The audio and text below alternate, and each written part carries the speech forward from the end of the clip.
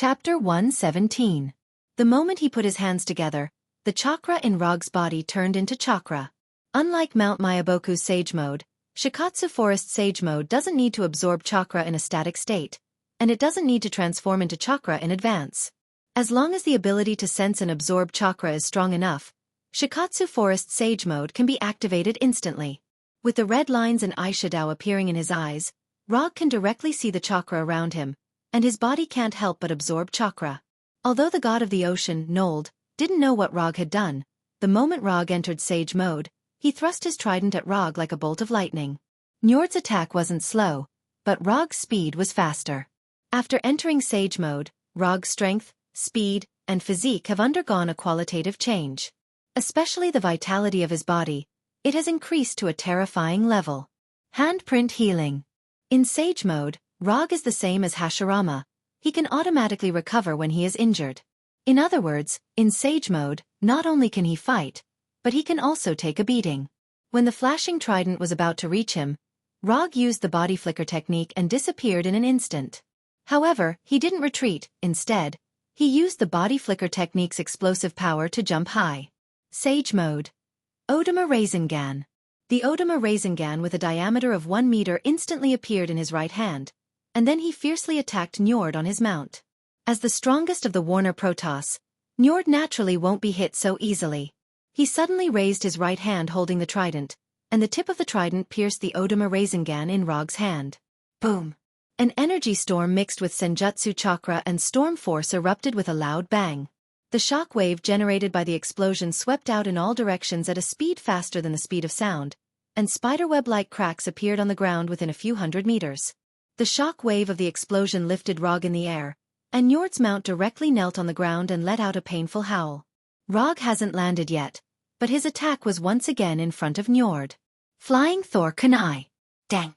Njord waved his trident, and the Flying Thor Kunai was blocked and bounced to the ground. Rog did not expect the Flying Thunder God Kunai to hit Nold in the first place. All he wanted was a set of coordinates that he could teleport to. When the Flying Thunder God Kunai stabbed into the ground, he disappeared from the sky again. Immortal Method. Lightning Release. Chidori Blade.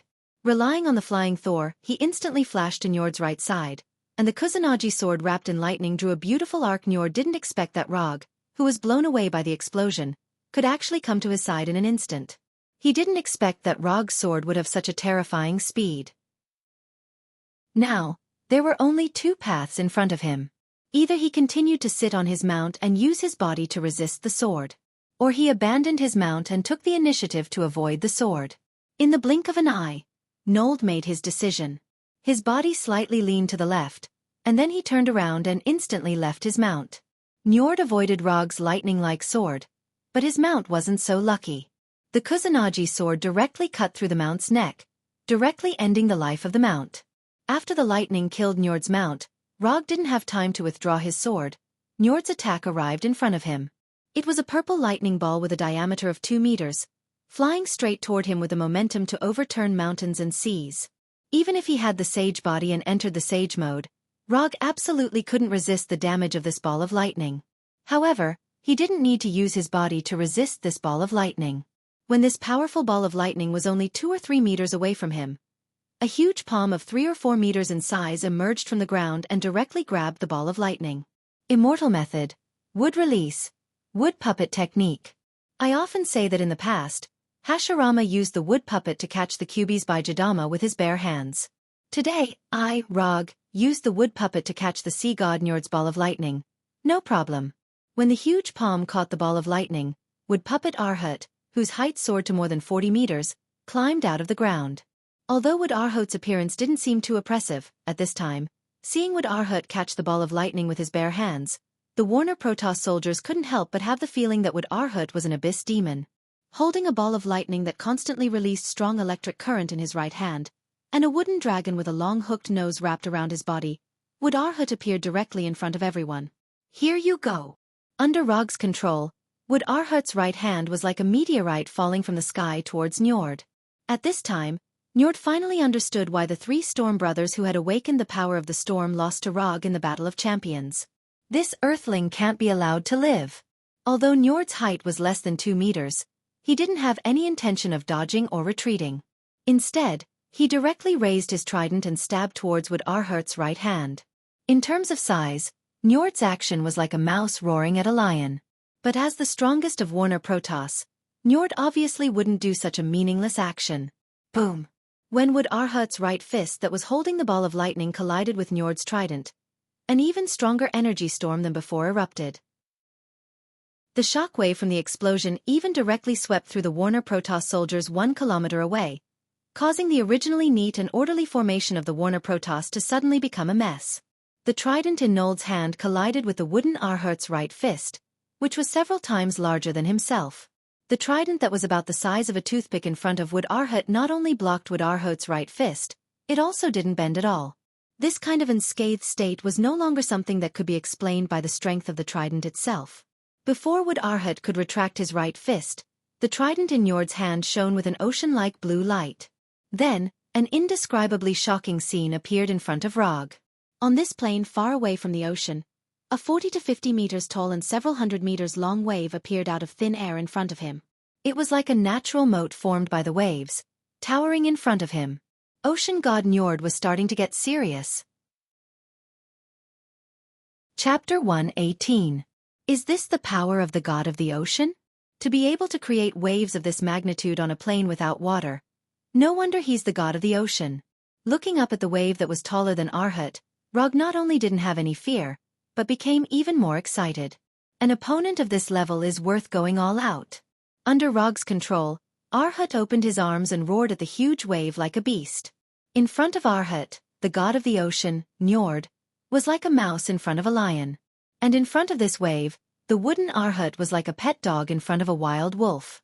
Sometimes the ups and downs of life came so quickly. At this time, the Warner Protoss soldiers in the distance didn't know how to describe the battle between Njord and Rog. Their only thought now was to retreat as soon as possible, as far away as possible, so as not to be affected by the terrifying battle between these two. Dying on the battlefield was the glory of a soldier. But if he died in the process of being a spectator, it would be a blatant irony. Under the command of the other generals, the disrupted formation of the Warner Protoss soldiers began to quickly retreat. At the same time, on the other side of the plain, Thor and the 3 warriors of Sengoku were also shocked. They knew that Njord was very strong, the strongest of the Warner Protoss. But they didn't expect that Njord could use divine power to directly create a vision of heaven and earth that went against the laws of nature. And what surprised them even more was that Rog, who had been missing for half a year, could actually fight Njord back and forth. Moreover, judging from the few exchanges just now, he had a slight upper hand. He has a power similar to divine power, but I've never seen this type of power. As the only one present who had awakened divine power, Thor was the only one who could detect the natural energy in Rog's body. Divine power? Earthlings can also awaken divine power? Sif wasn't suspecting Thor, but it sounded a little unbelievable.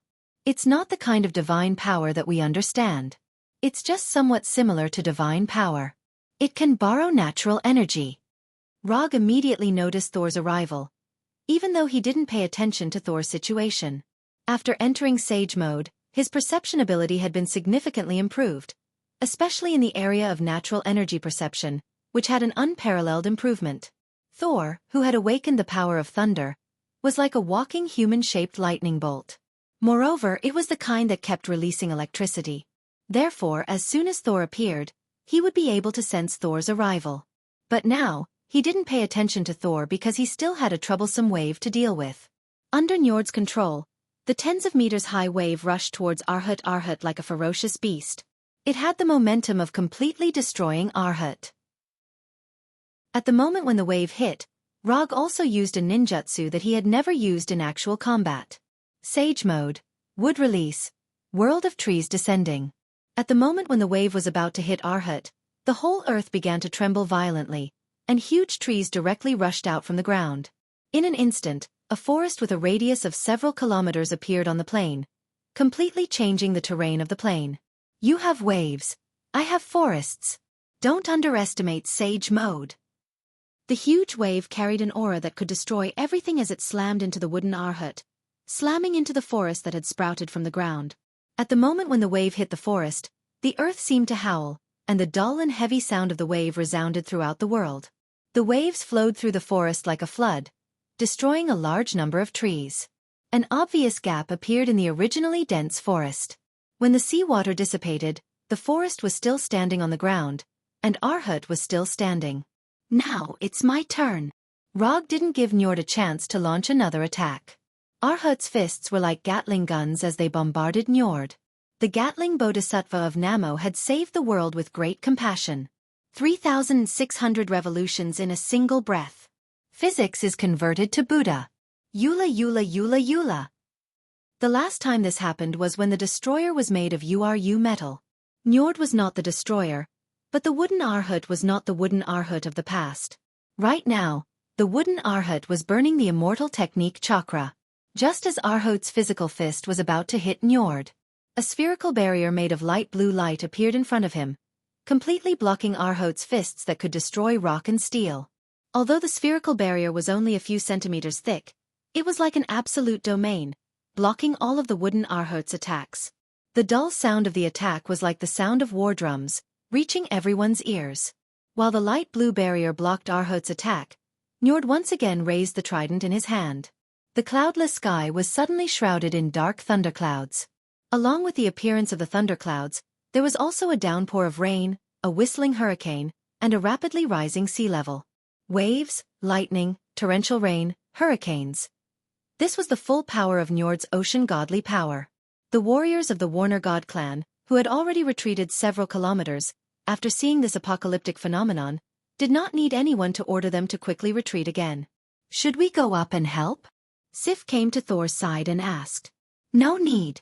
Without awakened godly power, we can't get involved in their battle. Thor was currently the only person qualified to get involved in the battle, but he had no intention of getting involved. Although he didn't know what Rog was thinking, he was certain that Rog was enjoying the battle. Relying on his ocean godly power, Njord directly changed the weather within a dozen kilometers, creating his own domain. You use the forest to change the terrain of the plains, then I'll turn the entire plains into an ocean. Wrath of the god of the sea, the sky and earth change color. Under the protection of the spherical barrier, Njord began to slowly rise into the air, and finally floated in the thunderclouds like a light blue sun. Bolt after bolt of lightning struck the forest, and the rapidly rising seawater flooded the entire plains. Dozens of hurricanes formed a storm cage, firmly trapping Rog in the forest. Looking at Njord in the thunderclouds, Rog somewhat helplessly sighed. Afraid that I won't be able to aim, so he purposely gave me a clear target? Surrounded by a forest of towering trees, under his feet was the 10-meter-tall wooden Arhut. Rog stood on the wooden Arhut's head, and had no intention of leaving. Since Njord purposely gave him such a clear target, it would be unreasonable not to hit him. Immortal spell, lightning escape, spiral electromagnetic gun. Chapter 119. With a thought, the light blue spiral electromagnetic gun with lightning wrapped around it appeared in Rog's right hand. Looking at the spiral electromagnetic gun in Rog's hand, the god of the ocean Njord snorted in disdain. You want to use this to defeat me? Aren't you looking down on me too much? Njord knew exactly what the spiral electromagnetic gun in Rog's hand was, and he also knew that Rog used this move to defeat Victigny and her sister. But he still didn't think that the spiral electromagnetic gun could hurt him. He was the god of the ocean, the strongest of the Warner Protoss. The spiral electromagnetic gun could defeat Victigny and her sister, but it could never defeat him. This was the confidence of the god of the ocean. Glancing at Njord, who was high above, Rog slowly raised his right hand and aimed the spiral electromagnetic gun at Njord. From the outside, the spiral electromagnetic gun in his hand was no different from the last one. But in fact, the spiral electromagnetic gun this time was more than 10 times stronger than the last one. What was circulating inside the spiral electromagnetic gun was not chakra, but the immortal technique chakra. After aiming the spiral electromagnetic gun at Njord, Rog fired the spiral electromagnetic gun without any hesitation. The best way to deal with those arrogant guys was to give them a hard slap on the spot. In just a moment, the spiral electromagnetic gun wrapped in lightning arrived in front of Njord. Then, it slammed into the absolute barrier built by the god of the ocean. Boom! A strong explosion like the explosion of a neutron star rang out, and a strong and dazzling blue light instantly shrouded the entire sky.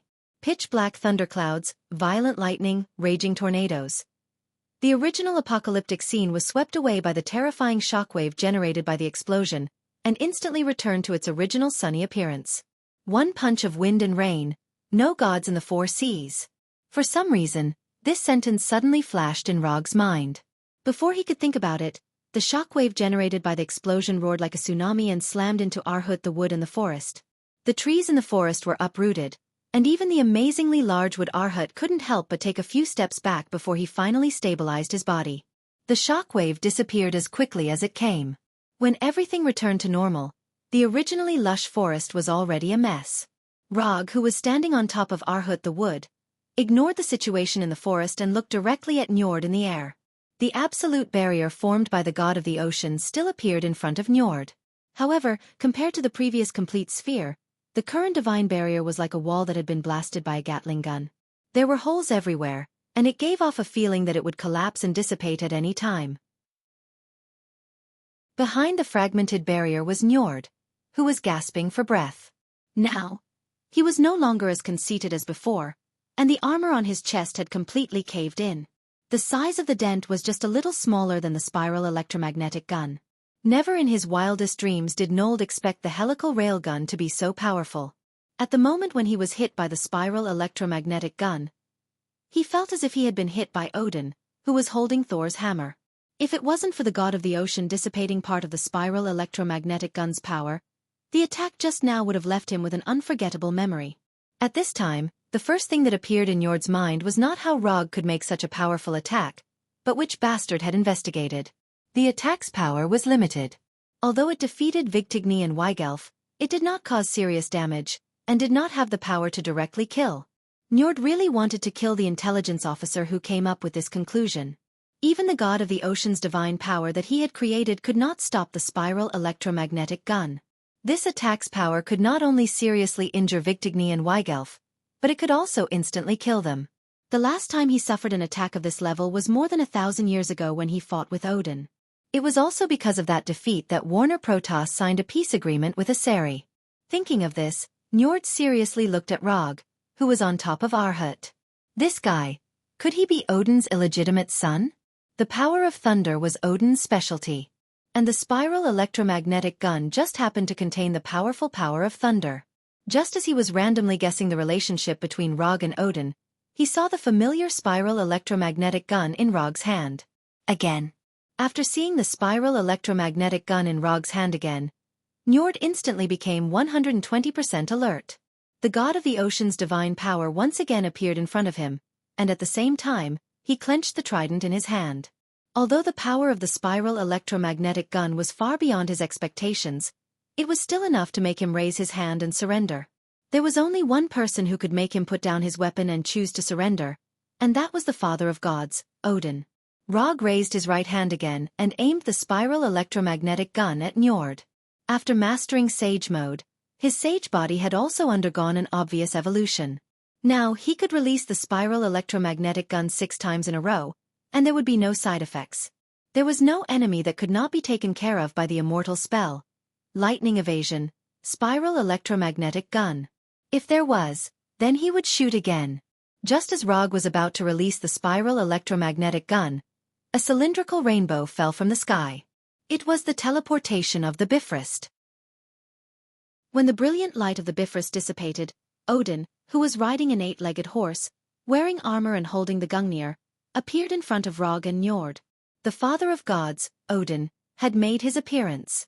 After seeing Odin appear, Rog took the initiative to deactivate the spiral electromagnetic gun in his hand, and at the same time, deactivated Sage Mode.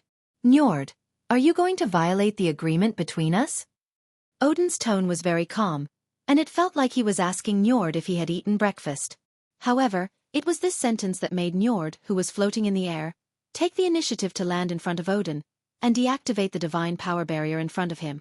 I have no intention of violating the peace agreement between us, but my descendant. Before Njord could finish his words, he saw Odin's extremely cold eyes, and then he silently swallowed the rest of his words. Looking at Odin, who was silent on the 8-legged horse, Njord did not say anything in the end and silently left. A few minutes later, the army of Warner Protoss began to retreat. Did the difference in treatment have to be so obvious? Something that he could not do even if he fought for his life, Odin did it with just one sentence. This was too much of a blow. Chapter 120. What was a big shot? As long as he appeared, no matter how complicated things were, they would become incomparably simple. When Odin personally came to Warnerheim, the chaotic Warnerheim immediately returned to its original order. Warner Protoss returned to its original territory without a word, and the peace agreement signed thousands of years ago came into effect again. Except for the soldiers who died in battle and the people who were displaced due to the war, everything returned to its original state. In less than 2 days, Asgard took care of all the things in Warnerheim, and the troops began to return to Asgard. Before returning to Asgard, Rog went to see Vigtigny again and returned Vigtigny's wrath of hurricane to her. Then, he left Warnerheim like a scumbag who didn't recognize anyone after pulling up his pants. After returning to Asgard through the Bifrost, Rog suddenly found that Asgard was obviously different from when he left. In other words, he finally felt the magic of Asgard. Natural energy. The natural energy was so rich that it was unreasonable. Even if he didn't enter Sage mode, he could clearly feel the excessive natural energy. Living in this environment, even an ordinary earthling could be strengthened to the point of superhuman. In the next few days, the whole of Asgard celebrated the victory of the troops who went out to battle. As for the soldiers who had contributed to the war effort, they had also received their due rewards. Except for Rog. Is this military merit list serious? Hogan and the others got a reward, but I didn't? Rog looked at the military merit list that had just been released in his hand and asked in confusion. To be precise, you're not the only one who didn't get a reward. Thor's name won't appear on it either. Sif casually explained. He is him and I am me. He's the heir to the throne, and the whole of Asgard will be his in the future. But I'm not. Although he didn't fight for the military merit, Odin's way of doing things was still very disappointing. The reward wasn't important, but it was meaningless if he didn't even show some appreciation. By the way, His Majesty wants you to go see him after the banquet. Tonight? If Rog remembered correctly, Asgard's banquets usually lasted until the wee hours of the morning. Yes, tonight. After receiving Sif's confirmation, Rog suddenly had a bad feeling. Odin was so old, it shouldn't be. After the banquet ended, Rog was led by the royal guards to the highest observation platform of the Golden Palace. Apart from Odin, there was no one else on the huge platform. At this moment, Odin was clad in golden armor, and the tip of the Gungnir emitted strands of electricity from time to time. You're here. Odin was the first to speak. Yes, I'm here. Rog replied simply. Are you very curious why your name isn't on the list of military merit? Odin turned to look at Rog and said calmly. I'm not particularly curious. Since you've removed my name from the list of military merit, you must have your own considerations. As the king of Asgard, Odin obviously couldn't write the list of military merit himself. What he needed to do was to review the list of military merits submitted to him and determine the final reward. Rog was very sure that his name was definitely on the list of military merit, because he had taken a look at the list before submitting it. You're a smart young man, so I hope that our conversation will only be between the two of us. Apart from Rog and Odin, no one knew what they were talking about. The next morning, the royal guards handed over the thunderclap round fan and the 9 flying Thor kunai that Odin had personally enchanted to Rog, responding to summons and flying autonomously. This was a magical effect that Rog had specially requested, and Odin had fulfilled his small wish. With these 2 magical effects, the round fan and the flying Thor kunai could fly directly into his hands when he needed them, just like the Thor's hammer. After testing the effects of the round fan and the flying Thor kunai, Rog placed them back into the mediumship scroll with great satisfaction. Order had been restored in Warnerheim, and the Bifrost had been rebuilt. It was time to return to Earth. It had been more than 9 months since he left Earth. Although he spent most of his time in Warnerheim, he was quite satisfied with this trip. He increased the amount of chakra, mastered Sage mode, and learned new ninjutsu. He also got hundreds of kilograms of URU metal. The round fan and the flying Thor kunai were also enchanted. In conclusion, the past 9 months had been quite meaningful. Okay, don't send me off. If there's a chance, I'll see you on Earth. After saying goodbye to Thor and the 3 warriors of Sengoku, Rog's figure directly disappeared in the brilliant light of the Bifrost. Because there was no specific request for the teleportation location, Heimdall directly set the teleportation location in the original city of Anticapuant. I'm finally back. Glancing at the blue sky, Rog sighed silently, and then began to perceive the flying Thor technique in New York. The next second, his figure completely disappeared. Rog did not directly return to the office, but directly teleported to his secret nest. But when he returned to this long-lost home, his face became a little ugly. After more than 9 months of vacancy, the originally clean house was covered with dust, and the turbid air irritated his nose all the time. Shadow clone technique. With a thought, a total of 30 shadow clones appeared in front of him. It was absolutely impossible to clean by himself, and it was not appropriate to contact a housekeeping company, so he immediately thought of the shadow clone technique. A shadow clone technique that only knows how to fight is definitely not a good shadow clone technique. After handing over the cleaning job to the shadow clone technique, Rog once again used the flying thunder god and teleported directly to the office. However, when he teleported back to his office, he saw a woman with dark brown curly hair, who looked to be in her early 20s. Who are you? Rog and the young woman asked at the same time. You first. After hearing Rog's question, the young woman did not answer his question, but trotted out of the office. Within a few seconds, the woman returned to the office, and Rog's assistant, Erica, came back with her. Rog, you're back. After seeing Rog, a look of excitement appeared on Erica's face.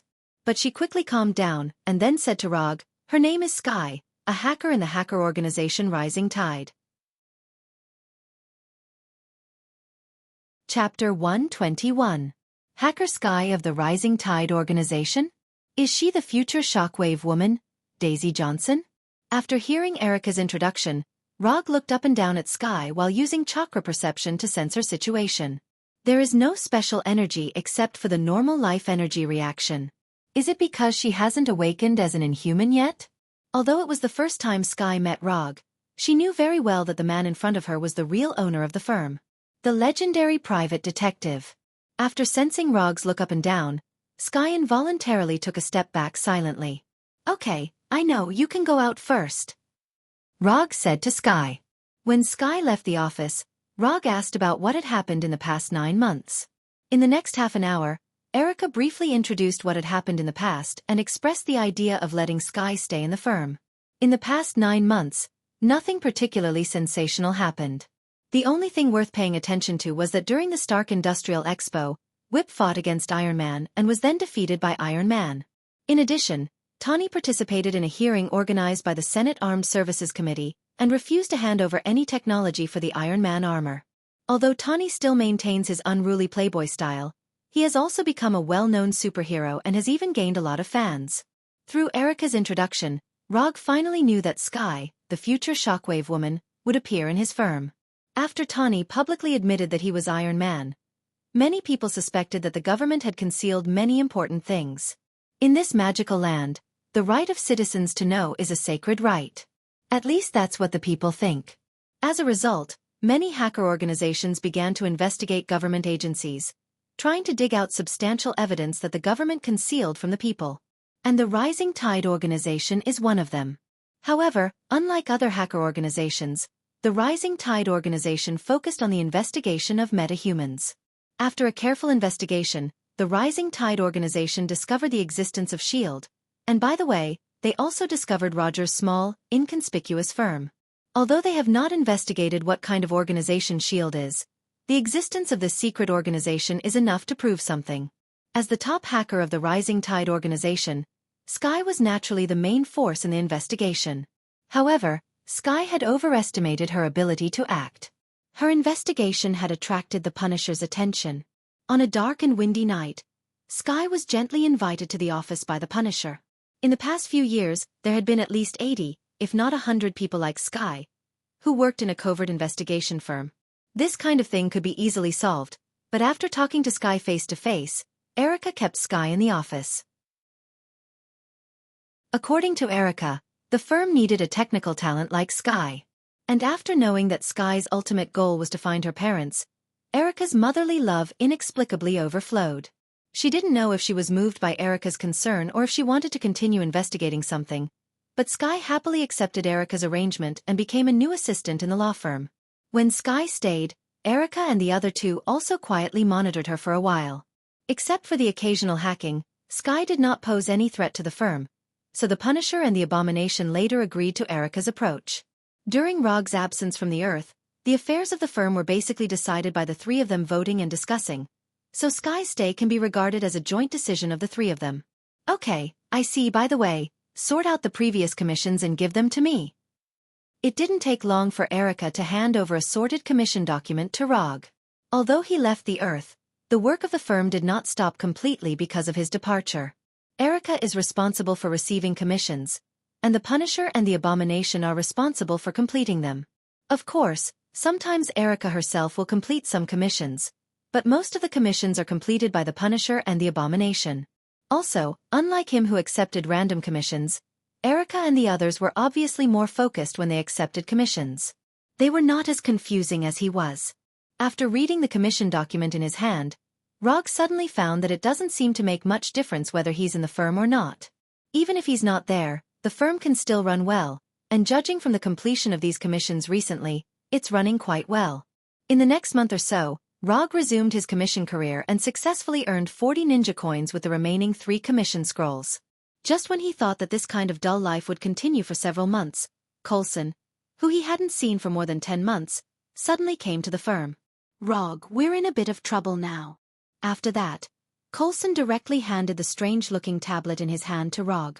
You need to look at this. Look at it now. Coulson said to Rog with a serious face, with a serious look on his face that he had never seen before. Don't be so nervous, relax. Rog said to Coulson with a smile and turned on the tablet casually. Then, his face became extremely serious. There was only one surveillance video on the computer, and it was last night's surveillance video. In the video, there was an empty laboratory the size of a basketball court. In the middle of the laboratory, there was a complex instrument. A few seconds later, a blue light shot out from the center of the instrument. This blue light hit a mechanical platform more than 20 meters away, and then a spherical portal appeared on the platform. This spherical portal only lasted for a few seconds before it exploded, and the light blue energy blew around like a hurricane.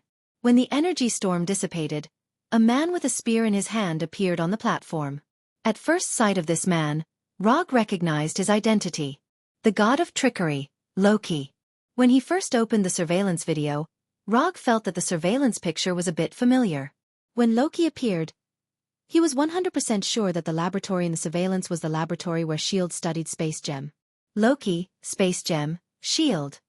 The wheel of fate turned forward again. Tell me, what do you want to commission? We hope you can find this person and give him to us, and you can pay him. Chapter 122. 500 million US dollars. At this time, there is no need to be polite to S.H.I.E.L.D., they have money anyway. And compared with the Space Stone, 500 million US dollars is nothing. No problem. Coulson has obviously been fully authorized by Nick Fury and agreed without thinking about it. As usual, write the commission content. Remember to send the reward in advance. After that, Rog handed an unused commission scroll to Coulson. Judging from the system's previous performance, the possibility of this commission passing the judgment is extremely high, and if nothing unexpected happens, the commission reward given will also be amazing. Although he was mentally prepared, Rog couldn't help but take a deep breath after seeing the commission information that appeared on the system commission page. Commission content. Capture Loki and hand him over to S.H.I.E.L.D. Commission status. Incomplete. Commission reward. 200 ninja coins. A full 200 ninja coins. The reward given by the system has once again refreshed the record, and it is double the previous record. The last time he captured Hulk, the system only gave a reward of 100 ninja coins. After seeing the commission reward this time, Rog felt that he suddenly liked Loki. Loki, you are really too good. What is prestige, what is status, this is it. You can take this kunai with you. When you are ready, just let me know. After taking the Flying Thor kunai from Rog, Coulson quickly left the office and began to go to Stark Building. At the same time, Black Widow Natasha also found Dr. Banner in Canada, who had become single again. At noon the next day, Rog received a call from Coulson. Before leaving New York, Rog also specifically told Erica and the other two to be ready to fight at any time. It's already in the Atlantic Ocean. How efficient! After sensing the flying Thor technique of kunai, Rog did not hesitate and directly left the office with the flying thunder god.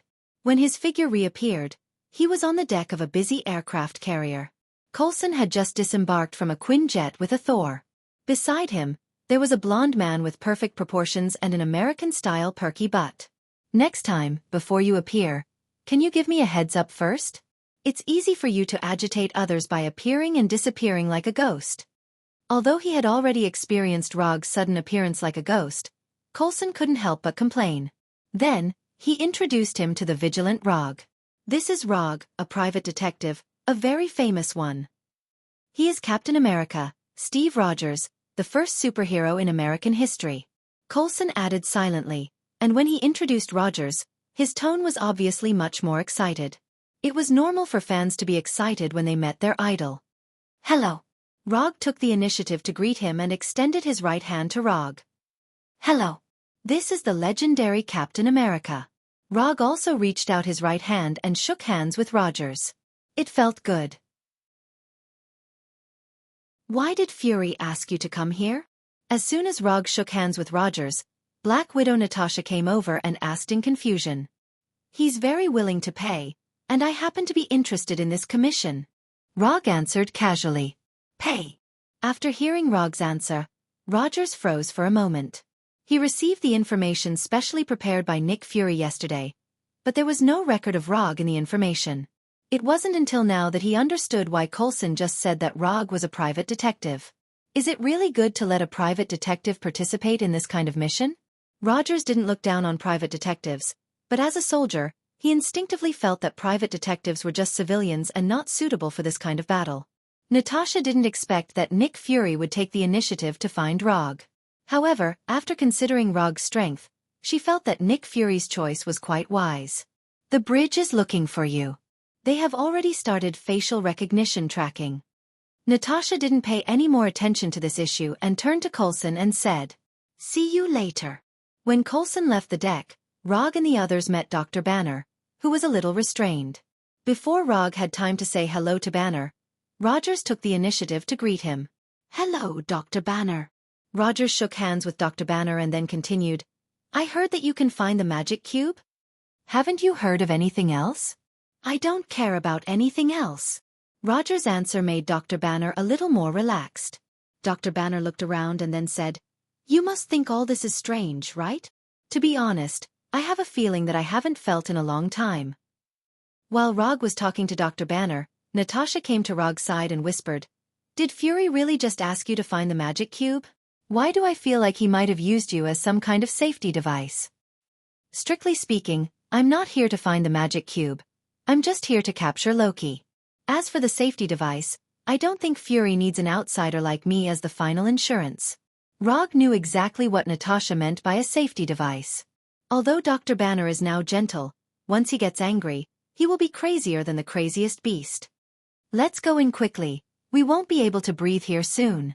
Natasha didn't continue to dwell on this issue and said directly to Rogers and Dr. Banner, who were not far away. As soon as Natasha finished speaking, the announcement that the deck was cleared sounded on the deck. "Is this a submarine? It can't be? Do you want me to stay in a sealed and pressurized metal tank underwater?" Both Rogers and Dr. Banner guessed something, but their imagination was still a little weak. When they came to the edge of the deck, they saw the turbo-type flight engine that was slowly rising. This is not an aircraft carrier, but a helicarrier. Led by Natasha, Rog and the others came to the bridge of the helicarrier and saw the busy SHIELD staff, as well as Nick Fury, who was wearing a black leather trench coat. "Sir, we have reached the predetermined altitude." "Very well, let's disappear." Nick Fury, who was standing in the commander-in-chief position, gave the order decisively. "Hello, everyone." Nick Fury turned around and greeted Roger and the others. At this time, Rogers of the American team silently took out $10 and handed it to him. Chapter 123. Seeing Rog handing $10 to Nick Fury, and Nick Fury was very happy to accept it, Rog suddenly thought of the $500 million that S.H.I.E.L.D. had sent last night.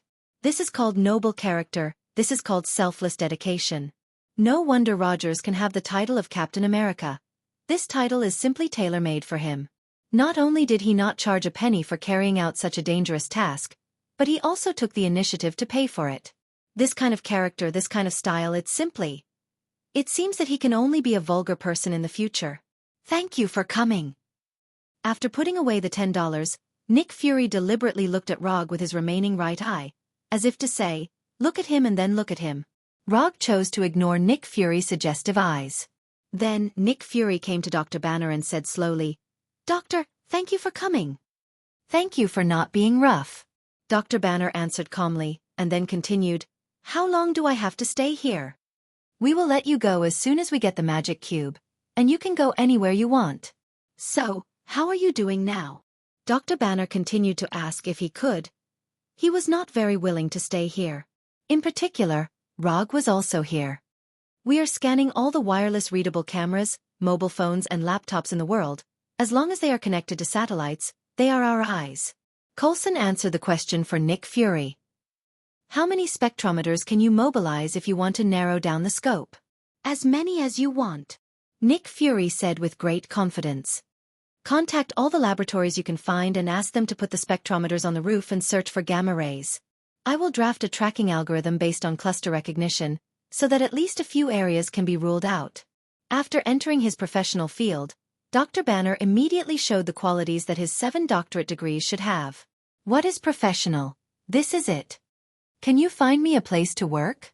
Dr. Banner continued.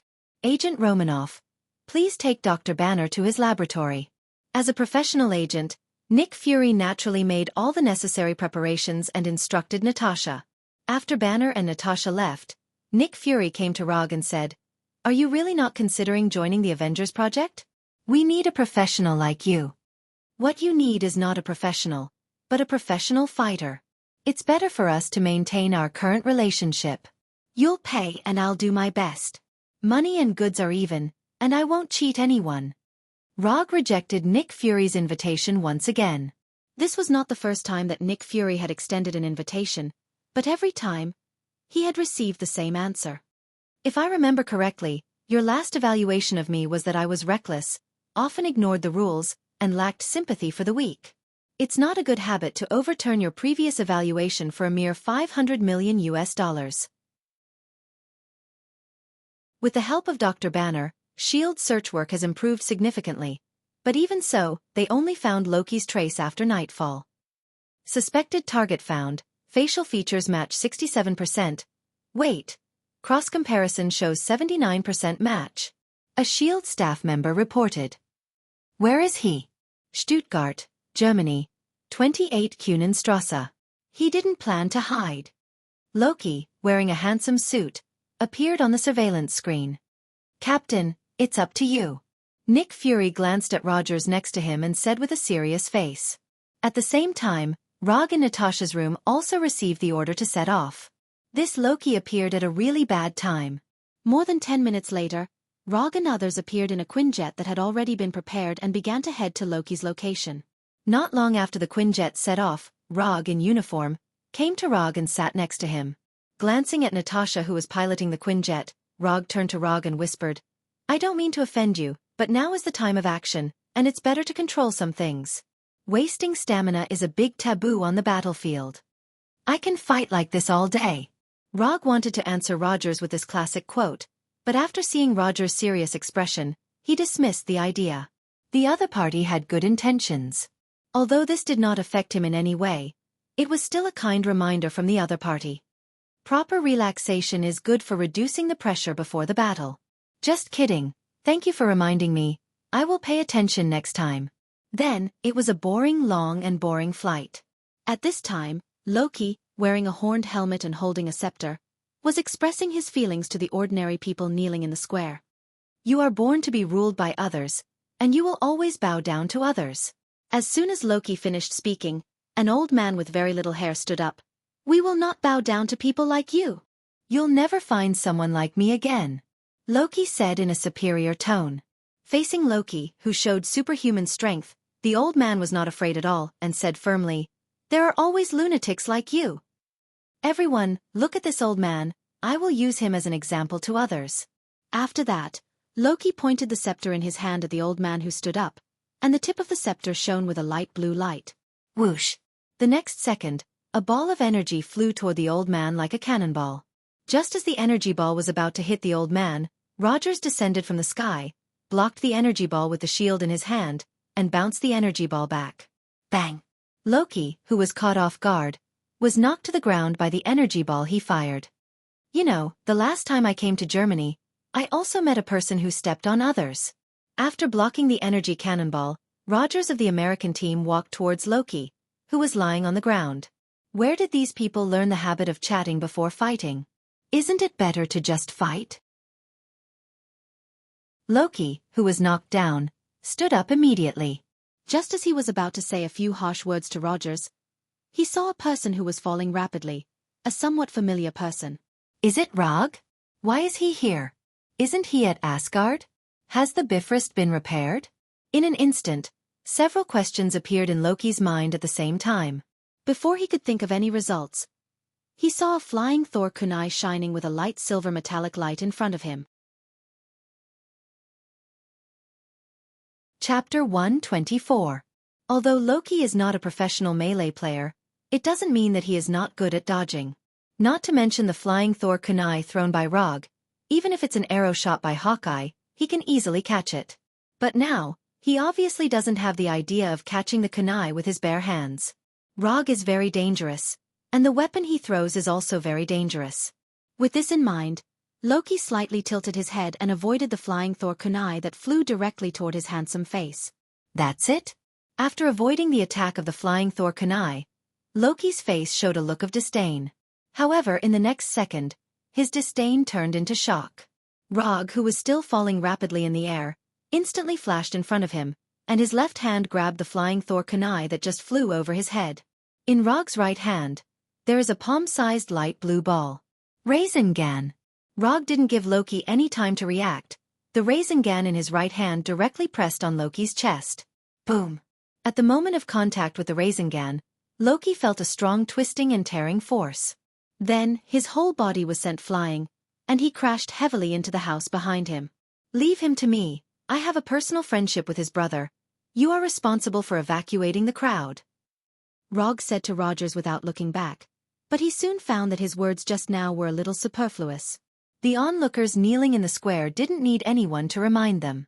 After seeing Loki flying out, they scattered like a nest of frightened mice. How did you do that just now? Rogers of the American team came to Rogers' side with his shield and asked in confusion. You can simply understand that these are my superpowers. Rog didn't intend to explain to Rogers what ninjutsu is. This kind of thing will only be more complicated. Just as Rogers was about to continue to ask something, Loki, who was hit, came out of the broken wall. Although the power of the Rasengan is not bad, it depends on who it hits. For Loki, a frost giant, although the Rasengan hurts a little, it's not enough to knock him down with one blow. At this time, Loki has completely lost his previous arrogance and disdain. The appearance of Rog can be said to have completely disrupted his plan. Rog's appearance means that Bifrost is repaired, and Bifrost's repair means that Thor will come at any time. Should I change the plan? Just as Loki was considering whether or not to change himself, Rog once again appeared in front of him. Body flicker technique. The flying Thor kunai in Rog's hand pierced Loki's heart like lightning, and then it directly passed through Loki's body. Illusion. The reappeared Loki was just an illusion. As a sorcerer heeses, teses, heeses, tst. 3 Tomo Sharingan. Open. In an instant, Rog's eyes turned blood red, and then he quickly glanced around. Streets, squares, roofs. After a quick observation of the surrounding environment, Rog did not find any trace of Loki. Since he can't see him with his eyes, he'll use another way. Chakra perception. Loki can use magic to change his figure and create illusions to mislead the enemy. But his life strength and energy intensity are not so easy to change. Especially in a place like the Earth, his frost giant's life strength is as obvious as the moon in the night sky. He's running really fast. At this time, Loki had run out of several streets, decisively like an Olympic athlete in a 100-meter sprint. However, Loki didn't expect that at this time, a man in a red Iron Man armor would fly towards him, and without thinking, he gave him 2 energy cannons. Boom! Loki, who was running wildly, was hit by Iron Man Tawny's 2 arc pulse cannons and he flew out in an extremely embarrassing manner. Make a move, Bambi. Loki, who was hit, just sat up and Iron Man Tawny opened all the weapons on his armor and pointed them at him. Under Tawny's naked threat, Loki decisively lifted the magic on his body. The armor on his body and the horned helmet on his head quickly disappeared, and then he silently raised his hands. That's a good boy. Tawny put away his weapon, and Rog and Rogers also rushed over at this time. The next thing was much simpler. When Tawny and Rog escorted Loki to the Quinjet, Rog picked up the scepter that fell aside. Is this the scepter that hides the Mind Gem? Mind Gem, the embodiment of the universal consciousness, can dominate the mind of all creatures, can read, modify, manipulate, and create the spirit of life. Even with a light touch, it can change the mind of the target. Even Rog, who has seen a lot, couldn't help but get a little excited at this time. However, when he picked up Loki's scepter and seriously perceived the blue gem at the top of the scepter, his face became extremely ugly. There is a ghost mind gem in it. Inside the blue gem at the top of the scepter, there is nothing but a huge amount of energy of unknown origin. Is there really no mind gem? Or is this scepter just a forgery? If the scepter is a forgery, it will be a little better, as long as the genuine one is found.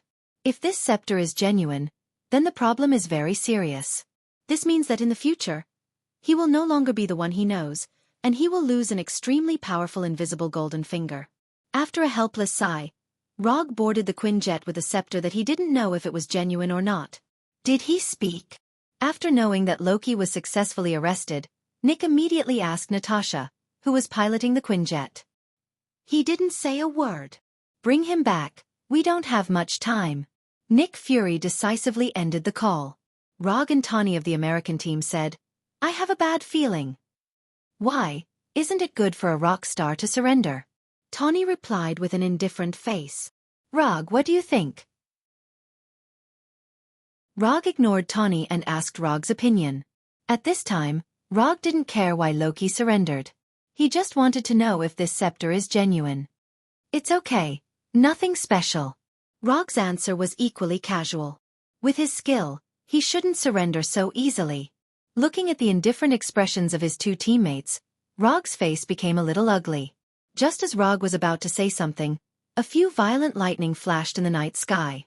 Loki, who didn't say a word, involuntarily turned his head and looked outside. Chapter 125. Loki's action immediately attracted the attention of Rogers from the American team. What's the matter? Are you afraid of thunder? I don't like guys who follow lightning. Loki ignored Rogers' sarcasm and answered nervously.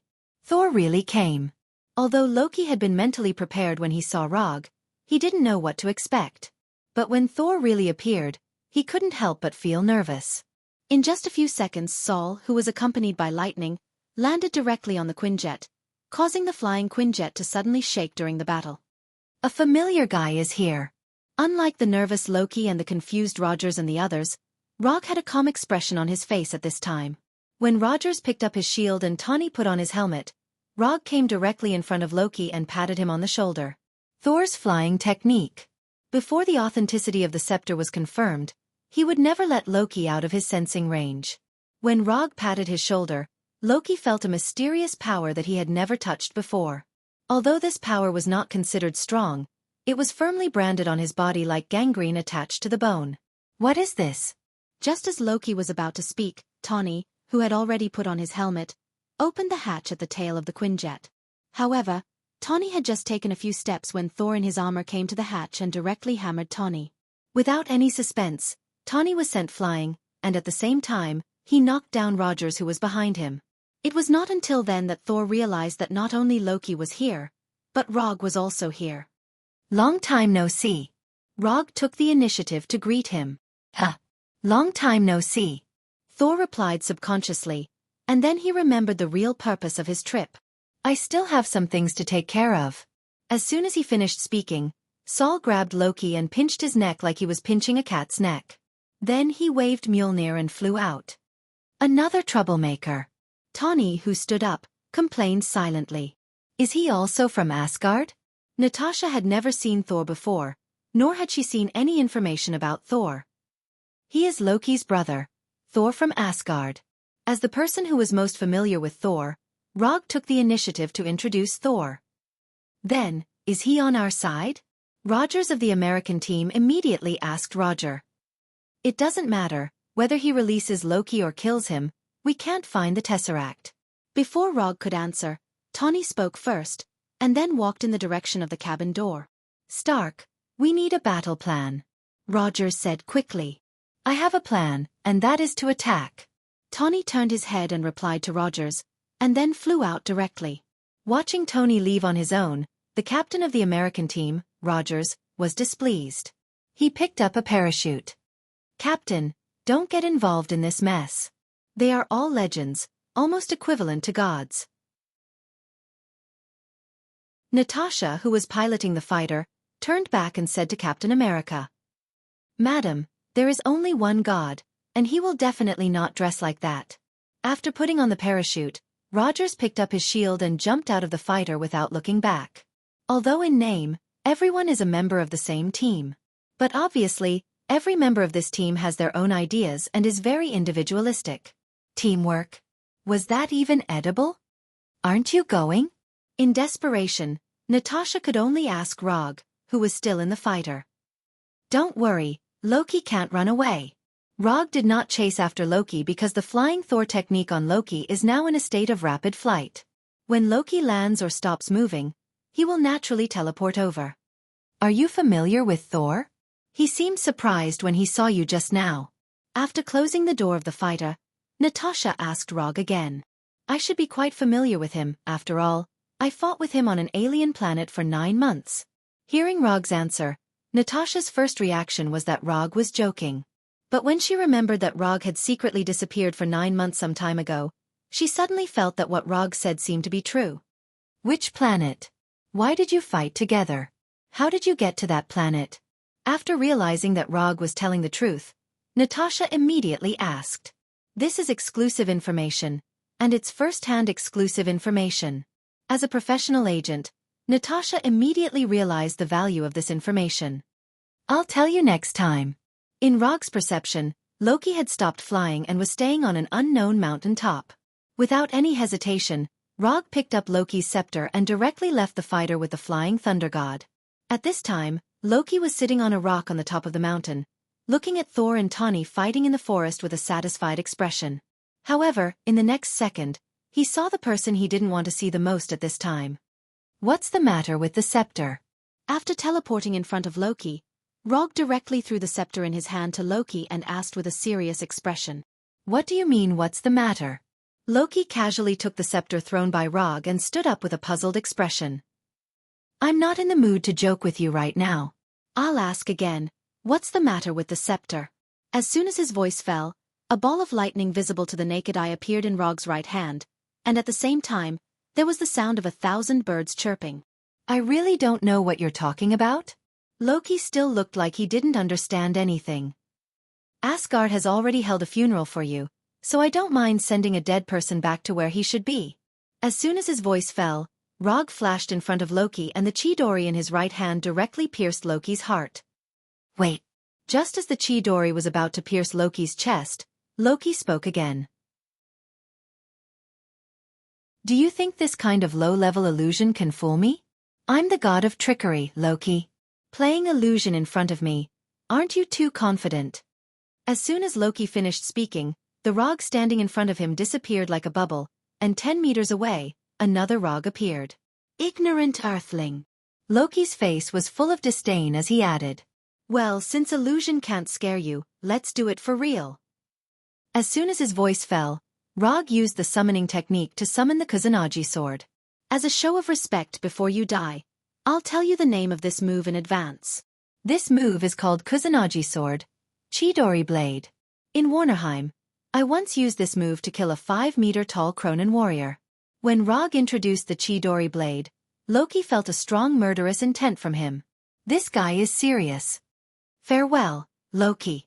Before Loki could speak, Rog once again appeared in front of him, and the Kusanagi sword wrapped in lightning directly pierced his throat. Chapter 126. The scepter was given to me by Thanos. Just as the Kusanagi sword was about to pierce Loki's throat, Loki spoke in an unprecedented speed. However, he was still too slow. The Kusanagi sword in Rog's hand did not slow down and directly pierced Loki's throat. Madman, this guy is a madman. Although his neck was pierced by the Kusanagi sword, Loki did not feel the slightest pain. He was fooled. The god of trickery was fooled by an earthling. Why didn't you say so earlier? Why did you have to do this? At this time, Rog was still holding the sword. After he finished this sentence, his body instantly collapsed and dissipated, turning into a dark crow. From the beginning to the end, he had no intention of killing Loki. Although Loki looked unloved in Asgard, if he really killed him, Odin, the father of all gods, would definitely kill Rog. You can. After calming down a little, Loki stared at Rog, who was more than 10 meters away, especially his blood-red eyes. As a master of illusion, he was actually fooled by an earthling's illusion. This was a shame that needed to be washed away with the enemy's life. After being teleported here through the Thor, Rog immediately cast an illusion on Loki. However, what he cast was not an ordinary illusion, but a double illusion. For someone like Loki who was proficient in magic, especially illusion magic, ordinary illusions would never be able to escape his eyes. Therefore, Rog deliberately gave Loki a small opportunity to show off and let him perceive the existence of the first illusion. As he had expected, Loki easily discovered the existence of the first illusion. However, Loki did not expect that the first illusion was only a part of the second illusion. Loki thought that he had seen through Rog's illusion, but in fact, he had always been under the influence of the second illusion. With Loki's strength, if he was just a little bit more cautious and serious, he would have a great chance of discovering the existence of a second illusion. Unfortunately, he was too confident. He was confident that he had seen through Rog's illusion. Loki thought that he was on the second floor and Rog was only on the first floor, but the real situation was that Loki was on the second floor and Rog was on the fifth floor. Thanos asked you to conquer the earth, but as a result, he is not even willing to give you a better weapon. It seems that you are not very important in his heart. Although Loki's scepter was a good magic weapon, it could only be considered good. Not to mention the hammer of Thor, even Rog's enchanted fan that had been enchanted by Odin was several levels higher than this thing. At the very least, his round fan could still respond to its owner's summons and had the ability to fly. What do you know, Thanos doesn't want the earth, but... Speaking of this, Loki finally reacted. Why do I have to explain to him? He is not my companion. Not knowing if it was because of shyness or other reasons, Loki snorted proudly and then ignored Rog. At this time, Tawny and Thor were still fighting in the forest below, but they soon ushered in another game partner. Rogers of the American team finally rushed over and attacked Tawny and Thor with a shield in his hand at the same time. The appearance of Rogers made the battle between Tawny and Thor temporarily stop. Then not long after, Thor waved Thor's hammer and smashed it on Rogers' shield. Boom! A dazzling and powerful explosion sounded, and the surrounding trees were instantly broken, and a very obvious circular gap appeared in the forest. After the explosion, Thor, Rogers, and others finally calmed down and put an end to this meaningless battle. More than half an hour later, the group returned to the helicarrier, and Loki was escorted by a team of heavily armed shield soldiers to his VIP presidential suite. As he passed by Dr. Banner's laboratory, Loki turned to look at Dr. Banner and showed an ambiguous smile. Let's be clear, if you try to escape, even if you just scratch the glass, you will fall to a height of 9,000 meters with this cage, understand? Nick Fury demonstrated his VIP exclusive service to Loki. This cage is really good. I guess it wasn't made for me? Even at a time like this, Loki still looked indifferent. It was built for something more powerful than you. Nick Fury answered Loki's question. I've heard of it. After that, Loki turned his head and glanced at the surveillance camera next to him. It's obviously a stupid beast, but you still pretend to be an ordinary person. How panicked are you to think of such a monster as a rescue? Loki's ridicule was clearly transmitted to a conference room in the helicarrier. Nick Fury is not the only one who is paying attention to Loki. Panicked? You threatened me by saying that you would go to war with my world. You stole the power that you couldn't control.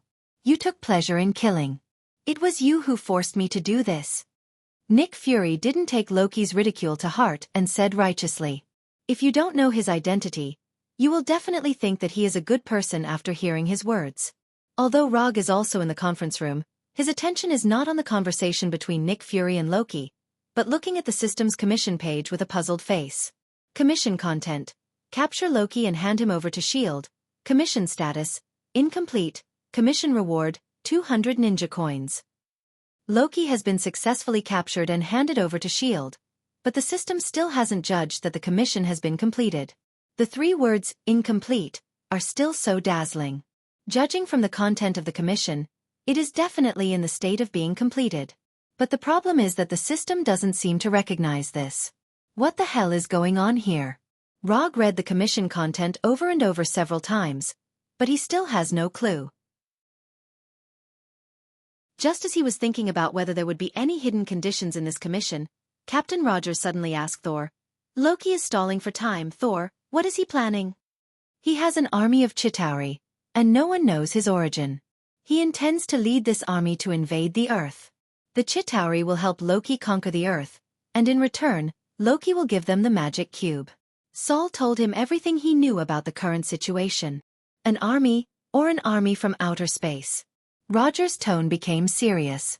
However, when she heard the word outer space, Natasha, who was sitting opposite Rog, silently looked back at Rog. Chapter 127. Why are you looking at me? I don't know anything about Chitauri. Because of Natasha's turn back, Rogers, Dr. Banner, and others also turned to look at her. If Loki has an army from outer space, then he also needs a stable space portal. That's why he kidnapped Dr. Selvig. Since meeting Rog on the helicarrier, Dr. Banner has deliberately avoided dealing with Rog, so he pulled the topic back to the main topic. Selvig. Thor suddenly asked. He's a Ph.D. in astrophysics. Dr. Banner explained. He's my friend. I don't know what method Loki used to control him, and one of our agents. Natasha added in her mind. I want to know why Loki surrendered so easily. He can't command the army if he's locked up here. Rogers always felt that something was wrong with Loki's choice to surrender so easily. On the Quinjet, he asked Rog and Tawny about it, but they obviously didn't care about it. I don't think we should focus on Loki. This guy is a madman. You can see it at a glance. Dr. Banner expressed his opinion. Until now, he felt that Loki's meaningful smile was a bit scary. Pay attention to what you say. No matter how rude and unreasonable Loki is, he is still Asgard. He is my brother. After hearing Dr. Banner's evaluation of Loki, Thor couldn't help but defend Loki. He killed 80 people in 2 days. Natasha added silently again. He was adopted. Thor immediately explained. Rog did not participate in the discussion between them. His mind was now full of why the commission was not completed, and why there was no Mind Stone in the scepter given by Thanos. How about throwing Loki out and then catching him back? A crazy idea began to take shape in his mind. Just as he was considering the feasibility of this plan, Tawny and Coulson came to the bridge and said to Dr. Banner at the same time, Iridium can be used as a stabilizer to prevent the portal from collapsing on itself, just like S.H.I.E.L.D.'s previous one. Big guy, don't hold a grudge. Your 2 hammers are very powerful. When he passed by Thor, Tawny patted Thor's muscular shoulder and continued to walk towards the Commander-in-Chief's position on the bridge. Iridium allows Loki to expand the portal as he pleases and maintain it for a very long time. Tawny spoke as he walked, and soon arrived at Nick Fury's commanding position. He then continued, raise the mizzen mast and turn the topsail. When the staff on the bridge turned to look at Tawny, he suddenly pointed at one of them and said, that person is playing with a bee. He thinks that others can't see it, but I can see it. Tawny's jesting instantly swept away the depressing atmosphere in the bridge. How can Fury see the screens on both sides? Tawny tried to block his left eye with his hand and then asked Agent Hill behind him. Turn around. Agent Barton can easily get other raw materials. He only lacks one main component, which is energy. Some kind of high-density energy is used to activate the magic cube. After a few random clicks on the screen, Tawny said casually, and then when he turned around, he installed a small device that looked like a nut on the pillar under the screen. When did you study thermonuclear astrophysics so much? Agent Hill asked. After hearing Agent Hill's words, Rog sighed helplessly. You shouldn't have asked this question. It will make everyone present look like they haven't graduated from elementary school. Last night, the dataset, Dr. Segwell's notes, and some papers on extraction theory, didn't you do your homework in advance? Thor said in a slightly exaggerated tone. Does Loki need any specific energy? Roger ignored Tawny's exaggerated expression and asked silently. He has to heat the magic cube to more than 100 million degrees to surpass the Coulomb barrier. Dr. Banner answered immediately. Unless Sylvig has already figured out a way to stabilize the quantum tunneling effect. Tawny added while walking towards Dr. Banner. If he really figures it out, he can use any reactor to complete heavy ion beam fusion. Dr. Banner continued. Finally, there is someone who can speak. What do you mean by that? Roger complained. Compared with Tawny and Dr. Banner, everyone present is an elementary school student who hasn't graduated yet. It's nice to meet you, Dr. Banner. Your research in the field of anti-electron collision is really unparalleled, and I think it's great that you turned into Hulk when you lost control. Dr. Banner was quite happy with the first half of Tawny's sentence, but the second half... You flatter me. Dr. Banner replied with a little helplessness. Dr. Banner's purpose this time is only to track the magic cube. I hope you can find it with him. Nick Fury returned to the bridge and interrupted Tawny's crazy idea in time. When Tawny and Dr. Banner went to the laboratory, Thor came to Rog and asked Rog, "Why are you here?" "I received a commission from someone else, so I came." Rog replied casually. Loki may have done something wrong, but no matter what, he's still an Asgardian. He's still my brother, so I hope you can help me bring him back. The purpose of Thor's trip is to retrieve the magic cube and bring Loki back to Asgard. But if Rog stops him, then he feels that it will be difficult for him to take Loki away. So he needs to confirm Rog's attitude in advance, lest things go in the worst direction. No problem. But only after I complete the commission, and I happen to have something I need your help with. The commission, Rog said, is, of course, not the commission of S.H.I.E.L.D. If it was the commission of S.H.I.E.L.D., it would have been completed from the moment Loki boarded the helicarrier. What he is talking about now is the commission of the system. He will not let anyone take Loki away until the status of the system's commission becomes completed. That's 200 ninja coins. And he has never had the habit of giving up commissions. What's the matter? As long as Rog doesn't stop him from taking Loki away, everything else is fine. It doesn't matter if it's earlier or later. I want to know the whereabouts of the Spirit Stone. As soon as Rog finished speaking, Thor's face became a little ugly. Thor knows exactly what the Spirit Stone is, but he didn't expect that Rog would want to know the whereabouts of the Spirit Stone. And with his understanding of Rog, if Rog wants to know the whereabouts of something, it often means that he is determined to get that thing. Chapter 128. You want to find the mind gem? This is not a power that can be controlled by humans. It will only bring disaster. Thor felt that it was necessary to stop Rog's dangerous idea. That is one of the 6 Infinity Stones, one of the most dangerous forces in the universe. I just want to know the whereabouts of the mind gem now. I am not arrogant enough to control the mind gem. Rog knew exactly what Thor was worried about, but his worries now were obviously superfluous. I can try my best to help you inquire about it, but don't get your hopes up. Although he didn't know what Rog wanted to do, Thor finally agreed out of trust in Rog. After reaching a consensus with Thor, Rog left the bridge and returned to the room arranged for him by Nick Fury. The only thing he was good at was fighting, and as for those professional things, he would leave it to the professionals. Tawny and Banner were trying to determine the whereabouts of the magic cube. Natasha went to Loki's VIP presidential suite to see if she could get any useful information from him. As for Rog, he was now looking for something in the secret warehouse in the mothership. Thor was as idle as Rog, but one of them chose to go back to his room to sleep, while the other stayed in the bridge. However, not long after he lay down, he felt an abnormal energy fluctuation. To be precise, it was a magic fluctuation. Is this serious? The mind gem is gone. Can this scepter still have the effect of bewitching the mind? After sensing this sudden energy fluctuation, Rog could only end his rest time helplessly and walk towards Dr. Banner's laboratory. When he came to the laboratory, he saw Tawny and others arguing, and Dr. Banner, who had unknowingly picked up the scepter. Looking at the noisy Tawny and others, Rog frowned slightly, and then mobilized chakra in his body. Although he didn't know how the scepter bewitched Tawny and others, he had a very simple and crude way to crack it. Everyone calm down. When Tawny and others all looked at him, Rog's eyes instantly turned into 3 Tomo Sharingan. Sharingan. Genjutsu. The moment they saw Rog's eyes, Tawny and others were pulled into an illusion by Rog. But he didn't do anything to them, and a few seconds later, he took the initiative to lift the illusion. When the effect of Genjutsu disappeared, Tawny and others also recovered their original reason and realized that something was wrong with them. Try to stay away from that scepter, Rog reminded them. At this moment, the monitoring device in the corner of the laboratory suddenly emitted a burst of urgent alarm. The energy signal match is 100%.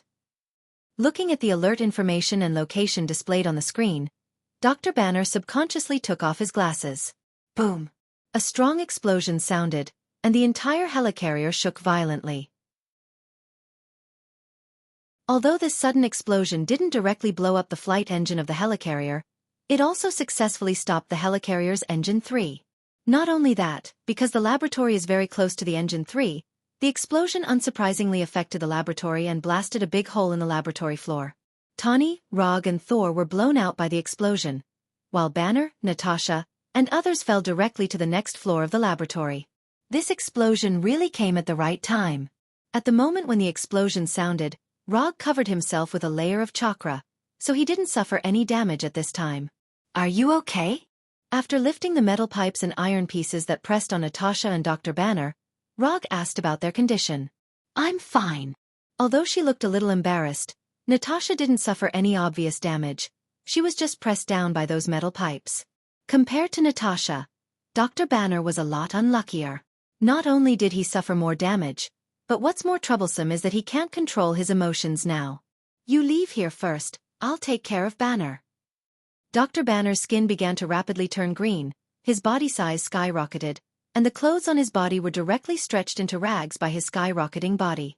Looking at Dr. Banner, who was transforming, Natasha didn't hesitate and immediately left.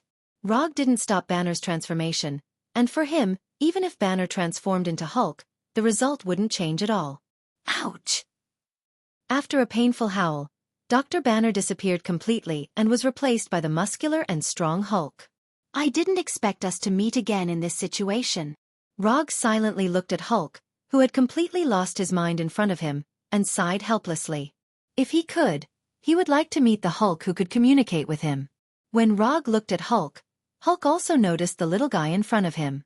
Although Hulk has completely lost his mind now, when he saw Rog, he seemed to remember something. Then in the next second, Hulk rushed towards Rog. Odama Rasengan. When Hulk rushed in front of him, Rog didn't hesitate and directly condensed the Odama Rasengan in his right hand. Boom! The Odama Rasengan and Hulk's right fist collided fiercely, and a strong explosion sounded. Hulk smashed Rog's Odama Rasengan, but Hulk himself was also blown out by the Odama Rasengan. It wasn't until he crashed through several layers of walls that Hulk finally stopped. Big guy, calm down, I don't want to hit you with the wooden man anymore. Before Hulk, who was knocked out, stood up, Rog used the body flicker technique to appear in front of him. For Rog's persuasion, Hulk gave his own answer. Hulk leaped up and pounced toward Rog like a ferocious tiger pouncing on its prey. Why don't you listen to my advice? With just a body flicker technique, Rog avoided Hulk's attack.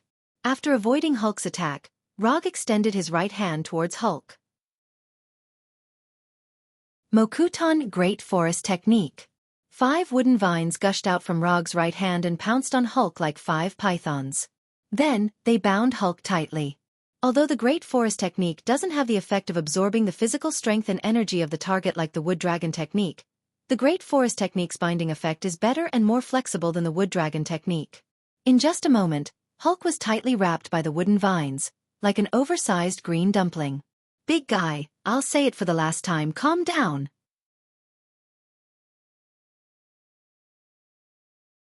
Chapter 129. To a certain extent, Rog was quite fond of Hulk. Although Hulk is not as smart as Banner, this is also one of his strengths. Banner is too smart, which leads him to think too much sometimes. Hulk is different. If you can get Hulk's approval, even if you ask him to fight the mountain-sized flame giant Surtur, he will not hesitate. So, Rog still prefers to be friends with people like Hulk. But at this time, Hulk obviously has no intention of being friends with him. After being entangled by wood release, Great Forest, Hulk not only did not calm down at all, but became more irritable. Gotcha! The vines that wrapped around Hulk began to show signs of breaking under his violent struggle. Hey! I really don't want to hit you with wood golem anymore. Having said that, Rog still silently cast wood release. Wood golem. Because he is on the helicarrier, he can't directly summon wood Arhut from the ground like before. But this does not affect his use of wood golem. If there is no way to use wood release after leaving the ground, then wood release would be too unimpressive. Under Rog's control, a piece of wood as thick as an arm grew out of his left shoulder. Under the nourishment of chakra, this piece of wood began to grow rapidly. In just a second or two, this piece of wood grew into a 3-meter-tall wood Arhut. When this wood Arhut with a long hook-nosed wood dragon wrapped around his body appeared, Rog lifted wood release, Great Forest, and let his right hand return to its original state, and at the same time let Hulk regain his freedom. Hulk finally got rid of the wooden vines, but in the next second, wood Arhut had already rushed in front of him and gave him a beautiful and powerful uppercut. Boom! Caught off guard, Hulk was sent flying by wood Arhut's punch, and his whole body soared 1 meter into the air. However, wood Arhut's attack was not limited to this. Before the airborne Hulk landed on the ground, the wooden Arhut used the Gatling physical transcendence fist technique he was best at. Yula yula yula yula yula. Hulk was like an oversized green sandbag, enduring Arhut's attacks. The muffled sound of impact resounded throughout the entire area. While controlling the wooden Arhut, Rog also used chakra to sense the situation on the mothership. Rogers and Tawny of the American team were repairing the No. 3 engine that was on strike. Nick Fury and Agent Hill were fighting the intruders on the bridge. Thor was in Loki's VIP presidential suite. Wait, how did Thor get into Loki's room? Although Thor and Loki were in the same area, their positions had been reversed. Thor was in the presidential suite, while Loki was outside. Although he didn't know what Thor and Loki had done before, judging from the current situation, Thor had obviously fallen into Loki's trap again.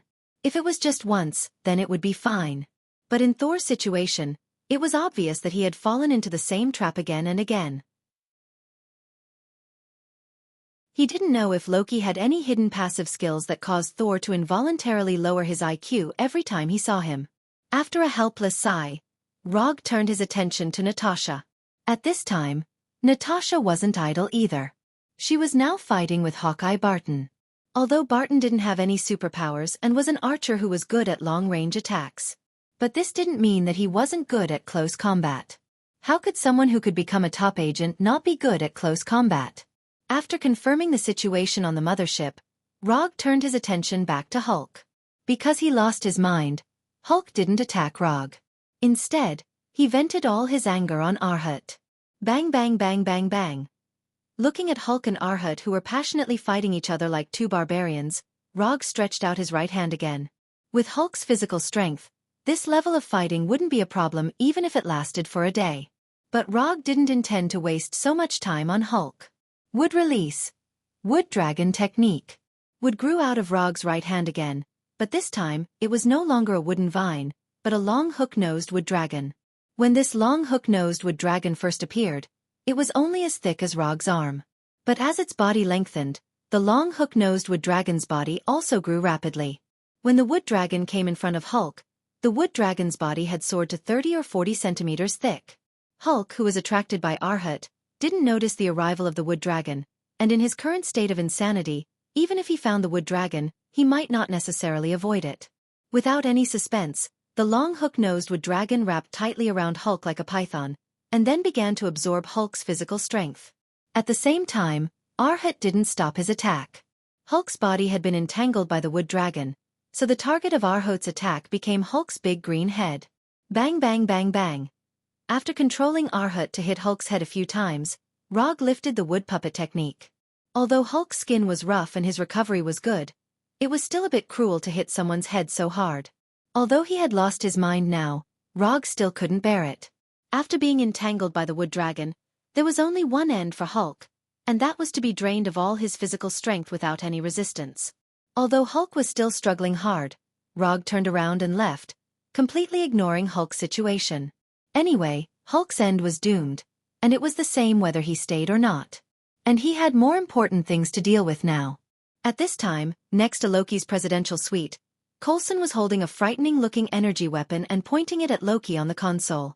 If Loki pressed the button, Thor, who was locked in a cage, would enjoy a new experience of falling from 9,000 meters vertically. Do you like this? Because of the destroyer you sent, we developed this prototype.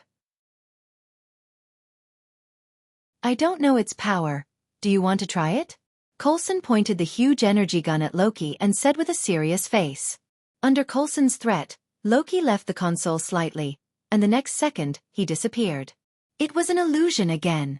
Loki didn't know when he came behind Coulson, and the scepter in his hand stabbed directly at Coulson's back. Just as the scythe-like blade at the top of the scepter was about to stab Coulson's back, the scepter suddenly stopped. You have guts. You actually want to stab my former customer to death in front of me. Through Thor's coordinates on Loki, Rog immediately teleported over and grabbed the scepter in Loki's hand.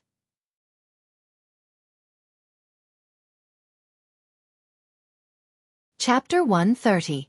It wasn't until this time that Coulson discovered that Loki had appeared behind him and almost stabbed him. Just a little bit more and he would have reported to death. Thinking of this, Coulson couldn't help but break out in a cold sweat. Loki didn't expect that Rog would come over at this time. According to the plan, Rog should have been stopping Hulk, who had lost his mind at this time. Hulk was taken care of so quickly? This is not scientific. Loki is not a person who acts blindly like Thor. Since he chose to surrender, he naturally made full preparations and plans. But now, Hulk, the most important person in the plan, did not play a role as expected. Hulk did not destroy S.H.I.E.L.D.'s helicarrier as planned, nor did he contain the actions of Rog and others, nor did he directly destroy S.H.I.E.L.D.'s recovery team from the inside. If I said that this was just a joke, would you believe it? Loki pulled back his scepter, and after finding that the scepter did not move, he took the initiative to let go of his right hand holding the scepter and silently stepped back a few steps. Do you think I would believe it? After throwing the scepter to Coulson, Rog walked slowly towards Loki. If he hadn't arrived in time with the flying thunder god, Coulson would have been lying on the ground bleeding. Wait. Maybe we can discuss it. If you help me conquer the earth, I can give you half of the earth and make you a Real king. How about it? Although Loki hasn't really fought with Rog, he knows very well that once they fight, the loser will definitely be himself. Since he can't beat him, it's reasonable to take a step back. Half of the earth, this is definitely a very tempting bargaining chip. Not interested. Rog refused Loki's proposal without even thinking about it. What a joke. If the earth was so easy to conquer, this would not be the earth. Loki doesn't know how many terrifying existences are hidden on this seemingly inconspicuous earth. Not to mention that he only has a Chitauri army on hand. Even if Thanos led the entire army, it would be impossible to conquer the earth. Really, that's a pity. Although he didn't expect Rog to agree to his proposal directly from the beginning, Loki still felt sorry after hearing Rog's unhesitant refusal. Why is there no one with Rog's strength on his side? If Rog is willing to stand on his side, then everything will be much simpler. However, there are not so many ifs in this world. Loki can only pull out his only weapon, a knife of more than 10 centimeters long. A mage was forced to fight with a dagger. This was something no one else could do. However, at this moment, Loki's men's. Although he was entangled, he was not the only one who invaded the helicarrier's attack. Ants. Bang bang bang bang. Fierce gunshots sounded, bullets flew toward Rog Ansant's direction. If he was alone, Rog could safely leave here before the bullets hit him. But now, he still needs to take care of Coulson, who is an ordinary person. Wood release. Wooden spindle wall. Rog's body quickly rushed out of wood, instantly forming a curved wall, covering himself and Coulson. The flying bullets, without exception, all hit the hemispherical curved wall. There is no doubt about the power of the bullets, but the wood that makes up the wooden spindle wall is not ordinary wood. Clanking sounds rang out continuously. Although the mercenary shots were concentrated and accurate, they were still unable to penetrate the wooden spindle wall's defense. You stay here, I'll deal with the people outside. After that, Rog used the body flicker technique to leave the wooden spindle wall. After mastering the sage mode of the Shikatsu forest, his wood release ninjutsu has increased a lot. Tree World Descent, Great Forest Jutsu, Wooden Spindle Wall. These are the ninjutsu he learned after mastering the Sage Mode. In addition to these ninjutsu, he also mastered a ninjutsu that he likes, but never used in actual combat. The reason is very simple, because that ninjutsu is too cruel. After using the body flicker technique to leave the defensive range of the wooden spindle wall, Rog quickly glanced at the mercenaries who were attacking. 7 people. After confirming the number of enemies, Rog decisively used a ninjutsu that has never been used in actual combat. Wood release. Cutting technique. A wooden spike that was tens of centimeters long grew out of his right arm and connected to his right arm like a dagger. Then, Rog flashed in front of these mercenaries like a ghost. Chi! The wooden spike of Rog's right arm pierced a mercenary's chest like lightning. At the same time, more than 10 wooden spikes as thick as an arm rushed out of the mercenary's body, instantly ending his life. For mercenaries, death is not a rare thing. But the scene in front of them is beyond their imagination. Being completely pierced by wooden spikes, this kind of death is cruel and shocking.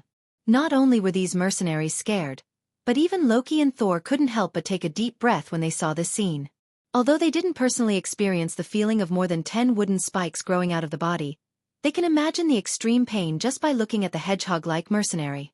After killing the first target, Rog didn't stop his footsteps and continued to attack the remaining 6 mercenaries. The 6 mercenaries only lasted for 6 seconds. When these mercenaries were all dead, Rog removed the cutting technique.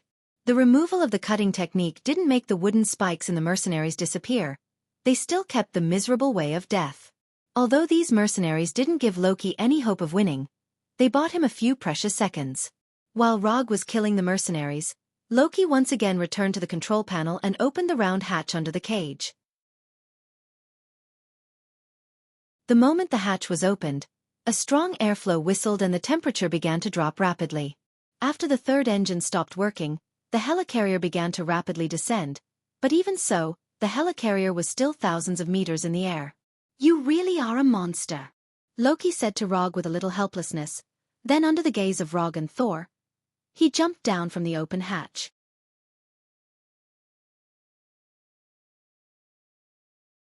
Chapter 131. Is this guy addicted to jumping? Last time he jumped to the Bifrost, this time he jumped to the helicarrier. It has to be said that Loki's move was very decisive and surprising.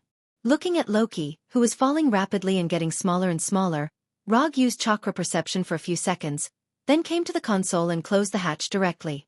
After being teleported in front of Rog twice in a row, even if Loki's reaction was slow, he realized that something was wrong. Although he couldn't directly erase the Flying Thor technique on his body, it wasn't difficult to interfere with the space coordinates transmitted by the Flying Thor technique. If he was given enough time, he could even directly create a small space barrier to completely isolate the Flying Thor technique. Loki finally showed a little of his sorcerer nature, putting an end to the possibility of Rog's teleportation again. Not long after Loki jumped off the ship, the other intruders on the helicarrier were also eliminated by S.H.I.E.L.D. one by one, and the helicarrier regained its calm again.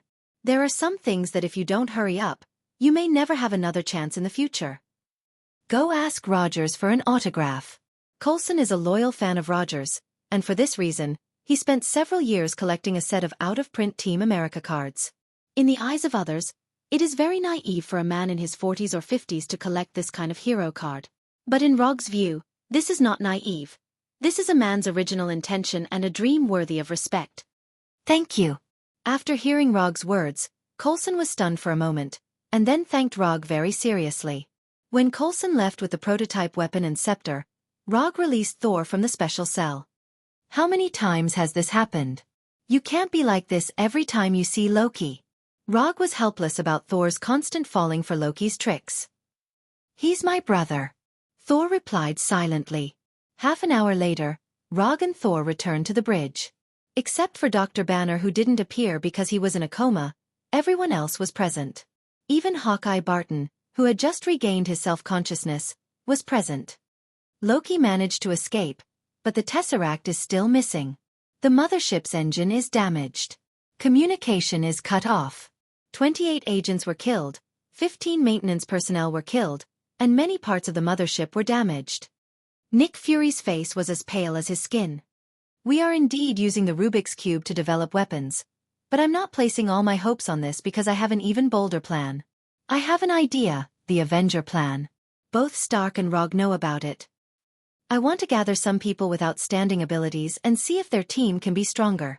I want to see if they can fight side by side in critical moments and win those wars that we can't win. Now, it seems that this idea is outdated. We have lost all the opportunities, and we can only watch Loki start a war. After that, Nick Fury left the bridge directly, and the atmosphere in the bridge became more and more depressing. Although Loki's plan did not achieve the expected effect, it was not a complete failure. He successfully bought himself some time. Loki should be in New York now. He is a performer. He needs an audience. He needs a monument towering into the clouds. It's best if his name is engraved on it. Looking at the silent crowd, Rog reminded them while glancing at Tawny.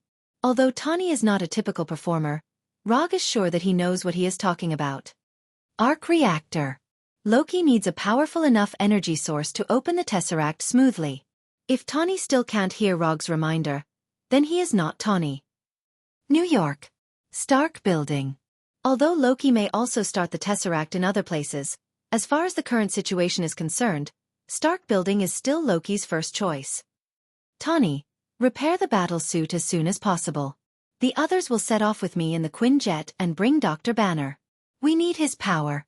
Rogers instinctively began to arrange tasks, and then he saw the eyes looking at him one by one. I have a more convenient way. If you don't mind, I can take you there. Although the flying speed of the Quinjet is not slow, compared to the flying Thor, the Quinjet is nothing. More than 10 minutes later, the prepared people came to the hangar. At Rog's gesture, Rogers and others held the hands of the people next to them, and then looked at Rog with a puzzled look. Don't blink, this kind of experience is not common. After grabbing Tawny's shoulder, Rog reminded him one last time and then began to sense the flying Thor in New York. After locking on to one of the flying Thor, he decisively used the flying Thor.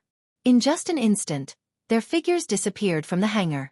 The next second, they were teleported to the roof of a building near Stark Building. Although Team America and the rest were on high alert, they didn't see anything strange.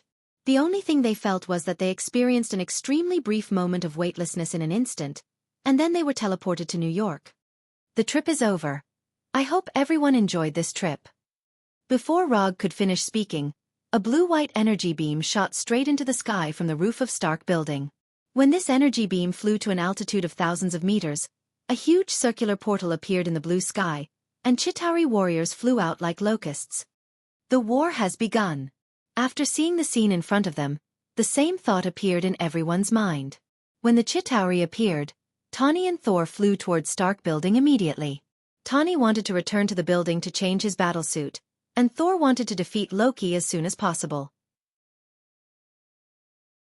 When the only two flying units left, Rog summoned the Kusanagi sword and the Thunder Fan, and then threw the fan out with force.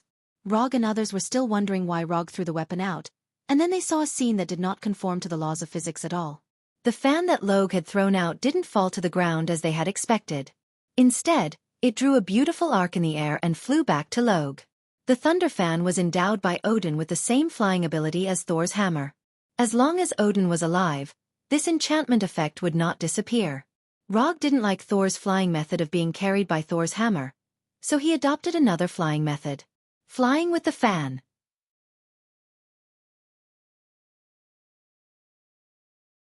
Chapter 132. Under the gaze of Rog and the others, Rog stepped on the Thunder Fan and flew straight to Stark Building. Although it looked a little strange to fly on the fan, one had to admit that it was a very cool feeling. When Rog arrived at Stark Building, the first thing he saw was Thor beating up Loki. That's right, it was a real beating. At this time, Thor had no intention of holding back at all. Thor's hammer kept smashing at Loki. Although Loki only had 2 mini daggers in his hands, he showed excellent fighting skills. With those mysterious magic, Loki even suppressed Saul in close combat for a time. Doppelganger, illusion, invisibility, blinding, slow. One magic after another was thrown out by Loki, neutralizing Thor's thunderous attacks. It was not until this time that Loki truly showed his full ability as a mage. While Loki was fighting with Thor, Tawny finally finished changing and put on the latest Mark 7 battlesuit. After putting on the latest Mark 7, Tawny did not hesitate and immediately joined the battle between Loki and Thor. With the addition of Tani, Loki, who had been fighting with Thor, suddenly felt a lot of pressure, and he kept retreating. Rog didn't join them in the battle. Instead, he flew to the space gem. Now that the soul gem was missing, the space gem was undoubtedly the most valuable target on the entire battlefield, and it was also the key to determining when the war would end. As long as the portal opened by the space gem was closed, Chitauri's army would not be able to invade Earth from distant outer space, and the war would come to an end in advance. Turn it off, Dr. Selvig. After activating the space gem, Dr. Selvig did not leave, but looked at the space gem in front of him with a longing look. It's too late. There's no way to stop it now. It has something to show us. A new universe. Dr. Selvig ignored Rog's request, and his eyes were still shining with a strange light blue light. Up to you. Although he had interacted with Dr. Selvig before, now was not the time to reminisce about old times. Since Dr. Selvig was unwilling to do it, he would do it himself. Rog pulled out the Kusanagi sword from his waist and used Chidori blade. When the Kusanagi sword was wrapped in lightning, Rog jumped down from the fan and stabbed the space gem with the Kusanagi sword. The invincible Kusanagi sword did not pierce the space gem as expected. A layer of energy barrier blocked the tip of the Kusanagi sword. It couldn't pierce through. The moment the Kusanagi sword touched the energy barrier, Rog came to a conclusion. This spatial barrier looked only a few centimeters thick, but it contained an incomparably abundant amount of spatial energy. To put it simply, this barrier was a spatial enchantment created by a spatial gem. Moreover, it was an extremely sturdy one. Unless there was a high-grade energy source of the same nature as the space gem, the only way to break this barrier was to use brute force. After thinking for a few seconds, Rog came in front of Dr. Selvig and directly cast a Sharingan Genjutsu on the doctor. When the Sharingan Genjutsu was lifted, the doctor's consciousness returned to normal. Using the Sharingan Genjutsu to forcefully cover or erase the influence exerted by Loki. After regaining his true self-consciousness, Dr. Selvig first glanced at New York, which had fallen into the flames of war, and then said with annoyance, "Scepter, Loki's scepter can break through the energy barrier of the magic cube.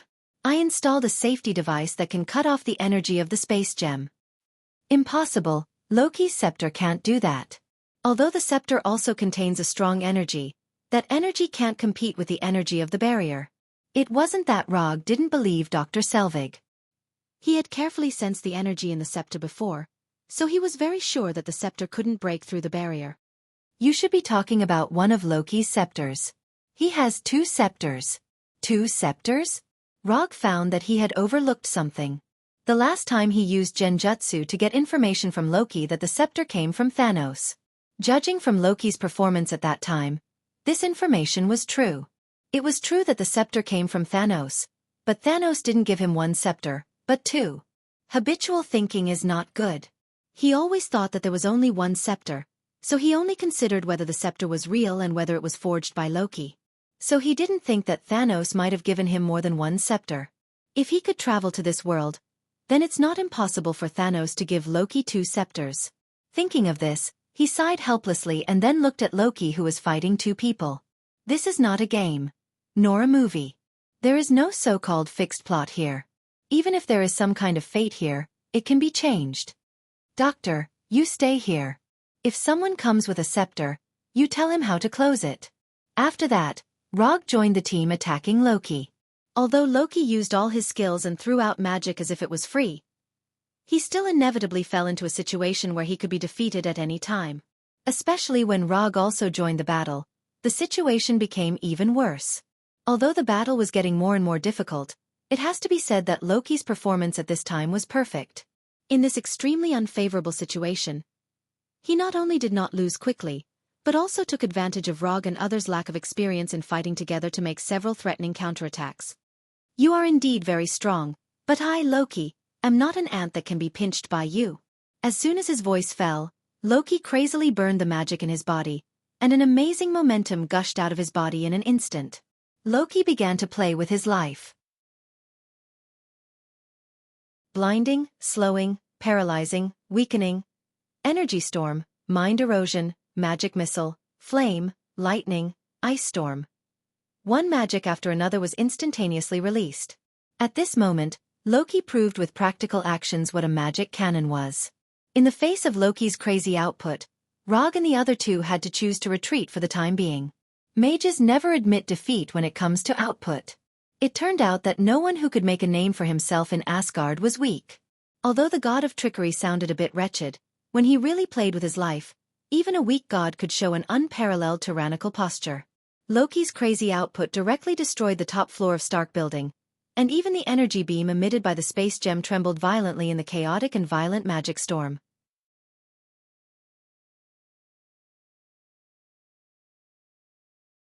Chapter 133. When a sorcerer attacks recklessly, the scene will be extremely gorgeous and the power will be beyond imagination. Loki's determination not only successfully forced Rog and the other two to retreat, but also successfully attracted the attention of the Chitauri warriors. Although Loki is only the temporary commander of the Chitauri warriors, after discovering that their commander is facing the enemy's siege, these Chitauri warriors rushed over as soon as possible. After these Chitauri warriors arrived at the Stark Building, without any hesitation, they immediately launched an attack on Rog and the other two. Beams of energy shot towards them like a storm. Facing the attack of the Chitauri warriors, Rog and the other two each chose different ways to deal with it. Tawny flew away from the Stark Building at the first time, and then fought back with the mini-missiles on his shoulder and the arc pulse cannon in his hands. Compared with Tawny, Thor's counterattack was much more violent. Thor didn't retreat but moved forward, flying directly in front of these Chitauri warriors, and the Thor's hammer in his hand violently smashed these Chitauri warriors. In addition to letting these Chitauri warriors feel the physical attack of Thor's hammer, Thor also summoned lightning from time to clear a large area. Among the three, Rog was the only one who stayed in the Stark Building. When these energy beams flew towards him, he waved his Kusanagi sword wrapped in lightning and blocked these energy beams one by one. Although this scene looked very unscientific, with the incredible dynamic vision of Sharingan, Rog turned this slightly fantasy scene into reality. It is said that someone can block all the bullets fired by a Gatling gun by just waving a sword. Although Rog hasn't seen this scene with his own eyes, he doesn't think it's impossible. As long as the speed is fast enough, not to mention waving a sword to block bullets, it's not difficult to even catch bullets with bare hands. After blocking all the energy beams shot at him, Rog decisively used the body flicker technique and arrived in front of Loki like lightning. In an instant, the Kusanagi sword in Rog's hand directly pierced Loki's chest. It's an illusion again. After being pierced by the Kusanagi sword, this lifelike illusion quickly collapsed and turned into pure energy dissipating in the air. While the Chitauri warriors were attacking Rog and the other two, Loki once again used his best illusion escape technique.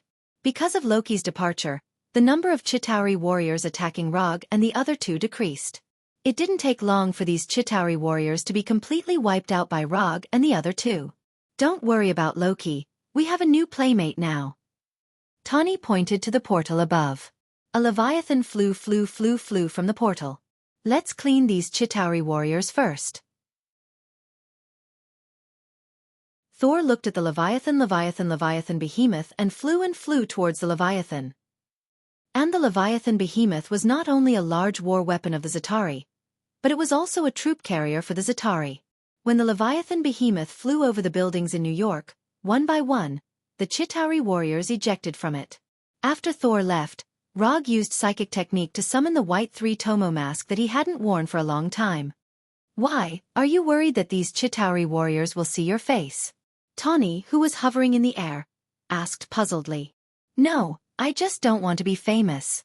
After putting on the mask, Rog stepped on the round fan and flew towards the leviathan behemoth. The battle in New York made the whole world aware of the existence of the Avengers. However, Rog didn't want the ordinary people to know what he looked like. Superhero or something, let Tawny and the others do it. When Rog stepped on the round fan and flew near the leviathan behemoth was punched in the head by Hulk and its whole body fell forward under the influence of inertia. One punch, one leviathan behemoth. Hulk announced his appearance in his own overbearing way. Just as the leviathan behemoth was about to fall, Tawny fired a small missile at the leviathan behemoth. Boom! Stark's products must be the best. Although the small missile launched by Tawny was only the size of an arm, the power of the explosion was beyond imagination. The flesh and blood of the astonishingly large leviathan instantly splattered everywhere, and its entire body was blasted into several pieces. When the flames of the explosion dissipated, Tawny deliberately turned his head to look at Rog. He seemed to be saying, "Did you see that? This is the power of technology. Give the order, Captain. When everyone gathered together, Hawkeye Barton said to Captain America. Okay, pay attention. If we can't close the portal, we have to control the situation. Barton, go to the roof and report the whereabouts of the main force and the skirmishers. Stark, you guard the blockade line. Any enemy who runs out of 3 blocks, either rush back or kill them. Captain America immediately arranged the tasks for Hawkeye and Tawny. Can you give me a ride? Hawkeye turned to Tawny and asked. No problem. Hold on tight, Elven Prince. Tawny didn't talk nonsense and went directly to Hawkeye, lifted him up, and then flew to the roof. Thor, you have to find a way to block the portal and slow down their advance. Can't you summon lightning? Use lightning to strike these bastards. Natasha, you and I stay on the ground and pin down the enemies on the ground. Natasha and Thor's tasks were immediately arranged. As for Hulk and Rog, you two are free to move and attack with all your strength. After hearing Captain America's arrangement, Hulk didn't hesitate and jumped directly to the Chitauri soldiers hanging on the wall. Rog didn't have any objections to Captain America's arrangement. However, he didn't immediately attack like Hulk. Instead, he stood on the round fan and moved his arms, then used the shadow clone technique. Bang bang bang bang bang. Under the watchful eyes of Rogers and Natasha of the American team, 50 masked rogues instantly appeared around them. I'll let you see what a large-scale ninja battle is like. As soon as his voice fell, Rog and the shadow clones instantly disappeared in front of Captain America and Natasha. The Thunder Round fan was left in place by him. A long time ago, he left hundreds of flying Thor techniques in New York. Although some of the techniques were far away from the battlefield, the rest were enough for him to perform a Flying Thor's killing show. And in addition to these Flying Thor techniques, each of the Shadow clones also has a Flying Thor technique. 50 active Flying Thor techniques, plus hundreds of fixed Flying Thor techniques. New York is his home ground of Flying Thor.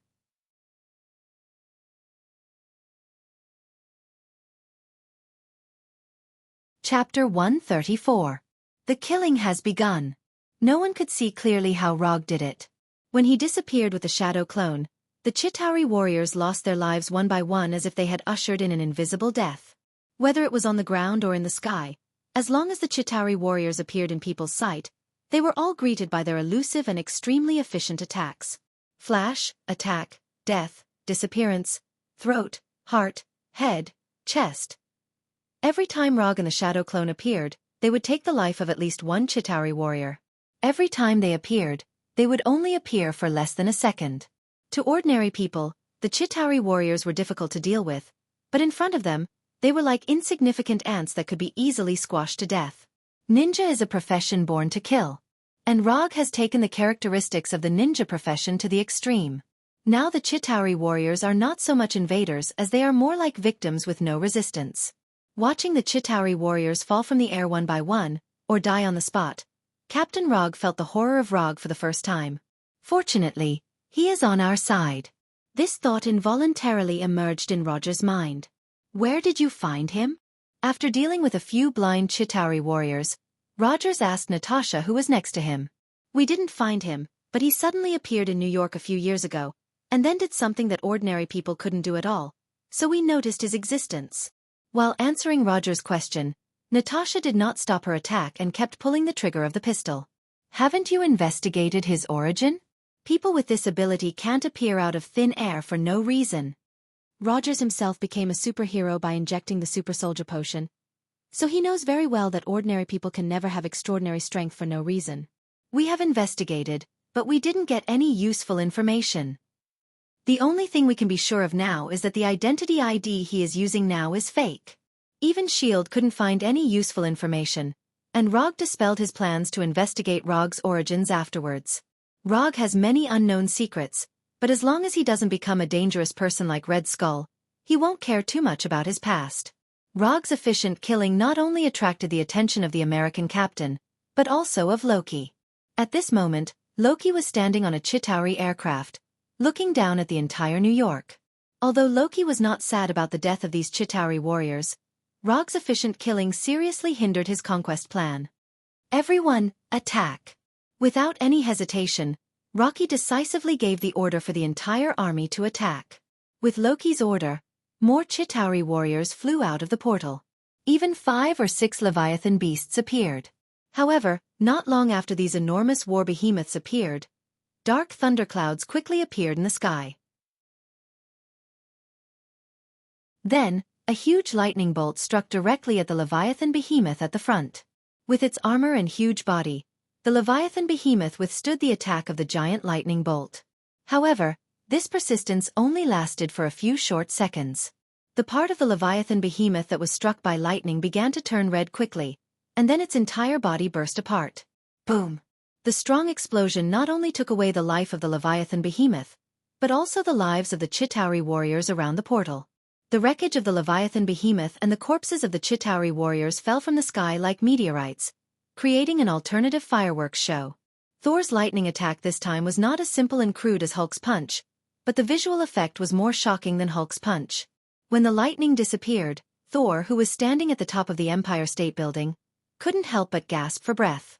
This lightning bolt was not only the strongest lightning he had summoned so far, but it was also the most energy-consuming lightning bolt. Although a Leviathan behemoth was quickly dealt with, the attack of the Chitauri army was not greatly affected. Leviathan behemoths continued to fly out of the portal.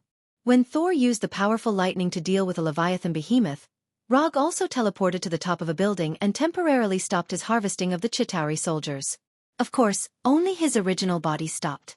His shadow clone was still efficiently carrying out the harvesting of the Chitauri soldiers' lives. Hulk used a punch to deal with a Leviathan behemoth, Thor used a lightning bolt to deal with a Leviathan behemoth, and Rog certainly couldn't fall behind. After observing the flight trajectory of the Leviathan behemoths, a Rasengan wrapped in lightning appeared in his right hand. Thor was not the only one who could play with lightning. Raiton, Spiral Electromagnetic Gun.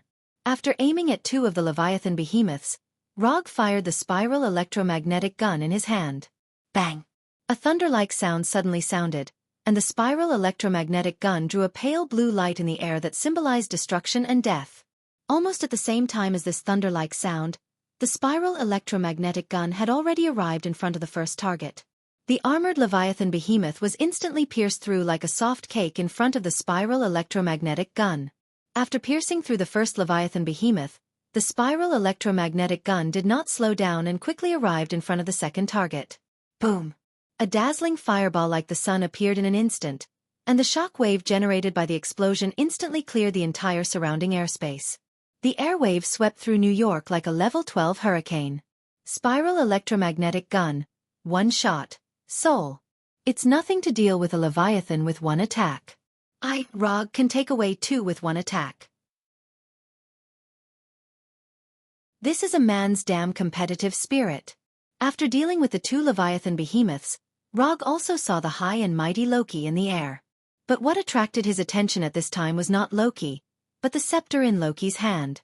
Did the real thing finally appear? After discovering Loki's trace, Rog immediately summoned the rumbling thunder fan that he had abandoned in place. Flying around the building was enough as long as he had the flying thunder god. But if it's a high-altitude battle, the rumbling fan is still necessary. After receiving Rog's summoning command, the rumbling thunder fan, which was floating silently in the air, flew towards him like a missile. Loki, I'm going to eat you.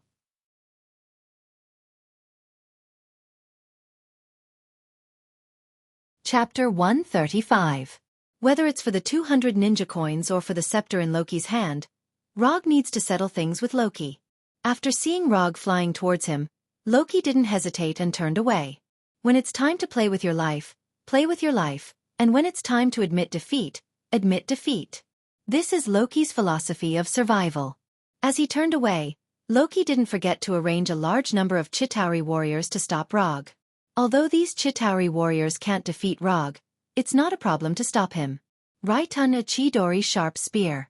The 5-meter-long Chidori sharp spear instantly appeared in Rog's right hand, and then cut the Chitauri warriors in front of him into 2 pieces like cutting vegetables and melons.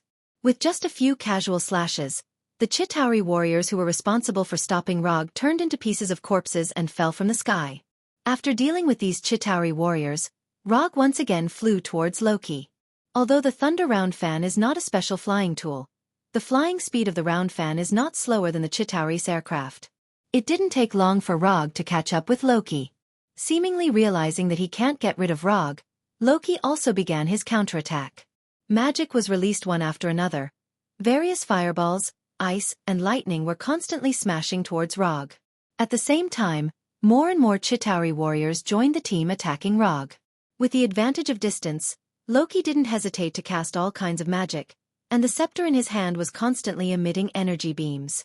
It has to be said that Loki's kiting tactic is the most suitable way for a mage to fight. If Rog is only good at close combat, then he really can't do anything to Loki now. But fortunately, he is not the kind of ninja who can only fight in close combat.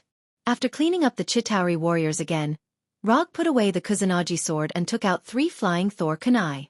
In addition to the round fan under his feet, there was also the flying thunder god kunai that was enchanted by Odin himself. Without any hesitation, Rog directly threw out the 3 flying Thor kunai in his hand. Clang!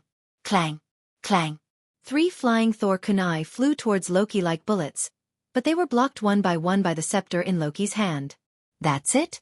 After easily resolving Rog's kunai attack, a look of disdain appeared on Loki's face.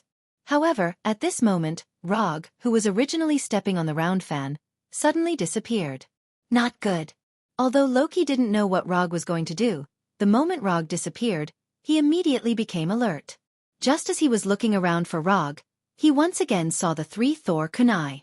The flying Thor kunai that was blocked by him not only did not fall as he expected, but also attacked him again.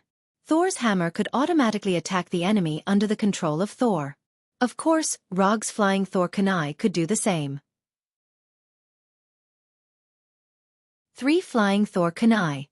3 different angles of attack. Although the flying Thor kunai's attack was very fast, Loki's reaction was not slow either. Just as the flying Thor kunai was about to hit Loki's body, a layer of barrier invisible to the naked eye appeared on his body, like a small defensive barrier, completely protecting him. Magic barrier. Once again, the flying thunder god kunai returned without success. The flying thunder god kunai that struck the mana barrier bounced back as if it had struck a steel plate. Flying Thor second Dan.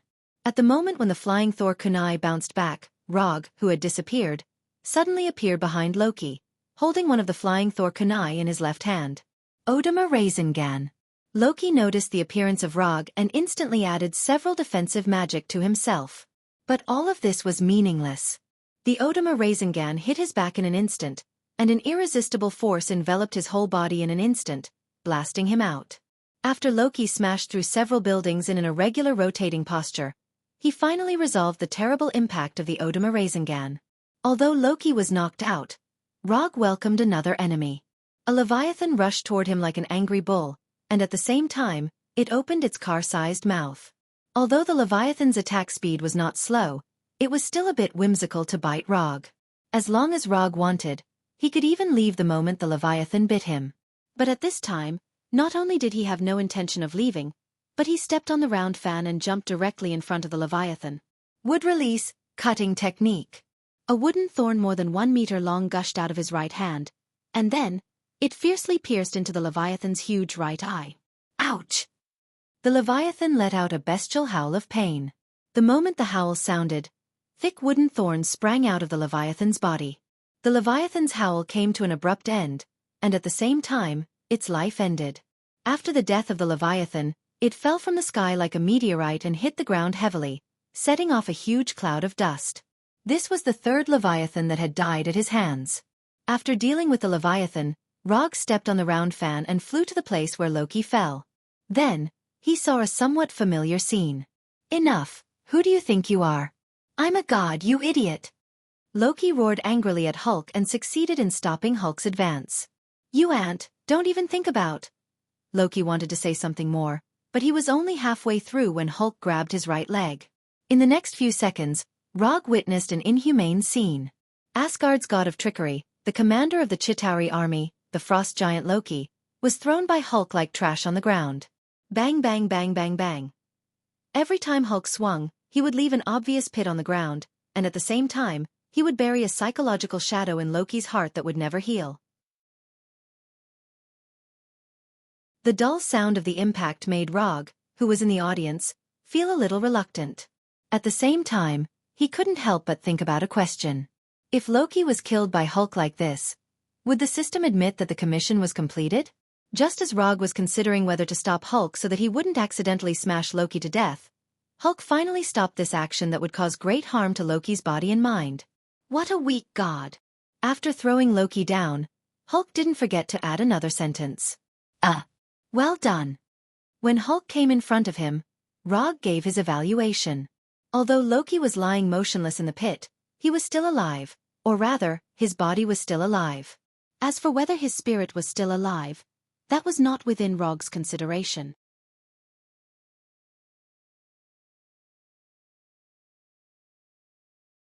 Chapter 136.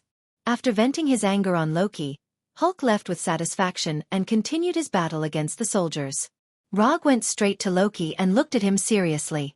There were no fractures, no missing arms or legs. Except for the fact that his mental state didn't look too good, Loki now looked very healthy. After confirming Loki's current state, Rog sighed with a little helplessness. An alien race like Loki really can't take a beating. First, he took his Odama Rasengan, and then he took Hulk's inhumane attack. But even so, Loki was still alive, and he didn't even have a serious injury. That's if the mental injury doesn't count. After silently sighing in his heart, Rog picked up the scepter that fell to the side. In terms of appearance, this scepter is exactly the same as the one currently kept on the helicarrier. But the moment he picked up the scepter, Rog felt the difference between the two. An extremely hidden energy entered his body through his right hand, and then quietly flowed to his brain. If he hadn't been prepared and was extremely sensitive to energy, he wouldn't have been able to discover the existence of this energy. Since the existence of this energy has been discovered, it's naturally easy to deal with it. With a thought, chakra in his body intercepted the external energy and then forced the energy out of his body. Then, his right hand holding the scepter also shone with a burst of blue-white chakra light. After protecting his right hand, he carefully perceived the dark blue gem at the top of the scepter. Sure enough, inside this dark blue gem, there is a small yellow gem hidden. Soul Gem finally appeared. After perceiving the existence of the Soul Gem, Rog decisively ended his perception. If you don't seek death, you won't die. Using mental power to touch the Soul Gem, you can just think about it in your mind. Loki is lying down, the scepter is in his hand, and it's time to put an end to this war. With the scepter in his right hand and Loki in his left hand, Rog returned to Stark Building on his Thunder Fan. Because of Loki's previous crazy output, the top floor of Stark Building had completely disappeared. The platform where the space gem was placed was the current roof of Stark Building. Doctor, how do we shut this thing down? Rog did not give the scepter to Dr. Selvig. This kind of ritualistic thing had to be done personally to have a commemorative meaning. Just use the tip of the scepter to press against the energy interface under the Rubik's Cube.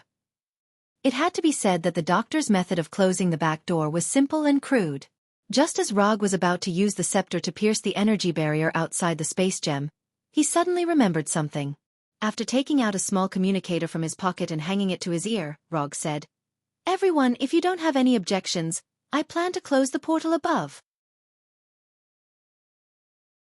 If there's anyone who hasn't had enough fun, I can close it later. Turn it off immediately." Rogers of the American team was the first to speak. "No, wait." Tawny's voice followed. "Stark, the enemies are still pouring in." Team America's first reaction was that Tawny was the person who Rog said hadn't had enough fun. "There's a nuclear bomb flying here and it will explode in a minute," Tawny explained immediately. After hearing Tawny's words, the communicator quickly quieted down. Nuclear bomb. The people of the Security Council finally made the decision that Rog was familiar with. Nothing had changed. "I've already thought about where to send it." After a few seconds of silence, Tawny's voice came again from the communicator. It didn't take long for Rog and the others to see Tawny carrying the nuclear bomb flying straight towards Stark Building, and then rushing directly into the portal in the air. Tawny disappeared into the portal with the nuclear bomb. A few seconds later, the flying Leviathan behemoth began to fall, and the Chitauri warriors, who were originally alive and kicking, also fell to the ground at the same time. Through the portal, a huge fireball as blazing as the sun could be seen. However, Tawny's figure did not appear again. "Close the portal." Roger's voice was heard again. "Wait a minute." Rog also gave his answer directly. Rog's refusal made Rog stunned for a moment, And then he remembered that Rog was not a member of S.H.I.E.L.D. or the Avengers. Although Rog participated in this battle, strictly speaking, he was only foreign aid hired by Nick Fury. They didn't have to wait long before Tawny's figure reappeared in the portal. However, Tawny did not fly out of the portal, but fell in a free-falling state. When Tawny reappeared, Rog closed the portal with his scepter. Without the continuous energy output from the space stone, the portal in the sky quickly disappeared and the sky returned to its original appearance. He didn't slow down at all. Thor soon found that something was wrong and immediately waved the Thor's hammer in his hand, intending to catch the falling Tawny. However, Hulk moved faster than him. Hulk pounced on the falling Tawny like a giant ape, and his stout right arm directly hugged Tawny, and the two of them crashed into the outer wall of the building next to them. After using the outer wall of the building to resolve most of the impact, Hulk jumped again and returned to the ground with Tawny. To be precise, they fell to the ground. With the sturdy Hulk as a buffer, Tawny did not bear too much impact. However, Hulk soon found that something was wrong and pushed Tawny out. Captain America and Thor immediately rushed to Hulk and Tawny's side. When Thor violently tore off the visor of Tawny's helmet, Captain America's voice sounded. "Is he still alive?" At this time, Tawny was motionless like a corpse with his eyes closed. Captain America put his ear to Tawny's chest, but he did not hear anything. Rog did not go down immediately. When Tawny was still falling, he used chakra perception to perceive Tawny's state. Tawny was not dead yet, and the life energy in his body still existed, but Captain America and the others did not know this. However, they soon found out that after Hulk let out a sorrowful roar, Tawny woke up with a start. "What the hell, what's going on? No one gave me mouth-to-mouth resuscitation." Tawny gasped for breath and asked with a shocked expression.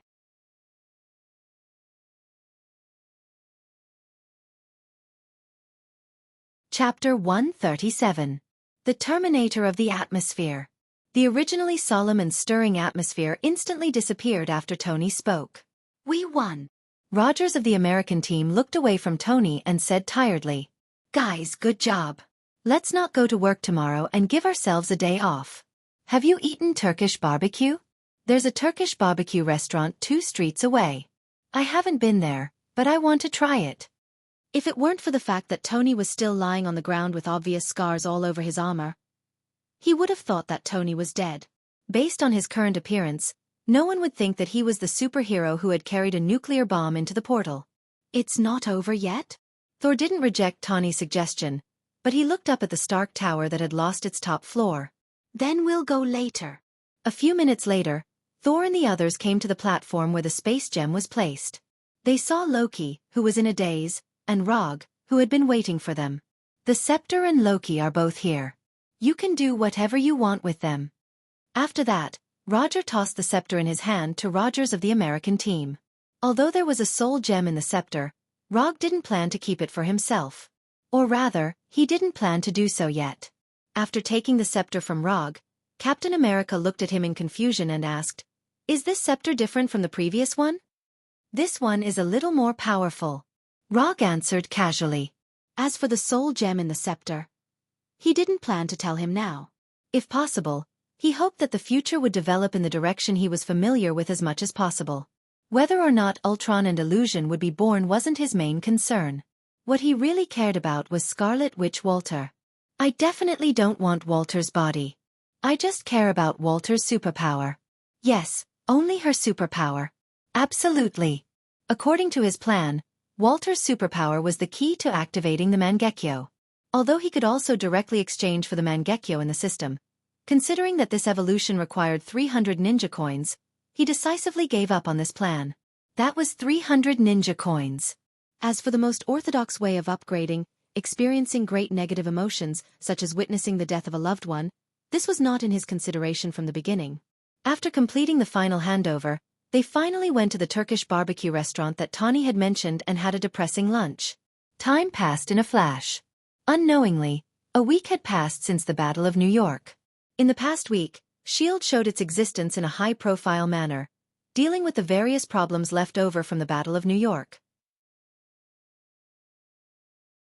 The corpses of the Chitauri warriors, various alien weapons and technology, collateral damage caused by the war, and the guidance and control of public opinion, Although S.H.I.E.L.D. started various post-war treatment measures in the first place, the existence of the Avengers still spread throughout the world.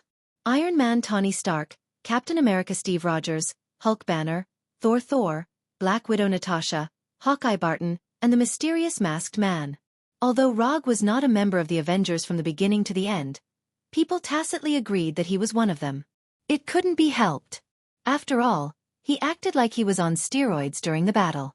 Fortunately, Rogue had considered this problem from the beginning and had always been wearing his 3-tomo mask.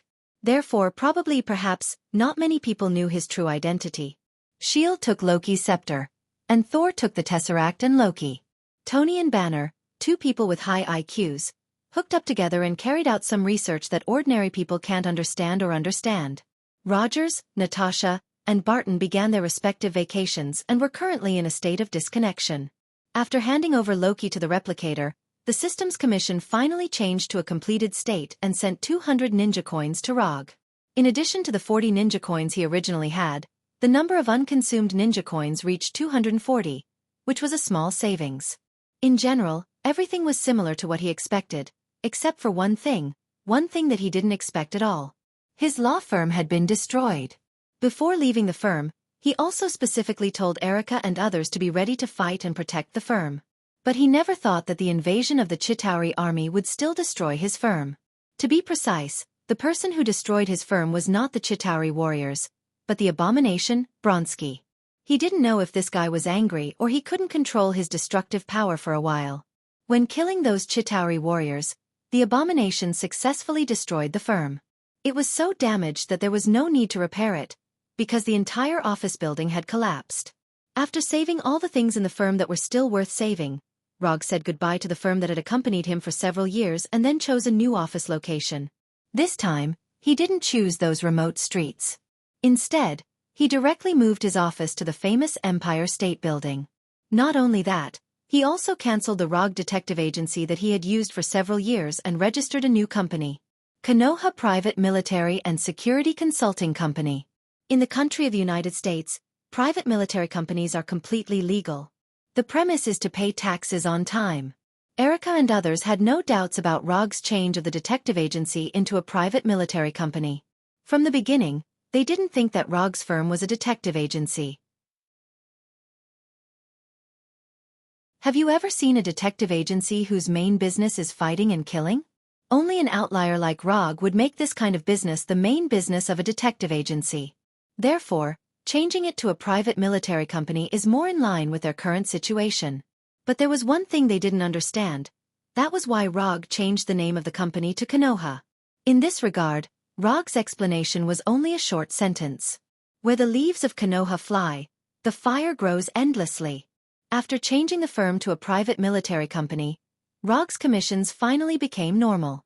The commissions of rich women asking for children, assisting the rich second generation to pick up girls, finding lost cats and dogs, and so on completely disappeared in front of them. Plain days passed, and more than a month after moving to the Empire State Building, Rogue finally received a commission recognized by the system. Commission content: capture the uncontrollable lizard test body in the sewers of New York. Commission status: incomplete. Commission reward: 30 ninja coins.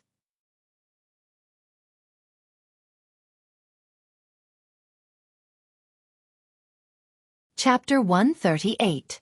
The uncontrollable lizard test subject in the sewer? Rogue didn't plan to take the commission himself, but he changed his mind after seeing that the client was Oscorp's head of security. Oscorp is a large group as famous as Stark Industries, and both are important suppliers to the U.S. military.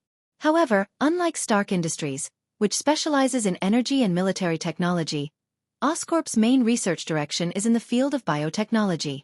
Green Goblin Norman Osborn, Green Goblin 2 Harry Osborn, Spider-Man Peter Parker, Lizard Professor Kurt Connors, Octopus Dr. Octopus Octavius, Electric Man Max, Rhino Man. After accepting the commission from Oscorp, Rogue's mind flashed through the names of people who were more or less related to Oscorp. Sky, come in for a second. Rogue pressed the office phone on the desk and called Sky in from the next office. Although the company was moved to the Empire State Building, the newly established Konoha Private Military Company still maintained its original streamlined appearance.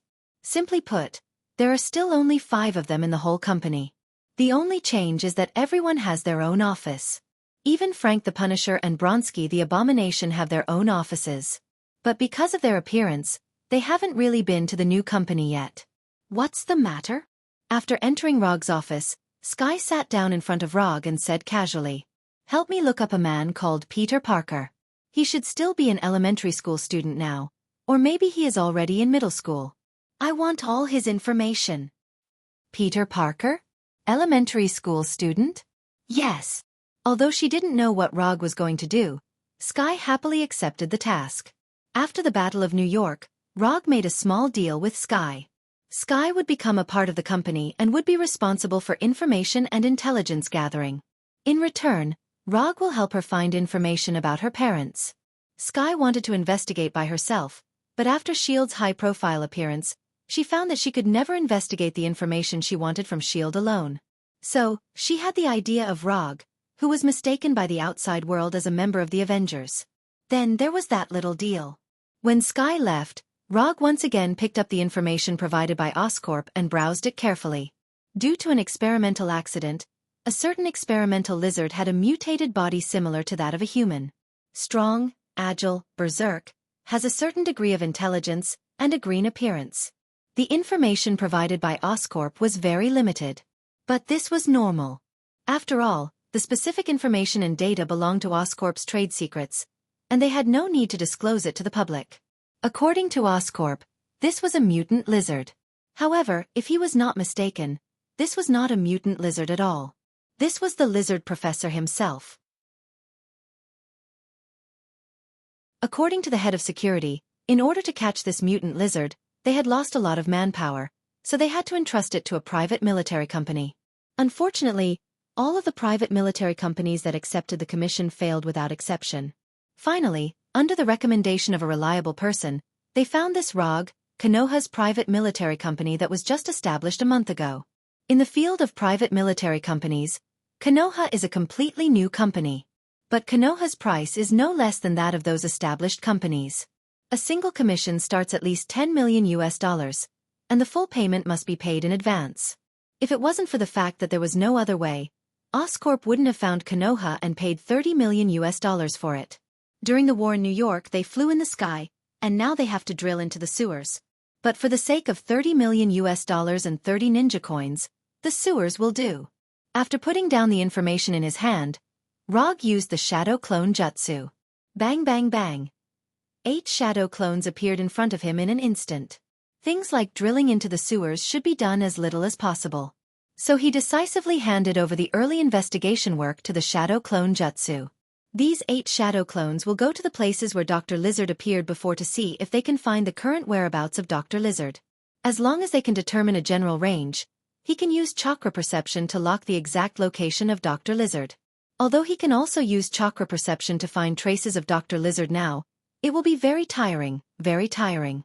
New York currently has a population of about 20 million people. Dr. Lizard's life energy intensity will be stronger than normal ordinary people, but it definitely won't reach the point where it can be found at a glance. Instead of looking for it himself, it's better to let the shadow clone jutsu determine a general range first.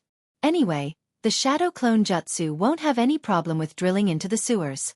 When the shadow clone jutsu was about to leave the office with the flying thunder god, he suddenly remembered something. All of you, turn into Nick Fury. He's also the president of a private military company, and he still needs to give face. As for Nick Fury, he shouldn't mind being seen in the sewers. With the title of F*King Fokker, it's impossible for him to mind these trivial matters. After the shadow clone jutsu left, Rog also returned home with the flying thunder god. He then started playing Berserker's Creed, which he still hasn't cleared yet. A few hours later, just as he controlled a certain Kong-style assassin who didn't want to reveal his name to complete a perfect infiltration, he received feedback that one of the shadow clones took the initiative to deactivate. At the same time, the feedback was the information that the shadow clone found. It's time to work. After deactivating the other 7 shadow clones, Rog summoned the Kusanagi sword and the 3 Tomo mask, and then the flying thunder god went to the last location of the shadow clone jutsu. After teleporting into the sewers, the first thing he did was to erase the flying Thor tactic left behind by the shadow clone jutsu. There are enough flying Thor tactics in New York, There's no need to leave another one in a place where it can only teleport once. After erasing the flying Thor tactic, he used chakra perception to sense the surrounding situation. It's really here. Putting on the 3-tomo mask, he moved quickly on the walls of the sewers in a way that didn't conform to the law of gravity. Spider-Man wasn't the only one who could walk on the walls. As he continued to move forward, he encountered more and more lizards. There were all kinds of lizards, big and small. These lizards seemed to be summoned from the depths of their souls as they crawled forward one by one.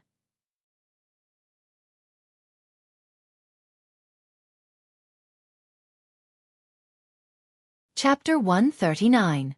What is charm? That's it. Dr. Lizard probably didn't expect that he would have such great charm after transforming. The only pity was that his damned charm was only effective on lizards. If his attractiveness could work on humans, then he could become the superstar of this era. But now, he could only become a superstar in the eyes of lizards. You are electricity, you are light, you are the only legend. In the hearts of these lizards, Dr. Lizard was their god. He was their everything, their entire world.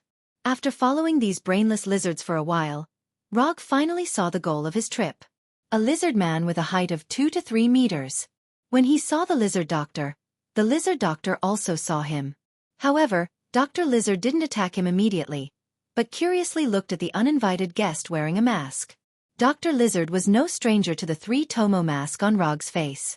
To be precise, no one was unfamiliar with it. This was the mask of the Avengers' masked man. After the Battle of New York, the Avengers became famous.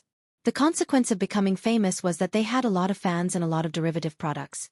Iron Man figurines, Hulk dolls, Hawkeye's bow model, Thor's hammer toy, the mask of the masked man. As long as you can think of it, there is nothing they can't do. Even Rog himself bought several of the same figurines and placed them at home. He had to say that those figurines were quite realistic. Especially the one where he stood on the round fan and waved the Kusanagi sword. It was particularly exquisite. And as far as he knew, the top toy companies that were selling the best were acquired by Tawny some time ago.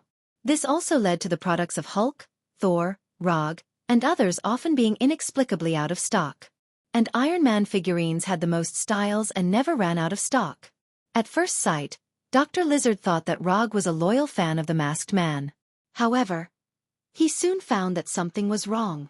Rog was standing on the wall. After discovering this, Dr. Lizard's pupils involuntarily shrank a little. This guy is really the masked man. In an instant, several thoughts flashed through his mind. I am not an alien. After a few seconds of silence, Dr. Lizard finally said his first sentence. If he could, Dr. Lizard would never use this sentence as an opening remark. However, his current appearance forced him to do so. Although he doesn't look like a Chitauri, his current appearance is also completely different from a human. The Avengers were famous for fighting against the invasion of aliens. After confirming that Rog was the masked man, his first reaction was that he was mistaken as an alien. That attracted Rog. I know you're not an alien.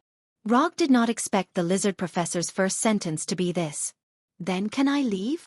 Dr. Lizard suppressed the beast-like killing instinct in his heart and tried his best to speak in a harmless tone. If it weren't for the fact that it was a little difficult to smile now, he would definitely have a smile when he said this. The serum affected Dr. Lizard's mind to a certain extent, but it didn't make him lose all his rationality. Although he now felt that he was a perfect creature that surpassed humans, he was not arrogant enough to compete with the masked man. On the internet, there were a few highlights of Rog's battle with the Leviathan behemoth. Dr. Lizard just happened to watch these videos. Leave? Of course not. You are my mission target, and I have something I need your help with. Rog's tone was as calm as ever, but in Dr. Lizard's ears, it was no different from a bolt from the blue. After hearing Rog's answer, Dr. Lizard was silent. Then he exploded. F***CK the mission target. F***CK the masked man. I'm a perfect creature in the history of evolution, the future of mankind, the master of the world.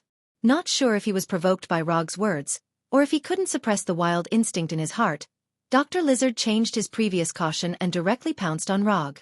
His courage was commendable. Unfortunately, it was useless.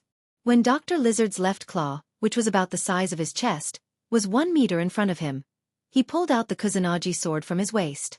Lightning release, Chidori blade. The Kusanagi sword wrapped in electricity drew a beautiful arc. A glass-like smooth cut appeared on Dr. Lizard's left arm. The huge left claw fell directly into the sewage of the sewer, and bright red blood spurted out from the cut. When the blood was about to touch him, Rog used the teleportation technique to leave here. Dr. Lizard slammed into the wall where Rog was standing before, and then hung on it like a real gecko. The pain from his left arm not only didn't calm Dr. Lizard down, but it made him even crazier as he howled crazily. Then, under Rog's gaze, Dr. Lizard's left claw grew back. In just a short 2 to 3 seconds, his left arm returned to its original state. This kind of recovery ability was very good. Although there was a problem with Dr. Lizard's serum, which made him unable to maintain his human form. But he had to admit that his design concept was correct. He did have the ability to regenerate broken limbs, and it was a very amazing ability. After his left arm recovered, Dr. Lizard didn't hesitate and pounced on Rog again. With one claw, he could tear this damn masked man in half. He only needed to succeed once. To a certain extent, Dr. Lizard's tactic was correct. However, he neglected a very serious problem. That was, there was no way he could catch Rog. If he was in his normal human form, Dr. Lizard might have considered this point. But obviously, he didn't have this kind of rational thought right now. Facing Dr. Lizard who pounced on him again, Rog didn't hold back and slashed with the Kusanagi sword again. Relying on his speed that far exceeded Dr. Lizard's, Log easily dodged Dr. Lizard's pounce, and then gave him 2 slashes. Since you can't calm down with one hand, then I'll break 2. If you can't calm down with 2 hands, then I'll cut off your legs as well. He was a master of physical persuasion.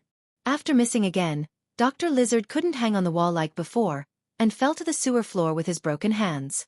Without both hands, he couldn't hang on the wall even if he wanted to. He was a lizard, not a gecko.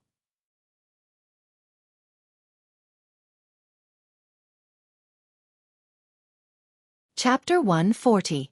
Even if he really was a gecko, he couldn't stick to the wall without his hands. A few seconds after falling on the floor of the sewer, Dr. Lizard's hands grew back and he continued to show off his strength at Rog. Just when Rog thought that this guy was still unwilling to give up, the lizard doctor did something that he did not expect. He decisively turned around and ran. Dr. Lizard's beast instinct drove him to attack Rog, and now, it was the same beast instinct that drove him to escape. The strong desire to survive made Dr. Lizard burst out with astonishing speed and quickly disappeared around the corner of the sewer. New York's sewers were much more complicated than the streets. In this labyrinthine sewer network, there were all kinds of unknown corners or corners. As long as he could successfully open up a distance, even if it was only for a short period of time, he could get rid of Rog. Dreams were plentiful, but reality was skinny. Dr. Lizard's escape speed was indeed fast, but Log's speed was even faster. Seeing Rog getting closer and closer, Dr. Lizard's potential was further stimulated and he began to accelerate. Run like crazy. It was not fast enough, he had to be faster. Dr. Lizard displayed a speed that was completely out of line with his current size. He ran like a mad bull. However, he would never have thought that Rog was purposely suppressing his speed at this moment. He didn't want to catch up to Dr. Lizard. If he remembered correctly, Dr. Lizard's state was not stable. As long as the effect of the serum was completely consumed, Dr. Lizard would return to his human form. Dr. Lizard, whose mind was affected by the serum, was not a qualified person to talk to. He was waiting for Dr. Lizard to turn back into Cotter Connors. Under his deliberate expulsion, the serum in Dr. Lizard's body was quickly consumed. As if he realized that he had no hope of getting rid of Rog, Dr. Lizard stopped his meaningless run and turned to face Rog. What do you want? Dr. Lizard didn't attack Rog as he roared in a helpless tone. I said before, you are my mission target. I need you to complete the mission. But before completing the mission, I need you to do me a small favor. Rog's tone was as calm as ever. You come with me. After that, Dr. Lizard ignored Rog and went straight to his secret laboratory. After following Dr. Lizard in the sewer for a while, Rog saw Dr. Lizard's slightly shabby simple laboratory. Not long after returning to the laboratory, Dr. Lizard changed back to Cotter Connor's appearance under his nose. Put this on, I'm not used to talking to men without clothes. Rog threw a white coat on the table to Connors. After putting on his clothes, Dr. Connors sat straight on the only chair and said, "Tell me, what do you want to do?" "Two things. First, I'll give you to Oscorp. Second." Before Roger could finish, Dr. Connors interrupted him. "Aren't you S.H.I.E.L.D.'s Avenger?" "Is this a deal between S.H.I.E.L.D. and Oscorp?" "I'm not S.H.I.E.L.D., I'm not an Avenger, and I have nothing to do with Oscorp. As for whether S.H.I.E.L.D. has any deal with Oscorp, I don't know, and I don't want to know. You listen carefully. Don't interrupt me." After confirming that Dr. Connors had fully and thoroughly understood what he meant, Rog continued, "Oscorp gave me a commission, so I'm going to give you to them. Whether you want to or not, this is your ending. As for whether you can escape from Oscorp, that's your business. Second, do you remember Richard Parker? You are both experts in the field of cross-species genetics. The difference is that one of you studied spiders and the other studied lizards." "Of course I remember him. He was a genius scientist. Unfortunately, an accident took his life." Dr. Connors certainly remembered Richard. They had a lot of dealings with each other when conducting cross-species genetic research. "If I give you a blood sample that can perfectly integrate Richard Parker's mutant spider, can you restore Richard Parker's equation and make appropriate modifications? If there is only one Spider-Man in the world, it would be too boring. And who said that Spider-Man can only be a man? Spider-Gwen and Spider-Silk are both women." Restore the equation? Richard's research was not completed at all. The mutant spiders he developed could not be used for any species experiments at all. Dr. Connors knows exactly how far Richard's experiment has gone. Oscorp now has a large group of Richard's mutant spiders. But those mutant spiders have no experimental value at all except for their own mutation. "No," he succeeded. "It's just that you didn't find the right key." Rog gave a big news that Dr. Connors never thought of. Richard succeeded? How is this possible? Impossible. It's absolutely impossible. Oscorp has tried all species, and those mutant spiders can't integrate with any species at all. Dr. Connors said excitedly, not believing the news Rog gave him at all. "Believe it or not, I just want to know, if there is such a blood sample, can you restore the equation?" Looking at Rog's serious face, Dr. Connors thought seriously. "If you really have such a blood sample, I should be able to restore the equation. But why should I help you? You're going to give me to Oscorp. Do you think I'll help you restore the equation?" Although Rog hasn't said it clearly, recalling what he said before, Dr. Connors has roughly guessed something. "You'll help me. There are two reasons. Your equation is not stable. Richard's equation can allow you to perfect your equation and really restore your right hand." Rog pointed to Dr. Connors' empty right arm, and then continued. "Second, you don't really have a choice. When I give you to Oscorp, if you're lucky, they'll continue to let you do research, but you'll lose your freedom and become a tool of Oscorp. If you're unlucky, you should know exactly what will happen to you." "I won't say much, after all, you're an expert in this field. But if you're willing to help me, then you're my friend. For friends, I usually help them solve some problems they can't solve. For example, let them not be bullied or have freedom." After that, Rog stopped talking and waited silently for Dr. Connors' answer.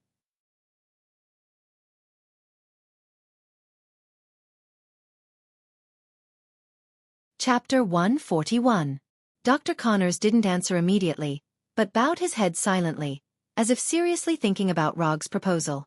Rog didn't urge Dr. Connors because he could already guess Dr. Connors' answer. Dr. Connors is a smart man, and a smart man with a strong desire. For him, regrowing his lost right arm is definitely the most important thing in life, and there is no other. It is not difficult to lose a short period of freedom in order to gain the hope of truly restoring his right arm. As Rog expected, after a few minutes of silence, Dr. Connors gave the answer he wanted to hear. "I can help you restore Richard's equation, but all this will have to wait until you rescue me from Oscorp. And, I want to know how you're going to rescue me? Oscorp can't be compared with S.H.I.E.L.D., but it's not the kind of existence that can be pinched." Dr. Connors looked up at Rog and asked the question he was most concerned about at the moment. "It's simple. I'll leave a mark on you that only I can know. After handing you over to Oscorp, I'll confirm your location through this mark and take you away." It's not the first time Rog has done something like handing over the target to the client and taking the target away from the client after completing the commission. The last time he enjoyed this treatment was S.H.I.E.L.D., which was far stronger than Oscorp. As for whether Oscorp would have an opinion on this, Rog didn't care at all, because Oscorp couldn't know that he did it. Mark, are you sure this method will work? Dr. Connors doesn't doubt Rog's ability. People who can kill Leviathan Behemoth won't deceive him on this issue. And this kind of deception is meaningless and will only affect the next cooperation between the two. But as a scientist, he has a rational doubt about what Rog said about the mark that only he can see. Don't worry in this regard, I never fail.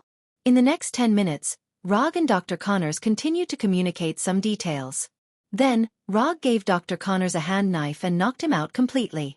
After leaving the sewer with the comatose Dr. Connors, Roger made a phone call to the Oscorp Group's head of security. When he received a call from Rog, the head of security named Alan froze for a moment and then rushed over with a security team. It's only been 4 or 5 hours since the commission. Rog's super efficiency made Alan doubt the professionalism of the previous private military companies. They are all private military companies. How can there be such a big gap? Can't he have a little professional quality? Can this industry be good? More than half an hour later, Alan came with Oscorp's security team to the place and saw Dr. Connors, who was unconscious on the ground. He's here. Do you need to confirm his identity? Rog's voice. No. He's the person we are. With just a simple glance, Alan confirmed the identity of Dr. Connors. As Oscorp's head of security, Alan was no stranger to Dr. Connors. And when Dr. Connors had just escaped from Oscorp, he was the first to take people to hunt him down. It's just that he failed to hunt him down, so he entrusted the matter of private military companies outside. At Alan's signal, 5 or 6 security personnel quickly rushed up and added a bunch of restraints that Rog had never seen before to the unconscious Dr. Connors. After tying Dr. Connors up like a felon, the security personnel carried Dr. Connors to a special metal cage. Thank you for your help. We may have more opportunities to cooperate in the future. After that, Alan extended his right hand to Rog to express his gratitude. Happy cooperation. When Dr. Connors was imprisoned in a special metal cage, the status of the commission in the system was updated for the first time. Commission content. Capture the uncontrollable lizard test body in New York sewer. Commission status. Completed. Commission reward. 30 ninja coins sent. Ninja coins not consumed. 270. 30 ninja coins were easily obtained, and it was another day full of harvest. When Oscorp's security team disappeared from sight, Rog took out his mobile phone again and called the Punisher. Dr. Connors has been handed over to Oscorp according to the plan, so the things left by Dr. Connors naturally need to be dealt with. This is also the details that Rog had communicated with Dr. Connors before. The Punisher will take away the simple laboratory that Dr. Connors left in the sewer. Rog also needs to get the mutant spider cultivated by Richard and Peter Parker's blood samples before rescuing Dr. Connors. According to Dr. Connors, there is a laboratory dedicated to cultivating Richard's mutant spider next to the interspecies laboratory of Oscorp building. In that laboratory, there are thousands of mutant spiders. As long as you can enter the laboratory, you can easily get Richard's mutant spider. Invading a large company's secret laboratory may be a little difficult for ordinary people. But for Rog, it's as simple as going back to his own home to get things. He doesn't even have to do it himself, he just has to arrange a shadow clone. After instructing the Punisher, Rog first used the Flying Thunder God to return home to take a bath. After completely erasing the sewer smell from his body, he returned to his office with the Flying Thunder God. How is the investigation of Peter Parker's information going now? After returning to the office, Rog directly picked up the internal phone on the table and asked Sky about the progress of the investigation. The investigation has been done and it has been sent to your mailbox. After answering Rog, Sky hung up the phone directly. Although the time of the call was very short, Rog heard the obvious tapping of the keyboard from the other end of the phone. She's not invading another government department, is she? Normally, Sky's daily hobby would not be too much of a problem.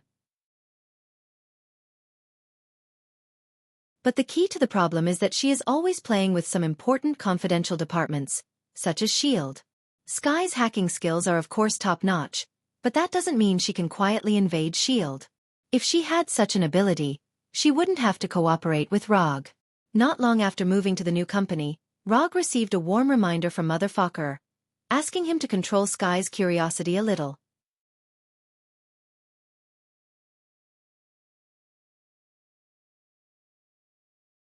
Chapter 142. Putting Sky's question behind him for the time being, Rog opened his mailbox and began to browse the information collected by Sky. Peter Parker, Father Richard Parker, 11 years old, lives in Queens, lives with his uncle and aunt after his parents died, and is currently studying at Ellie Pond Park Elementary School in Queens. Uncle Ben Parker, an ordinary skilled worker, Aunt May Parker, a nurse at a public hospital.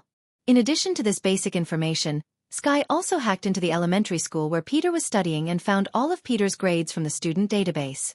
All A's in all subjects. Although he is still young, little Peter has begun to perform as a genius, judging from his exam results and various evaluations given by the teacher. But at the end of the information, Sky specifically noted a piece of information. Introverted, not good at socializing, and has few friends. After reading Peter's information, Rog leaned back in his chair and began to think about a more serious problem. If he wanted to, he could make Peter become Spider-Man in advance. But the question is whether Peter, who is only 11 years old at present, can maintain his proper mind after gaining this extraordinary power. Not to mention that Peter is only a primary school student at present. Even those adults in their 30s and 40s may not be able to maintain their original mind after suddenly gaining great power. In case Peter's mind is affected by this power, then what will appear in the future will no longer be the superhero Spider-Man, but the supervillain Spider-Man. After thinking about it for a while, Rog finally gave up on the idea. Collecting Peter's blood is enough. As for his future, it's better not to interfere. After making the decision, Rog decisively displayed Shadow Clone. Bang! After the two clouds of smoke dissipated, two Shadow Clones appeared in front of him. Collecting Peter's blood and invading Oscorp were very simple, so Rog directly handed it over to the Shadow Clone. Before the two Shadow Clones set off, he also specifically told them to do it secretly as much as possible. When the Shadow Clone Flying Thunder God left the office, Rog picked up the phone on the desk again and dialed Sky's internal number. What's the matter? Is there a problem with the information? When the phone was connected, Sky's voice immediately came over, and there was a very obvious tapping sound on the keyboard. Help me check another person's information. Her name was Gwen Stacy. Her father was a police captain in New York. His name was George Stacy. She should be a high school student now, but you'll have to find out which high school she's in. Rog told Sky everything he remembered. Female high school student? Hearing the word high school student, Sky's interest was piqued, and the sound of tapping on the keyboard disappeared. If I'm not mistaken, he's a high school student. If you don't have any, you can also look into secondary schools or universities. After Rog finished speaking, there was a sudden silence on the other side of the phone. After a dozen seconds, there was a malicious laughter. Mr. Rog, as the president of a private military company, don't you think it's very wretched for a hacker to investigate the information of a female high school student in the middle of the night? And don't forget, you're the masked man in the Avengers. Your behavior will make your female fans sad. Rog didn't speak, because he was sure that no matter how he answered, he would be ridiculed by Sky. But at your current age, it's normal to be interested in the young opposite sex. After all, which man can refuse a youthful body full of vitality? Sky, like discovering a new continent, opened the ridicule mode to his heart's content. Your imagination is too rich. Start the investigation now. I hope to see Gwen's information as soon as possible. After that, Rog hung up the phone directly. Speaking of which, Sky's age should be about the same as Gwen's. It's just that one lives according to the normal trajectory of life, while the other deals with the dark side of the world all day long. If Sky's parents were normal, she should now be thinking about which university to apply to. Sigh, this is the damned fate. After instructing Sky, Rog also returned home with the Flying Thunder God. Before going to sleep, he deliberately used chakra perception to perceive Dr. Connor's Flying Thor technique and Dr. Connor's current strength of life energy. As he expected, Oscorp did not detain Dr. Connors in the Oscorp building, but took Dr. Connors to a secret research institute in the suburbs. And judging from Dr. Connors' current strength of life energy, he has not suffered any inhuman abuse, and his vital signs are stable and healthy. After confirming Dr. Connor's current situation, Rog went straight back to his room and went to sleep. According to their plan, he would not rescue Dr. Connors in the first place. The rescue time will be in a few days, and he needs to prepare all the equipment Dr. Connors needs in advance before the rescue. After a comfortable sleep and a hearty breakfast, Rog left home with the flying thunder god. Instead of returning to the company directly, he teleported directly to the warehouse prepared by the Punisher. This warehouse was originally a temporary base prepared by the Punisher for himself and Abomination, but after knowing that Rog wanted him to prepare a safe and secretive laboratory, he had to share this warehouse. After a busy night, he moved all the equipment and data left in the sewer by Dr. Connors to the warehouse. And now, in addition to him, who has been busy all night, there are also two of Rog's shadow doppelgangers in the warehouse.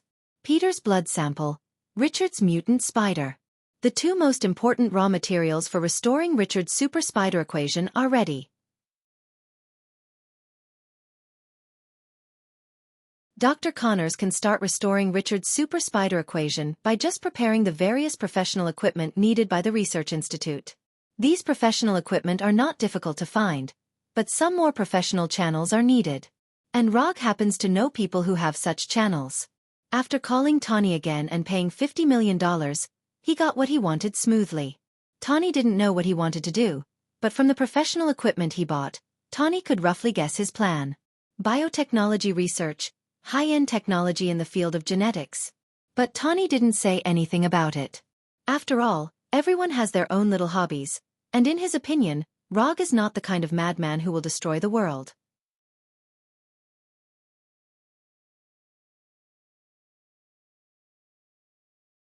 Chapter 143. It had to be said that Tawny's private channels were useful, and the efficiency was even amazing. 12 hours after the payment, Rog received a call from a biological research and development equipment company to pick up the goods. Of course, there was no need to do such heavy work himself, and the shadow clone was the best helper. There was nothing wrong with being lazy. It was because humans were lazy enough that there was a technologically advanced world. So Rog enjoyed this feeling of laziness with a clear conscience. After arranging the shadow clone to collect the goods, he opened his mailbox and began to browse the information collected by Sky. Gwen Stacy, 17 years old this year, studying at Zhongqing High School of Science and Technology, had both parents and two younger brothers. Like Peter Parker, Gwen was also a top student, with the highest A's in all subjects. But there was one thing that made her different from Peter. She was a very popular and beautiful scholar. Blonde hair, blue eyes, outstanding appearance, and a good figure. Although she would not graduate until next year, Sky found that she had been scheduled to be the next graduate representative when she searched the school database and the principal's computer. Compared with her, Peter Parker was like an unknown passerby. She was good-looking, had good grades, and had a good family background. She was a proper school goddess. After reading Gwen's information, Rog fell into deep thought. Just as Sky mocked him yesterday, with his current identity, it was difficult for him to have a normal intersection with an ordinary female high school student. If he suddenly went to her door, he would most likely be regarded as the kind of lecher with bad intentions. Should he go against his conscience and play the role of a sea king who was confused by beauty? Then he would play hard to get, deceive the world, and loot a burning house. Finally, he would guide Gwen to become Spider-Gwen, and let Spider-Gwen, who would only appear in a parallel universe, appear in this world. This method seemed quite feasible, but it would seem a bit perverted. But if he didn't have an intersection with Gwen, he could only secretly let the improved mutant spider bite her. But in this way, he would seem even more perverted. Perverted, or even more perverted, this was the question. After thinking about it seriously for more than 10 minutes, he decided to temporarily give up on this problem. Even if he wants Spider-Gwen to appear in the world, he has to wait for Dr. Connors to restore Richard's super spider equation. It was too early to think about how to get in touch with Gavin. A few days later, Rog rescued Dr. Connors from Oscorp's Secret Research Institute as agreed. Of course, the one who went to save them was not himself, but a shadow clone that had transformed into Loki. As the instigator of the Battle of New York, Loki wouldn't mind taking the blame for him.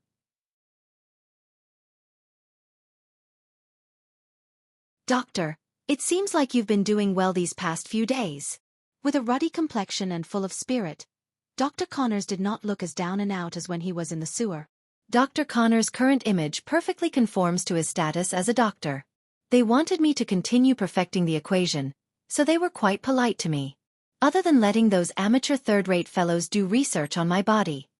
At the beginning, Dr. Connors' tone was calm, but towards the end, Rog felt a strong killing intent from him. These are small problems. When you complete the real equation, you can consider giving them a small gift as a thank you gift. Although Rog has not experienced this kind of body research, he can understand Dr. Connor's dissatisfaction. As a well-deserved leader in the field of cross-species genetics, he also has a powerful strength beyond ordinary people. As a result, he was studied as a white mouse by people who were far inferior to him. This kind of thing would be unbearable for anyone. I've got the equipment and instruments you asked me to prepare. Richard's mutant spider and blood samples had also been prepared. If you have nothing else to do, I hope you can start as soon as possible. Rog pointed to the temporary laboratory behind him that was not exquisite but was professional enough. No problem. As soon as he finished speaking, Dr. Connors went straight into the laboratory and began the reverse restoration of Richard's super spider equation. When Dr. Connors began to work seriously, Rog returned to his office with the Flying Thunder God. Professional things should be left to professionals. And with the Punisher, he doesn't have to worry about Dr. Connors having any ideas that he shouldn't have.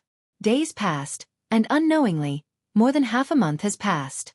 Although there is Peter's blood sample and Richard's mutant spider, it is still not easy to reverse restore Richard's equation.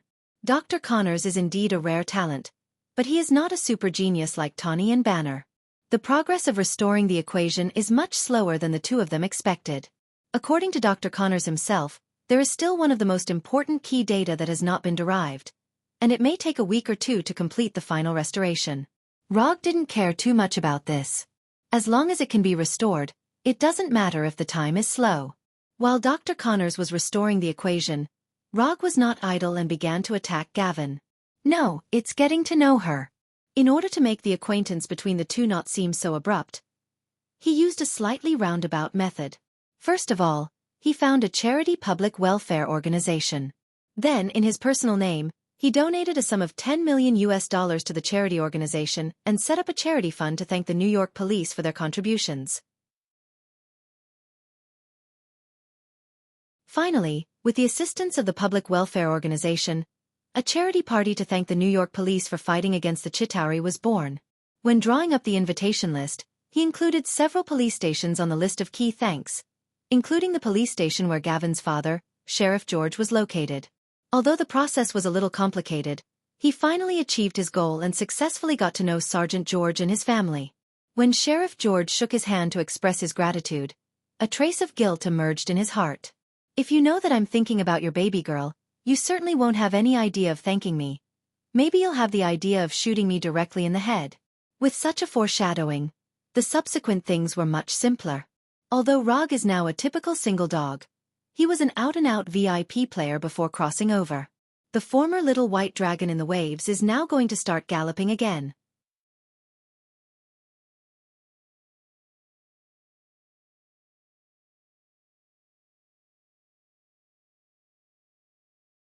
In order to support Dr. Connor's research, his savings dropped at a speed visible to the naked eye, and the number of bank deposits almost fell below 10 digits. Fortunately, the hard-working Punishers and Abominations made up for some of his losses to a large extent. Just when he thought that these peaceful days would continue, he suddenly received a call from Coulson. Rog, we have a problem right now. If it's convenient for you, please come over immediately. The address is in Brooklyn. After telling Rog an address, Coulson immediately hung up the phone, or was forced to hang up the phone. What's this? Do you really think I'm a member of the Avengers? Although he said that, he still teleported to the nearest block to the location Coulson said, and then walked towards the address Coulson said. However, when he just arrived at the block Coulson said, he suddenly felt a familiar and strange breath. The moment he sensed this aura, his face became abnormally cold. S.H.I.E.L.D. really dares to do anything. After using the body flicker technique several times in a row, he came to the office building that Coulson said, and then saw a scene like purgatory on Earth. This office building is not big, only 6 floors, and the building is older than Rog. From the outside, it looked like an unremarkable old office building. But as soon as he walked into the lobby on the first floor of the office building, he could see corpses one after another, and they died in the way he was familiar with. Wood release, cutting technique. The cause of death of these corpses was the same as his cutting technique. Wooden thorns pierced out of the corpses, and blood stained the floor, and their deaths were extremely tragic.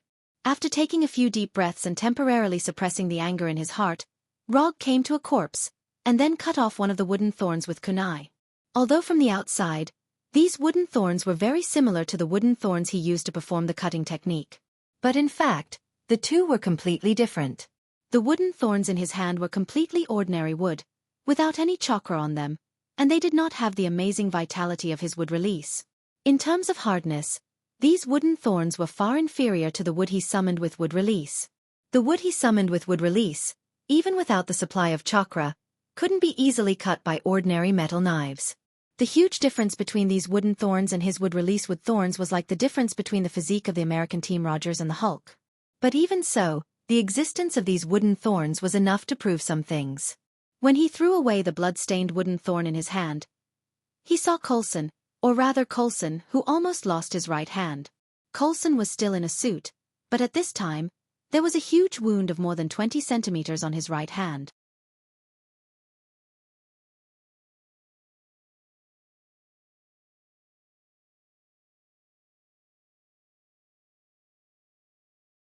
Chapter 145. May and Ward didn't expect that Rog would actually do it. At the moment when Rog lifted Coulson, they stepped forward at the same time, ready to attack Rog to rescue Coulson at any time. However, before they could do anything, they were bounced out by Rog's sudden burst of Chakra Coat. In addition to giving Rog super defensive abilities, Chakra Coat can also be used to attack enemies. As long as one's own chakra control level reaches a certain level, it is not difficult to control the released chakra to attack close enemies. For example, Crown Prince Ming and the like can even condense chakra into an arm to help make meatballs directly. It's Natasha! Coulson grabbed Rog's right arm with his intact left hand and struggled to speak. Before Coulson finished speaking, Rog increased the strength of his right hand, turning his face into the color of a pig's liver. If you lie one more time, I'll break your neck right now. Rog can't read minds, but he can be 100% sure that Coulson is lying. Natasha did have some close contact with him, but it is absolutely impossible for Natasha to give his cells or other genetic samples to S.H.I.E.L.D. Natasha doesn't have such courage, and Natasha knows very well what can be done and what can't be done. In S.H.I.E.L.D., Natasha is definitely the one who knows Rog's bottom line best. She doesn't have the courage to do something that will directly cause Rog to go berserk, and she won't do it. And if it was provided by Natasha, then S.H.I.E.L.D. would have gotten his cells a few years ago, and they wouldn't have waited until today to start the research. It's the body of the intruder on the helicarrier, and the body of the Leviathan. Coulson has dealt with Rog many times, so he knows that Rog is really angry. If he doesn't tell the truth, Rog will definitely not hesitate to break his neck. S.H.I.E.L.D. does have a confidentiality agreement, but it also depends on what the confidentiality is. When Coulson finished speaking, Rog released his right hand. Coulson once again enjoyed the beauty of breathing freely. Then in the next second, he fell directly to the floor under the influence of gravity. I will deal with the thing outside. When I come back, you and Nick Fury better give me a satisfactory answer. After that, Rog left the office building without looking back. S.H.I.E.L.D.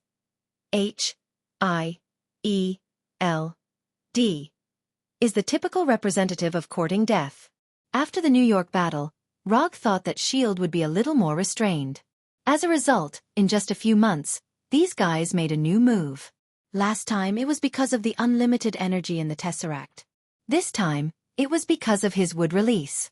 In S.H.I.E.L.D.'s view, Rog's wood release is easier to control than the magic cube. After all, Rog is a living example. Moreover, the attack and defense abilities displayed by wood release are more in line with S.H.I.E.L.D.'s needs.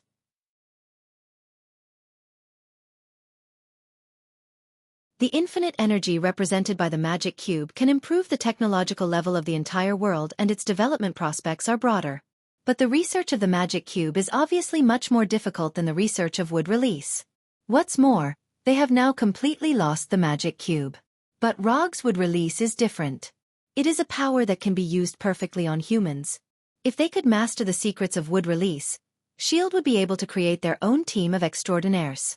The existence of the Avengers let the whole world see how powerful a team of transcendence is. After the New York battle, S.H.I.E.L.D. wasn't the only company that was interested in transcendence again. After leaving the office building, Rog went directly to the roof of a nearby building and began to use chakra perception. He didn't know what kind of life energy signs Shield's experimental subject had. He could only determine where the experimental subject had gone by perceiving all the humans nearby. With his current location as the center, it spread out little by little. After spending some time, Rog finally found Shield's so-called out-of-control experimental subject. Unlike what he imagined, the experimental subject didn't leave here immediately, but went directly to a chain restaurant a few blocks away. When Rog came to the restaurant and pushed open the door, he immediately smelled a strong smell of blood. When he perceived the experimental subject before, he had already noticed that something was wrong. In his perception, there were no signs of life in the entire restaurant except for the experimental subject. Of course, a chain restaurant can't have no customers, and even if there were no customers, there would be at least a minimum of service staff. As he expected, when he pushed open the restaurant door and entered, he saw a scene similar to the lobby on the first floor of the office building. More than a dozen corpses were scattered around the restaurant, and the wooden thorns on the corpses clearly showed the cause of their death. Next to a table near the restaurant bar, there was a middle-aged man in white clothes with wooden thorns all over his body. The middle-aged man looked up at Rog and then put his eyes on the food in front of him. Like a beggar who had been hungry for days, he crazily stuffed the hamburger in his hand into his mouth. In just a few seconds, the man finished the hamburger in his hand and then picked up a steak that had not been cut at all. The man ate frantically, and the food that filled the whole table disappeared at a terrifying speed. Rog didn't disturb the man's eating. He just silently came to the opposite side of the man and sat down directly. A few minutes later, when the man finished eating all the food on the table, he raised his head again and looked at Rog in front of him with a strange look. Rog and the man didn't speak, just looked at each other silently. "Are you the masked man?"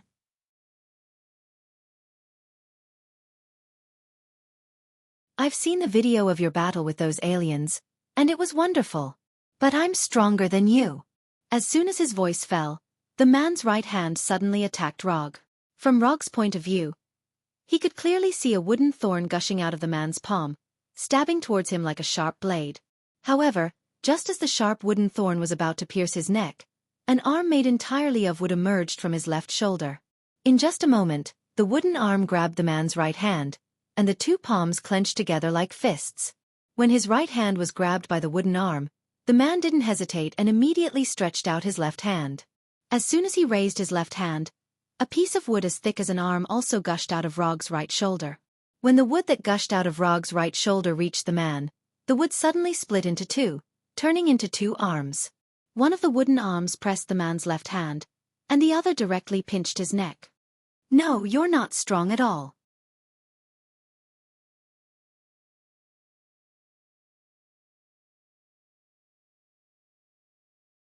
Chapter 146. I'm better than you. He didn't know if this guy with wooden thorns all over his body had eaten too much and lost his mind. How could he say something like that? To Rog, it sounded like Yamato saying to Hashirama, "My Mokuton is better than yours." No, this guy was far from even Yamato's level. For better or for worse, Yamato is an elite Umbu ninja from his roots, and the wood release he uses is a proper wood release, not some fancy tricks. Tell me, what's with these pieces of wood? At first, he thought that Shield had gotten his cells or other biological samples from somewhere and then made a copy of him. But when Coulson talked about the helicarrier and the dead Leviathan, he was already sure that Shield didn't make a copy of him. The wooden thorns that killed the helicarrier and the Leviathan were indeed grown from his body when he performed the cutting technique. But there was absolutely no way that those wooden thorns had his cells or biological samples on them. After removing the ninjutsu, these wooden thorns wouldn't even have chakra on them. "Say you're a..." The man was just about to say something uncivilized when he felt a sharp pain in his hands, the pain of being pierced directly by wooden thorns. "Answer whatever I ask. If you can't do it, I'll let you experience what they've experienced." Under Rog's control, wooden thorns more than 10 centimeters long grew from the palms of the two wooden arms and directly pierced the man's hands. The best way to deal with uncivilized people is to let them immediately experience the consequences of being uncivilized. Cultural education wasn't something that Rog liked. What he liked was to educate others through physical means. It only took a few times to make it unforgettable. "It's Shield's experiment, they made me like this." After being taught a lesson, the man decisively chose to cooperate. "Be more specific." However, Rog wasn't very satisfied with his answer.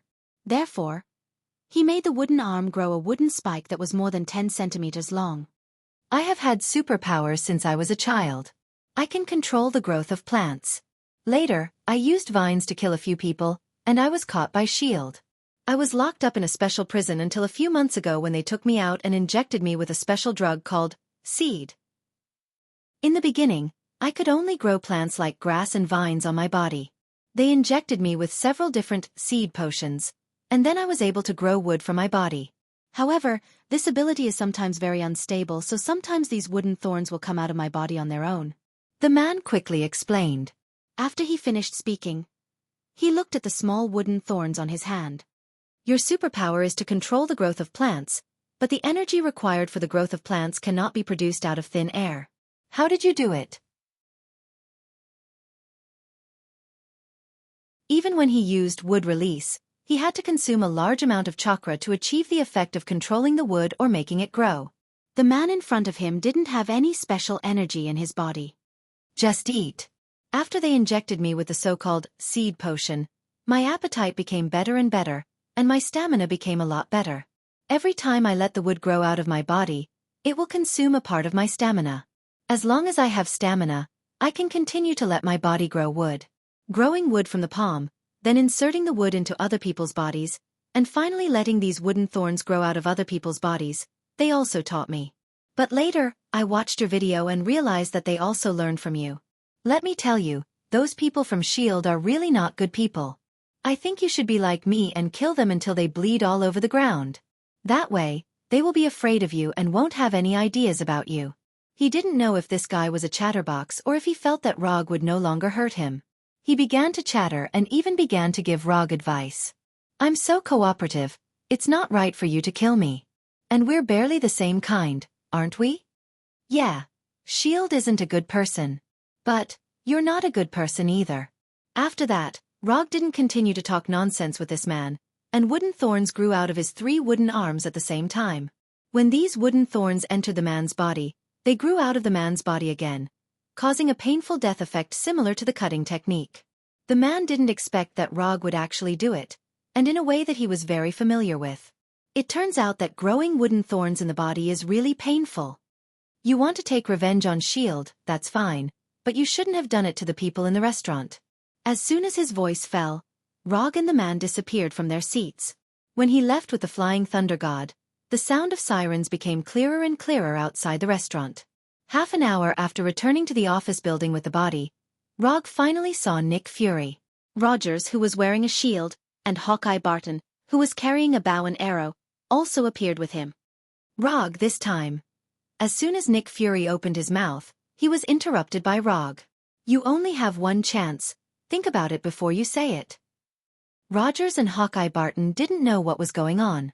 They just received an urgent notice from Nick Fury, and then they came here together in a Quinjet. After hearing Rog's cold tone at this time, they finally knew why Nick Fury had to ask the two of them to come together. We do intend to replicate your ability to manipulate wood through experiments. I don't deny this. The experimental order to conduct the research was given by me, and I know that this violates our original agreement. So if you want to do it, I can understand.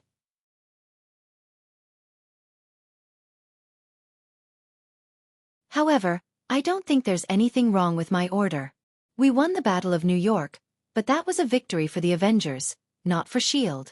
S.H.I.E.L.D. needs power, and only with power can S.H.I.E.L.D. better protect the world. Nick Fury said with a righteous face, and he didn't think there was anything wrong with S.H.I.E.L.D.'s approach. Ha ha ha ha ha. As expected of S.H.I.E.L.D., who is responsible for protecting the world, you are always so righteous. You never feel that there is anything wrong with your approach. You always feel that the world needs your protection to be safe. Who do you think you are? You really think you are the messenger of justice who maintains peace? Rog stood up directly and went straight to Nick Fury.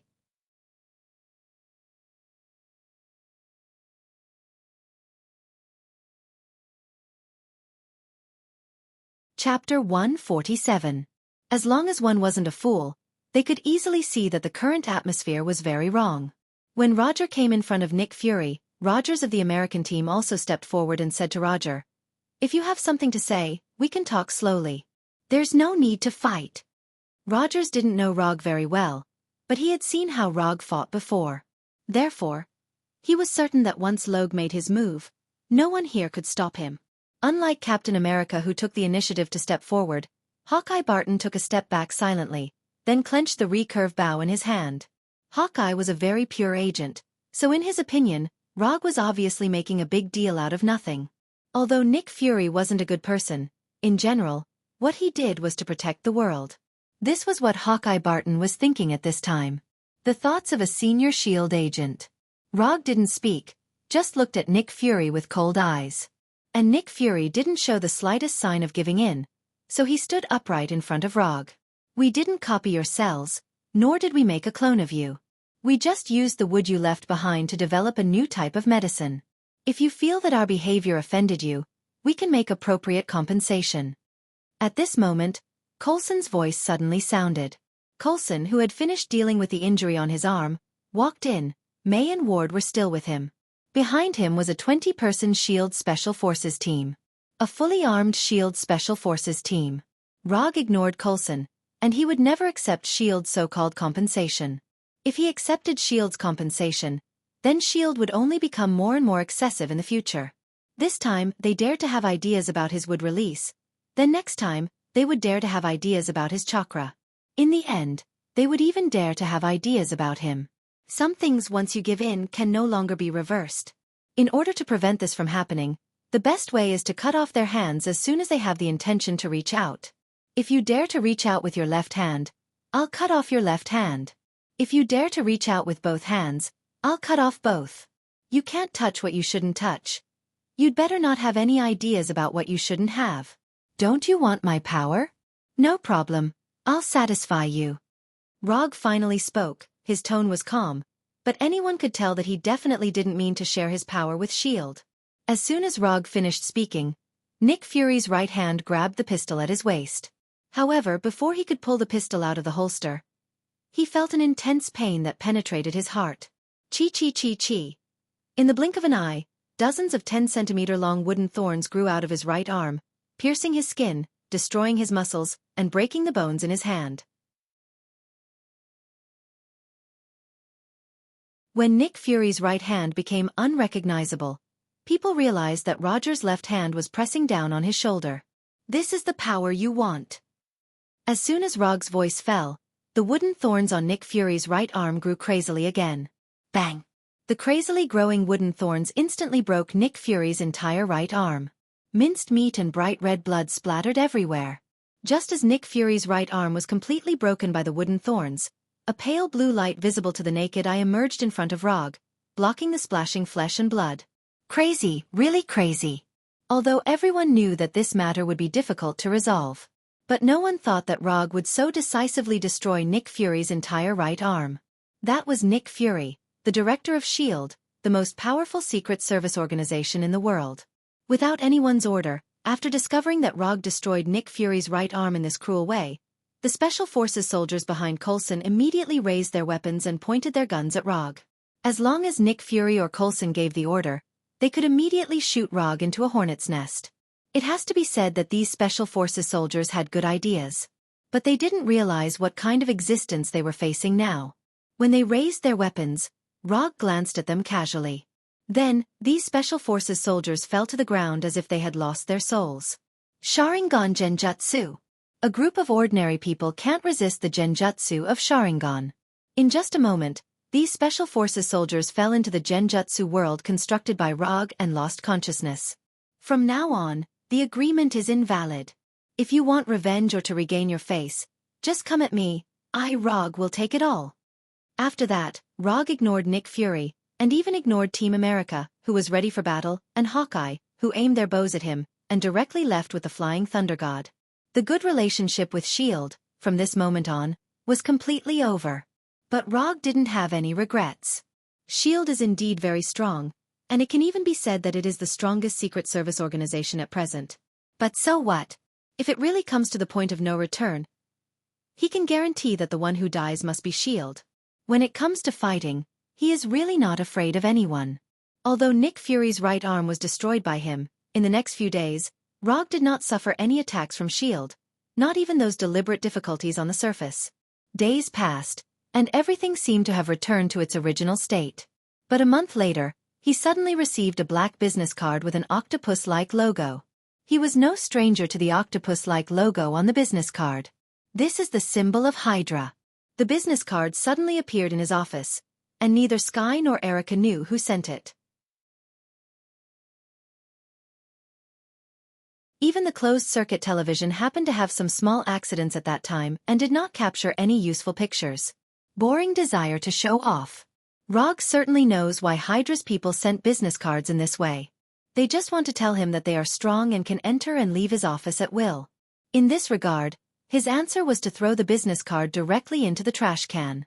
It was up to them whether they wanted to appear or not. They were just an organization without much strength. What was the point of pretending to be a wolf? After dealing with this trivial episode, Rog left the office with the Flying Thunder God and came to Dr. Connor's experiment. After postponing the planned date again and again, Dr. Connors finally derived the last key data and successfully restored Richard's super spider equation.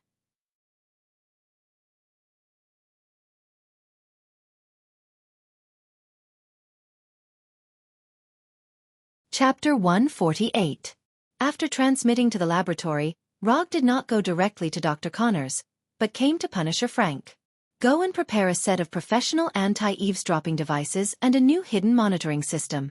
The equipment the company is running now is not good. Some cockroaches have mixed in. Professional matters should be left to the professionals. And Frank the Punisher was such a professional. In terms of fighting power, Punisher may not be as good as Abomination Bronski. But in terms of practicality, Abomination is not as good as Punisher. What did it mean to be a professional tool? A Punisher, was it? No problem, give me a day. Although Punisher only knows how to fight and kill most of the time, he has many special channels that Rog does not have. It is not difficult for him to get a set of professional eavesdropping and monitoring equipment. After instructing Punisher, Rog found Dr. Connors, intending to see the final version that Dr. Connors had developed. Richard is really a genius. His method of using a specific gene-locking equation is perfect. When Rog arrived, Dr. Connors took out a few mutant spiders and then opened his right sleeve. I improved my own equation according to his equation, and the effect was better than I thought. My right hand is really restored. It's not a temporary recovery. It's a real recovery. The whole biological tissue structure of the right hand has been completely stabilized and will no longer disappear because of the disappearance of the serum effect. Dr. Connors waved his right hand excitedly at Rog, and his face showed a childlike look of joy. The dream that he had longed for all his life was finally realized.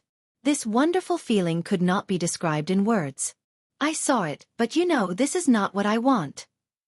After spending so much time and money, what Rog wanted was not a serum for severed limb repair. What he wanted was Super Spider Serum, the kind that could turn people into Spider-Man.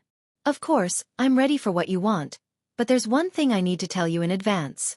Because Richard's equation is based on genes, the equation developed now has not been tested on normal human beings. I conducted some animal experiments, and the results were similar to the calculated data. However, humans are different from animals after all. Whether the serum can take effect in the human body or whether there will be any side effects after it takes effect, I'm not sure yet. After saying that, Dr. Connors brought out a transparent box that was 1 meter square. The rat inside is a test subject that has been injected with the Super Spider Serum. Although it can't spit silk like a real spider, its strength, speed, sensitivity, cell vitality, self-healing ability, and a series of other data have undergone a qualitative change. If it was released, it could become the king of rats in New York. No, the king of rats in the entire world. Dr. Connors said excitedly. Looking at the test subject in the transparent box that was so flexible that it didn't look like a lab rat at all, Roger slowly said. I gave you a blood sample last time. Have you figured out the matching equation? The blood sample Rog was talking about was of course not his blood sample, but Gwen's. He had no interest in becoming Spider-Man. And compared with Spider-Man's superpowers, aren't ninjutsu and Kekkei Genkai more delicious? It's done, but it's still the same sentence. This serum is specifically matched with genes, so it hasn't been tested on humans yet. I'm not sure what the final effect will be. Dr. Connors didn't know who the blood sample was, but he knew that it was a woman's blood sample. Under normal circumstances, there was no problem with this serum. After all, Dr. Connors just modified the part of the matched genes inside to another person's. However, scientific experiments have their own buff of uncontrolled experiments, especially those that have not been tested on humans. For example, a certain big green guy was born in this way. Is there any way to skip the part of human experiments to determine the effect, or directly use experimental data for accurate simulation? It was an immoral thing to risk Gwen directly, so he would never do it before determining the effect of the serum. Yes. In my previous laboratory, there was such an instrument that could conduct computer simulation of biological experiments. I mean my lab in the Osborne group, not the one in the sewers.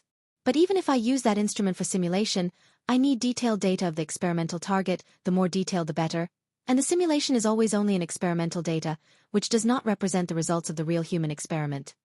The simulated experimental data is always just the simulation effect. No one can guarantee whether the real experimental results will be the same as the simulated results. I'll deal with the instrument and data. You continue to check the equation. I don't want any problems with the equation. Do you understand? There is only one Gwen in the world, which means he has only one chance. If the experiment fails, his plan to create Spider-Gwen will fail completely. After continuing to communicate with Dr. Connors for a few minutes, Rog returned to the office with the Flying Thunder God. He didn't need to do it himself to get the experimental simulation instrument out of Oscorp. This kind of heavy work. There is Abomination. At most, he can give Abomination a few more shadow clones, which is enough to face any situation. 3 days later, the famous Oscorp building suffered a serious violent invasion. A large number of laboratories were destroyed, including the laboratory of Dr. Connors, the former head of the Interspecies Laboratory. When Dr. Connors saw Abomination with the experimental simulation instrument, his eyes were not on the experimental instrument, but on Abomination. This kind of body, this kind of power, this is simply the perfect masterpiece of the Creator. In the eyes of others, Abomination is like a monster. In the eyes of Dr. Connors, it is as moving as an angel. Is that why he has no interest in my lizard serum? But compared with this beautiful creature in front of me, my lizard serum is really nothing. The Abomination had never seen Dr. Connors before. When he saw Connors walking towards him with a longing expression and gently stroking his arm, he suddenly had the idea of directly smashing Dr. Connors to death with the instrument in his hand. No, I have to endure. This guy is also someone Rog found. If he kills him, Rog will be very angry. However, this guy's perverted behavior really made people very unhappy.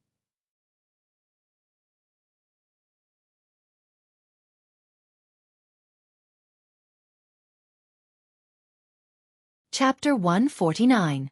Abomination's tolerance led to Dr. Connors' insatiable appetite.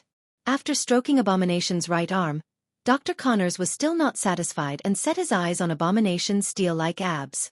No, I can't stand it. This dead pervert, According to Abomination's previous style, he would give Dr. Connors a hard punch to let him know that there are some things that can't be touched. But after thinking of Rog's would release, Abomination had to forcibly suppress the anger in his heart. When Dr. Connors' right hand was about to touch Abomination's abdominal muscles, Abomination decisively stepped back a few steps and then put the experimental instrument in his hand in front of him. The handover is complete and he will leave immediately. Without any hesitation, Abomination turned and left.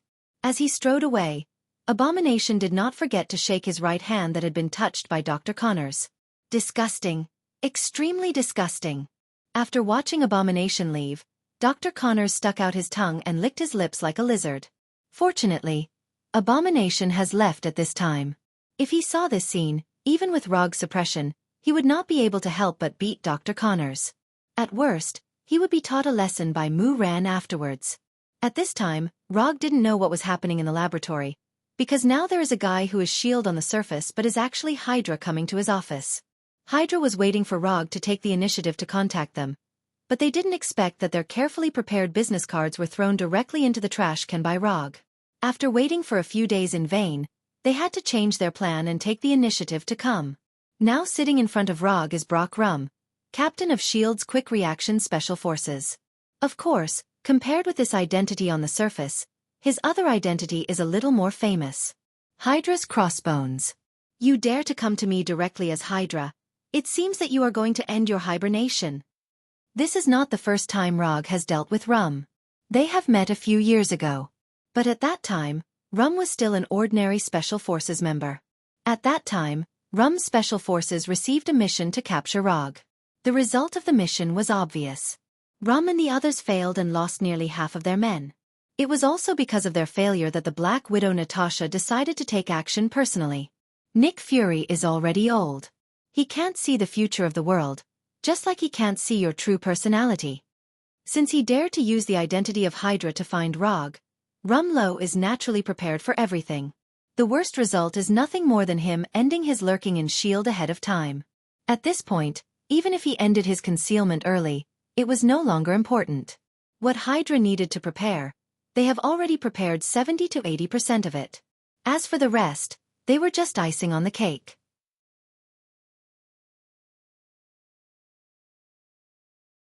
Come on, what is the famous Hydra looking for me for?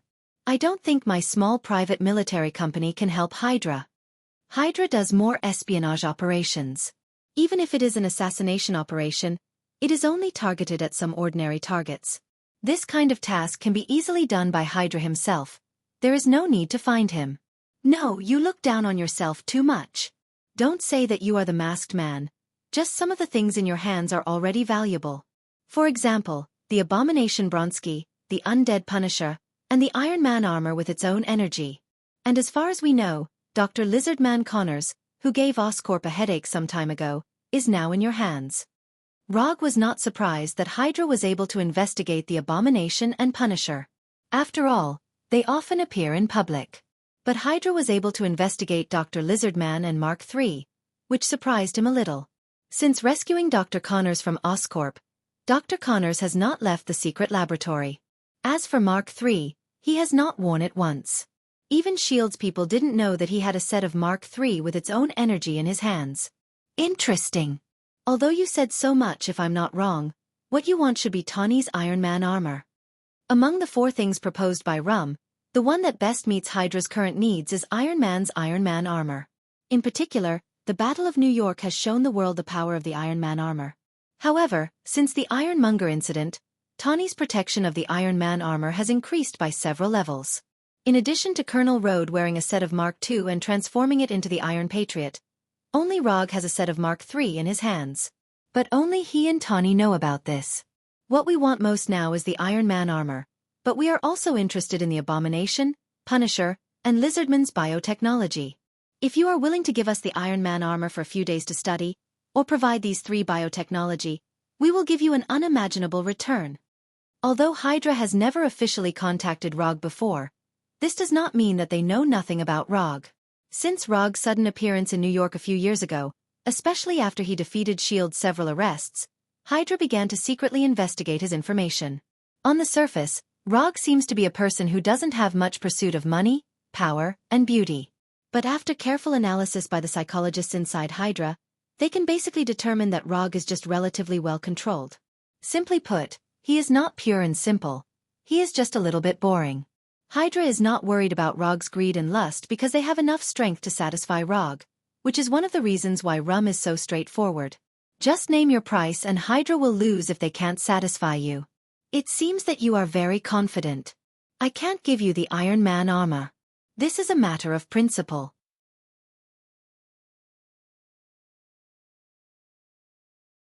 As for the biotechnology you mentioned, it's not impossible to give you one. However, I'm afraid you won't be able to give me what I want. Although he doesn't know what went wrong, causing Hydra to think that the Punisher's immortality is some kind of biotechnology, Rog has no intention of explaining this to them. Just say it, what do you want?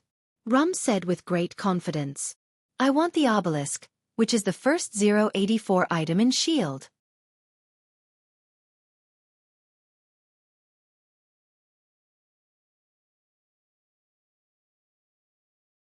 Chapter 150. Obelisk? What is that? As the captain of S.H.I.E.L.D.'s Quick Reaction Special Forces, Rum certainly knows what the code number 084 means. But the problem is that he has never heard of the obelisk at all. Do you just want the obelisk? If it's just an item of 084, then I don't think there's any problem at all. Although he doesn't know what the obelisk is, Rum doesn't think it's a big problem. Isn't it just an item of 084? Just give it to him. First of all, this is not an ordinary item of 084. It's the first item of 084. Secondly, I think you'd better give feedback to the people above you. It's not as simple as you think. Looking at Rum's indifferent face, Rog knew that this guy didn't know what the obelisk meant. In that case, I can give feedback to the people above. But I want to know, if we give you the obelisk, what can you give us? I can lend you Abomination for a few days, or give you 5 copies of Dr. Connor's lizard serum. Mark III and Punisher don't need to think about it. One is a matter of principle, and the other will involve some of his secrets. Although even if Punisher is handed over to Hydra, they may not be able to study anything, but it's always right to be careful. Are there only these 2? Rum or Hydra? What they want most is Tawny's Iron Man armor. If they have Tawny's Iron Man armor, they can reverse engineer a lot of good things with their technological level and research and development level. Tawny's Iron Man armor is not just a weapon, but a systematic technological product. Weapon system, power system, flight system, operating system, arc reactor. Any system on the Iron Man armor has an incomparably broad application scenario. If used well, the Iron Man armor can even directly improve Hydra's overall technological level. Now I can only choose one of the 2. If you have more things that interest me, I can give you both directly. Rum left Rog's company. Although he didn't get the Iron Man armor he wanted most, the research opportunity of Abomination and Lizard Serum were also good gains. Of course, the prerequisite for all of this was that they could obtain the obelisk. After Rum left, Rog picked up the phone on the desk and called Sky and Erica into his office. From today onwards, Erica, you're responsible for teaching Sky how to fight. Erica had no objection to Rog's arrangement, and directly nodded in agreement. But Erica's agreement didn't mean that Sky would agree too. I don't want to. I'm a hacker. I don't need to learn fighting. Sky directly rejected Rog's proposal. You have no right to refuse unless you can beat me or Erica. In addition, learning how to fight is also to allow you to see your parents as soon as possible. Although Sky's hacking skills weren't bad, the Shockwave Girl Sky was the role she should play in the future. When he asked Hydra for the obelisk, he had already made the decision to let Sky awaken as an inhuman ahead of time.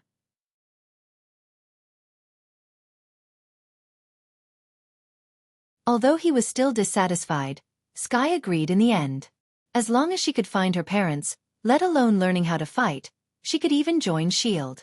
He didn't know if it was because Hydra didn't get the obelisk, or if they felt that the obelisk was more valuable than what Rog had given them. After Rum left, Hydra never contacted Rog again. Rog didn't care about this. The obelisk can awaken Sky as an inhuman, but it's not the only way. Even without the obelisk, he has other ways to get the Terrigen crystal. Hydra didn't contact Rog again, and Rog didn't bother to pay attention to these guys who were doomed to fail. A week later, Rog received a message from Dr. Connors. The spider serum suitable for Gwen has completed thousands of simulation tests without any abnormal reactions that should not have occurred. After the Flying Thunder God came to the laboratory, Rog took a finger-sized syringe from Dr. Connors. Although it has undergone enough simulation tests, I still have to say, use it with caution. Rog nodded, then left the laboratory and returned to his office. After returning to the office, Rog sat in a chair without saying a word. More than 10 minutes later, he called Gwen. What should be faced, must always be faced. More than an hour later, in a Chinese restaurant that had just opened a few months later, Rog saw Gwen dressed particularly well. Why did you ask me to dinner so suddenly? Gwen asked. Rog helped Gwen pull out the chair, then returned to his seat and said, Let's eat first, then we'll talk about it. Gwen looked at Rog suspiciously, and then she found that they were the only 2 guests in the restaurant. After enjoying a pure Chinese meal with Gwen, Rog said to Gwen, I asked you out tonight to tell you my true identity. In addition to being the president of an internet company and a logistics company, I have other identities. As soon as Rog finished speaking, Gwen replied, I know. Your real identity is actually the president of a private military company. My dad secretly investigated your identity and told me to stay away from people like you. Is there something wrong? That's not what I want to say. Yes, I also have a private military company, but that's not the point.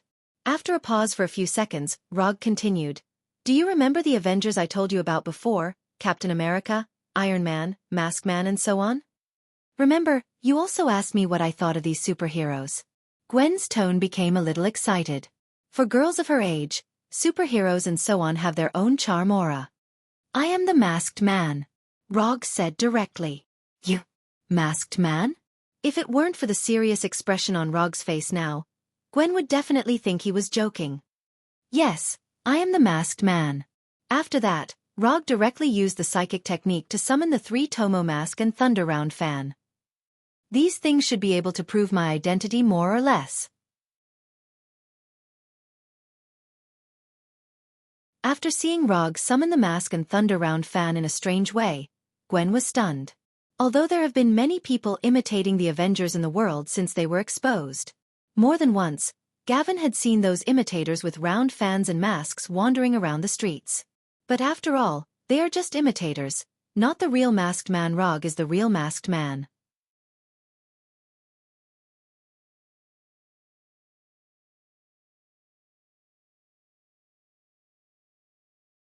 Chapter 151. Gwen looked at the mask and round fan that Rog put aside, and silently looked at Rog for a while. Then she asked, "Can you fly?" "No," Rog replied directly. "But when you fight aliens you can fly." Gwen pointed to the round fan on the side and continued to ask. "It's just the round fan that can fly. I just stepped on it, I can't fly." Although the development of things was somewhat different from what he expected, he still explained patiently. "Don't worry. Haste makes waste. No, why do I want to eat hot tofu? Then can you fly once for me to see?" Gwen seems to be particularly interested in the issue of flying. Here. Although there are only 2 of them in the restaurant, it is obviously not a good place to fly. Go outside. Although Rog doesn't know what Gwen wants to do, he doesn't mind meeting Gwen's small request. Outside the restaurant is a busy street, which is not a suitable place to fly, so Rog took Gwen directly to the rooftop of the restaurant. "How do you know you can come up here? Why are there no waiters in the restaurant?" After following Rog to the roof, Gwen asked in confusion. "I bought this building and the restaurant is mine. I let them get off work early." After that, Rog threw the round fan in his hand out. Under his control, the round fan that was thrown out drew a beautiful arc in the air and then flew back to him. "Do you want to experience it?" Roger went straight to the top of the circular fan, then turned his head and asked Gwen. Gwen came to the round fan excitedly. Before she could turn around, she was picked up by Rog. "If you stand like this, it's easy to fall." After that, Rog directly controlled the round fan to fly out. In order to take care of Gwen's feelings, Rog did not let the round fan show the extreme flying speed, but like a surfboard in the sea, he kept passing from the roofs of the buildings. Although Rog can't swing around the buildings like Spider-Man, he can do a more exciting flying experience. Since the round fan started flying, Gwen involuntarily hugged Rog's neck, nervous like a person who is afraid of heights sitting on the most exciting vertical roller coaster. "Do you want to experience something more exciting?" After flying for a few minutes between the buildings, Rog asked Gwen. At this time, although Gwen didn't answer Rog, she nodded firmly. Since Gwen wants to play, then play with her once. The round fan began to fly high, and the buildings in New York began to shrink rapidly. At the same time, Roger wrapped himself and Gwen with his chakra coat. To him, this height did not affect him in any way. But Gwen is different. She is just an ordinary person. After flying to a height of thousands of meters, the round fan stopped climbing and suspended in the air. Just as Gwen was about to ask Rog, Rog suddenly jumped forward and left the round fan directly. Under the influence of gravity, Rog and Gwen began to fall rapidly in a free-falling state. Along with them falling together, Gwen screamed at an alarming frequency. "Ah!" The real extreme bungee jumping only needs to be experienced once and it will be unforgettable. The small New York began to grow rapidly, and the buildings that were originally just a bright spot became clearer and clearer. Looking at the ground getting closer and closer, Gwen's hands also hugged Rog's neck harder. 500 meters, 300 meters, 100 meters, 50 meters. Just after Gwen closed her eyes nervously, the strong sense of weightlessness suddenly disappeared. "You can open your eyes now." After hearing Rog's voice, Gwen opened her eyes and looked around in confusion.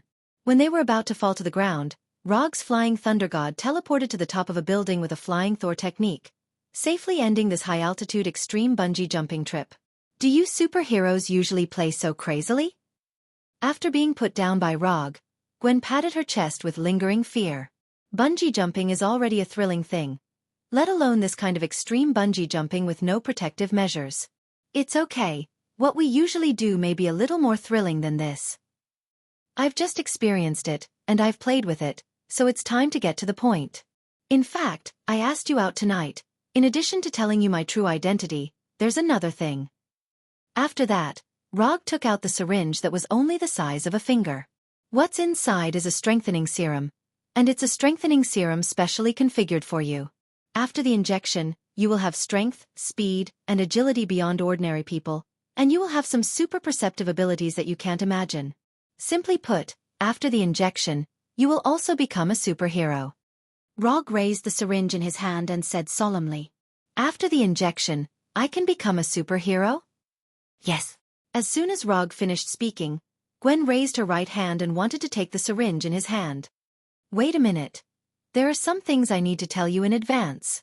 This serum is specially made for you, so it has not been subjected to any human experiments. You have also interned at Oscorp for a while, so you should understand what this means. Moreover, once you become a superhero, it will mean that you will say goodbye to the life of ordinary people. You may think that becoming a superhero is a particularly cool thing now, but the truth may be completely different from what you think. I was going to secretly inject you, but I still think it should be up to you to make this decision." After making sure that Gwen had completely understood, Rog handed her the syringe in his hand that could change Gwen's fate. "Why did you make such a strengthening serum for me? Or, why do you want me to be a superhero?" After taking the syringe from Rog, Gwen looked up at Rog and asked very seriously. "Because I need you. I need a superhero, Gwen." Rog also replied very seriously. "You need me?" "Yes. I need you." After hearing Rog's affirmative answer, a smile appeared on Gwen's face. Then, she directly inserted the syringe into her left arm. "I believe you." Rog thought that Gwen would think about it for a while before making a decision, but Gwen gave him a direct answer with practical actions.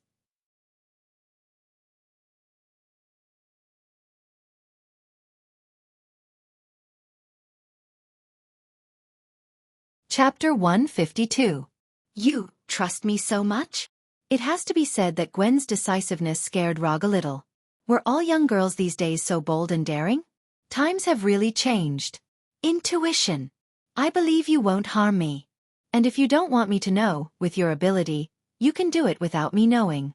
You respect my choice, so I believe in you. After speaking, Gwen threw away the syringe that had been used, with an aura of everything under her control. Rog did not speak, but sighed slightly helplessly, and then said, "In the future, don't trust others so easily. For example, I am not the kind of superhero you imagine. Strictly speaking, I am not even a hero, let alone the kind of superhero who will save the world. I believe in my intuition." For Rog's reminder, Gwen didn't seem to take it to heart at all, and there was some excitement in her tone. "Can this serum really make me a superhero? I don't seem to feel it at all." Just when Gwen began to doubt whether the injected serum was effective, a feeling of exhaustion that seemed to come from the depths of her soul suddenly came up. "I take back that sentence just now, Before she finished speaking, Gwen fell forward as if she had lost all her strength and fell into Rog's arms. "I'll be fine after a nap." This was the last sentence Gwen heard before she lost consciousness. Looking at Gwen, who had completely fainted in his arms, Rog began to struggle. Should I send her home? Although he knew the specific address of Gwen's house, if he sent the unconscious Gwen directly home, Gwen's parents might have some inexplicable ideas. So for the sake of safety, and to avoid some unnecessary trouble, he decided to take Gwen home, back to his home. Rog guaranteed with his own personality that this was really just to avoid unnecessary trouble in the future.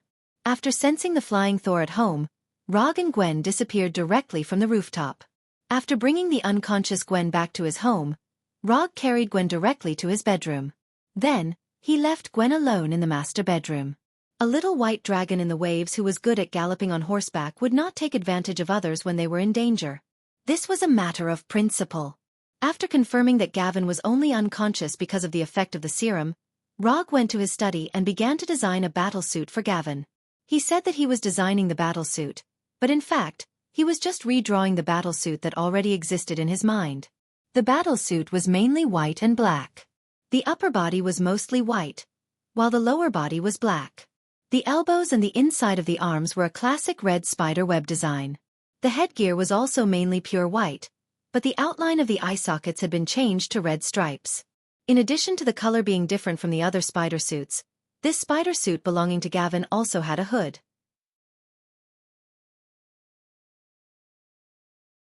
The outer layer of the hat was also white, while the inner layer was in the form of a red spider web. After drawing the sketches of the battle suit and noting the body's data, Rog sent the designs to Erica and asked her to make as many arrangements as possible. After doing all this, Rog used chakra perception to sense Gwen's current life energy state, and then came to the guest room. The master bedroom was given to Gwen, so of course, he could only sleep in the guest room. The night was silent. Early the next morning, before Gwen got up, Rog specially prepared a large breakfast. If he remembered correctly, after being bitten by the mutant spider, Peter Parker showed a behavior of eating a lot to replenish his energy. It's better to be prepared than not to be prepared. After preparing breakfast, Rog did not go to the master bedroom to wake Gwen up, but came to the living room and played Berserker's Creed that he had not yet cleared. He just used chakra perception to sense Gwen's state and found that Gwen had gotten up and was now washing in the bathroom. Just after he completed an assassination mission, he heard footsteps coming from the side. Following the sound of footsteps, he turned his head and saw a scene that made his heart beat faster even though he had been on the battlefield for a long time.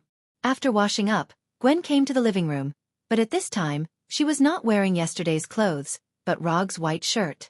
The shirt that was just right for Rog was obviously much looser and bigger on Gwen, and it was directly worn with the effect of disappearing under the shirt. Long blonde hair with water droplets, a loose white shirt, slender and straight legs. Rog felt that his rationality seemed to have begun to show signs of turning into a beast. He looked at Gwen standing aside, looked at the game controller in his hand, and then turned to look at Gwen. For a man, this choice should not be difficult to make. Breakfast is on the table, I will finish the level in front of me first. After that, Rog once again put his eyes on the screen in front of him, and his fingers pressed frantically on the game controller. After hearing Rog's words, Gwen was stunned for a moment. After seeing that Rog really put all his attention on the screen, she suddenly became angry.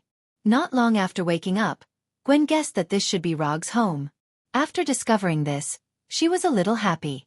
However, after finding that she was still wearing yesterday's clothes, her good mood disappeared in an instant. After washing up, he changed into a new set of clothes, only to receive such a reply from Rog. "You, humph." Gwen snorted with dissatisfaction, then turned and walked towards the bedroom. Breakfast. Who would be in the mood to eat breakfast now? Gwen, who turned and walked towards the bedroom, did not find that Rog, who had always rejected the game, had silently opened Sharingan at this time. The process of the plot was directly skipped. The enemies were all killed. After opening Sharingan, Rog showed a far better game level than usual. When the last target character was killed, he directly teleported to the bedroom with the flying thunder god. It was not until his figure completely disappeared that the game controller fell to the floor. More than an hour later, Rog, who had changed his clothes, and Gwen appeared in the dining room and ate the breakfast that should have been finished more than an hour ago. "Do I need to eat so much in the future?" Gwen frowned and asked. She found that her appetite at this time had seriously exceeded her usual level. But even so, she still didn't feel full. "No. It's just for a few days, and it will return to the original situation later." After getting a positive answer from Rog, Gwen slightly put down the fear of becoming fat and enjoyed the breakfast carefully prepared by Rog.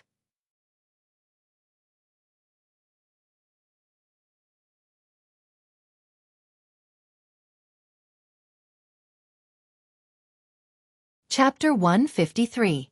Wait. Isn't there something wrong? After a few minutes, Rog realized that there seemed to be something wrong with the scene just now. It should be that she hasn't galloped for a long time, so her reaction was a little slow. But fortunately, Gwen didn't seem to notice this. After breakfast, Rog sent the flying thunder god to his office and introduced Gwen to Sky and Erica. Erica, on the other hand, didn't react. She simply looked at Gwen curiously. Sky, on the other hand, showed an "I knew it" look. Rog chose to ignore Sky's malicious smile. She's just a kid. Don't worry about her. Later, Rog Flying Thunder got again and took Gwen to the warehouse where Dr. Connor's laboratory was located. Gwen? Why are you here? Dr. Connors is no stranger to Gwen.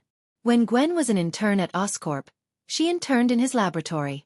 Dr. Connors? After seeing Dr. Connors, Gwen also showed a shocked look. Several months ago, Oscorp announced that Dr. Connors died unexpectedly because of an experimental accident. It was because of this that Gwen ended her internship at Oscorp ahead of schedule.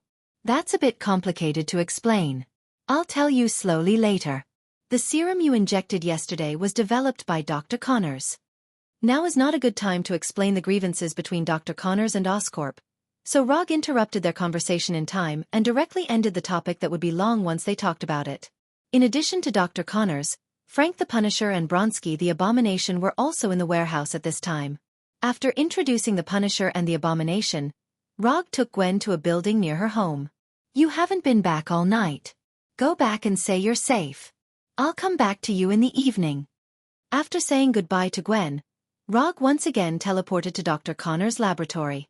Taking Gwen to the company and coming to this warehouse was just to let Gwen officially enter his life circle. As for the rest, there would be time to slowly introduce it to Gavin in the future. After returning to the laboratory, Rog went directly to Dr. Connors and went straight to the point. First of all, thank you for your hard work during this period of time. Later, I will ask Frank to give you a Swiss bank note as my small gift to you. Now that Gwen has injected the spider serum, there is no need to continue to limit Dr. Connors here. From a personal point of view, he was very grateful for the doctor's efforts during this period of time. So he intended to give freedom back to Dr. Connors. Doctor, if you're willing, you can leave right away.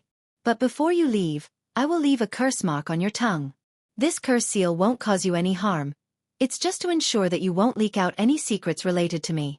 For example, the formula for the spider serum, and the identity of Gavin and me. After saying that, Rog paused for a few seconds before continuing.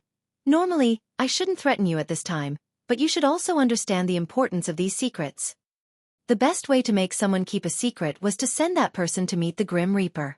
Because only dead people will never leak secrets. But to Dr. Connors, who had helped him, Roger could not do such a thing as burning the bridge after crossing the river.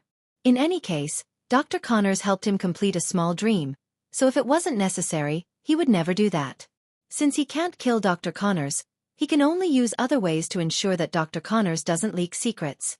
And at this time, it's time for the system to perform.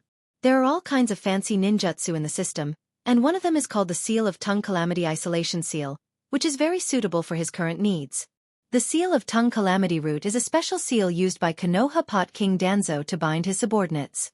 By engraving the curse seal on the target's tongue, the target can't say any secrets related to himself. Once there is such an idea or plan to do so, the target will be paralyzed, unable to speak and unable to move. Actually, I don't intend to leave here. If you allow me, I want to study the Abomination Bronsky.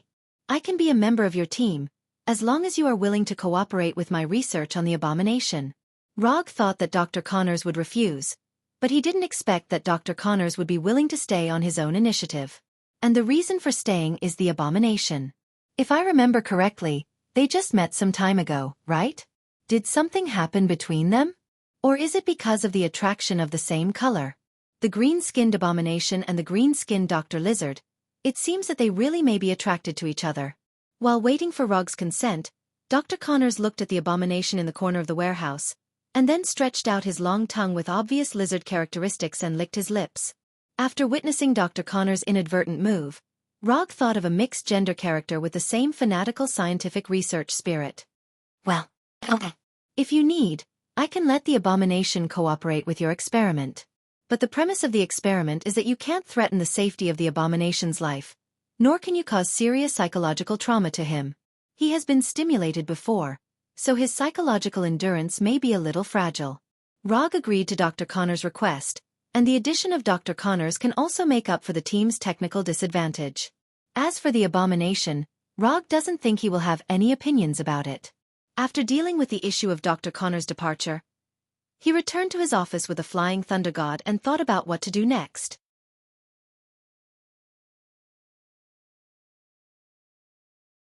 Although Gwen has been injected with spider serum, there is still a long way to go before she becomes a real Spider-Gwen, so she still needs to be trained a little.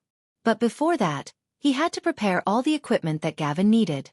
For example, battle suits, cobweb launchers, etc. The battle suits have been handed over to Erica and should be done soon. The cobweb launcher is a little more troublesome because the launcher needs to be remade. As for the sticky solution in the launcher, Oscorp just happens to have the right one. It seems that someone will have to go to Oscorp again. The last time it was the Abomination who went to get the instrument, so this time it will be the Punisher. Rog feels that he likes Oscorp more and more.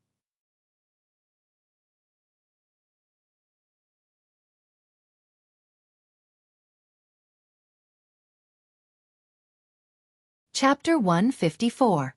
The matter of the spider web mucus is easier to solve, but for the launcher, you need to find a professional. Although Dr. Connors has the title of a doctor, he is only good in the field of biotechnology. Spider web launcher, a typical technological product, is obviously not within his research scope. Fortunately, Rog happens to know a friend who is very good in the field of mechanical technology. If there are difficulties, look for Tawny. As long as it is something related to mechanical technology, looking for Tawny is the right thing to do. After dialing Tawny's phone and explaining the purpose of the call, Tawny simply agreed.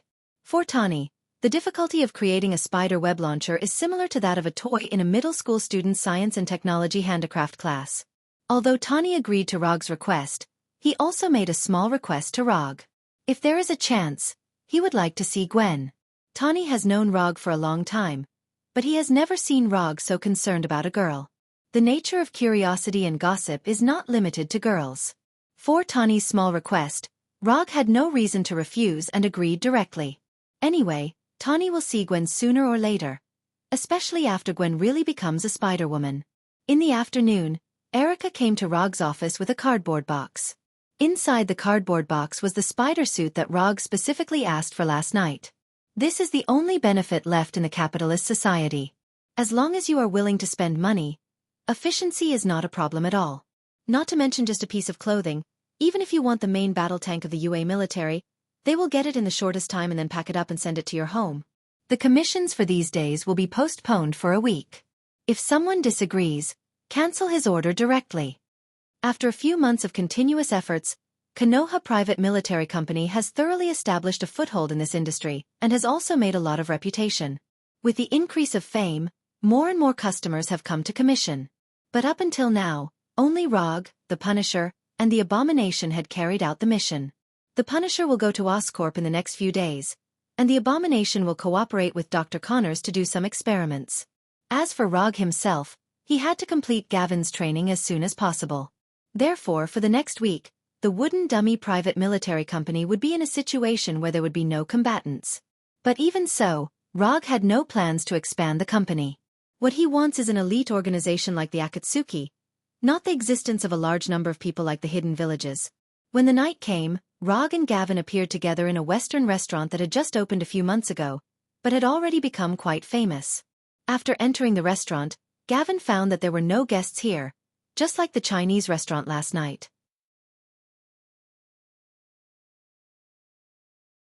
"Is this also your restaurant?" Gavin asked thoughtfully. "Yes. I don't like to eat in restaurants that are too noisy, so I opened my own restaurant." Rog has several restaurants like tonight's Western restaurant, each of which focuses on a different category. For example, tonight's restaurant is dominated by classic French dishes. Is every superhero rich, such as Iron Man Tony Stark? Gavin changed the subject and continued to ask. No. In fact, having no money is a common phenomenon among superheroes. Like Tawny, he is a different kind. That being said, if superheroes want to make money, it's still easy. For example, the hero dolls and figurines that sold like crazy some time ago. Whether it's licensing or endorsement, as long as superheroes want to make money, a lot of companies will contact them in the first place. However, these superheroes don't seem to have a high desire for money. There are very few people like Rog who have always been eager for money. Be a common man, greedy for money, lustful, and righteous. This is the state of life that Rog wants. From the current point of view, he feels that he is doing quite well, at least he has not deviated too far from this life trajectory. When Gavin's delicate face became a little red because of the red wine, Rog ended the good French dinner and took her back to his home. Then, he took Gavin to his custom-made training room. This training room is not big, only 70 or 80 square meters. Although the area is not large, it is still very suitable for initial training. Change into this suit. After handing the black and white spider suit to Gavin, Rog returned to his room and changed into a comfortable sportswear. When he came to the training room again, he saw Gavin, who had changed into the spider suit. Except for not wearing a hood, Gavin is now perfectly in line with his imagination. This is Spider Gavin. After calming down a little, Rog came to Gavin and said seriously, "Although you have been injected with the spider serum, you have not fully adapted to the power of the serum and you have no combat experience. So, before you go out to save others, I will do some basic training for you." Good. Gavin didn't say anything and directly agreed. Growing up in a police family, she has a chivalrous heart since she was a child. If it weren't for her father's strict opposition, she would even become a righteous policeman like her father in the future. After watching various fighting videos for more than 10 or 20 minutes with Gavin in the training room, Rog said to Gavin, "Now, let's start the formal training." As soon as the voice fell, Rog took the lead in launching an attack. Although Gavin has no combat experience, the extraordinary physique and reaction given by the spider serum still made her instinctively resist. Rog has no intention of teaching Gavin fighting techniques. With the spider serum, Gavin doesn't need to learn those things. She just needs to be familiar with her current strength. Letting her watch the fighting videos was just to let her have a rough understanding of what close combat was all about. Attack, block, counterattack. As time went by, Gavin's movements became more and more agile, and the speed of her attacks became faster and faster. Under Rog's intentional control, Gavin quickly adapted to the extraordinary power brought by the spider serum and began to have the momentum of a superhero. But there is one thing he can't control. In order not to hurt Gavin, he didn't use any ninjutsu or weapons. Even chakra is not used too much. But this kind of close combat fighting is destined to have a lot of intimate physical contact between them. Especially when both of them had drunk red wine. As a result, the atmosphere of the battle began to subtly change. The place of the battle gradually evolved from the training room to Rog's bedroom. This night is destined to be a restless night.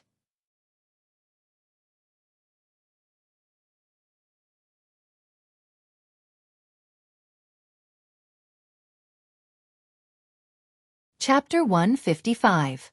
Happy days always pass very quickly. It has been almost a week since Rog started training Gavin. In this week, Gavin has changed from a person with no combat experience to a person who can fight with Rog. Of course, the premise of all this is that Rog does not use ninjutsu and genjutsu. Anyway, after this week's personal guidance, Gavin has met all the prerequisites to become a superhero. In general, everything is similar to Rog's plan. Except for the cobweb launcher he asked Tawny to make. A week ago, he asked Tawny to make a pair of cobweb launchers suitable for Gavin. And he made some small suggestions about the cobweb launcher.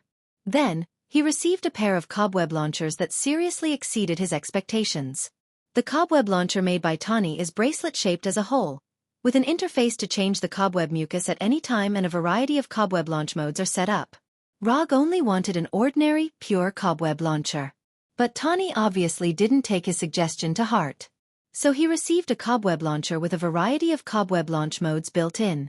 In addition to the conventional cobweb launch, this pair of cobweb launchers also have rapid fire, electric shock cobweb, bouncing cobweb, separating cobweb, cobweb grenades, and a series of launch modes that he hasn't figured out yet. Regardless of whether these cobweb launch modes are useful or not, it's always right to install them first. This cobweb launcher, which is obviously from the mind of a boy in science and engineering, made him think of the spider suit that Tawny designed for Spider-Man in the future.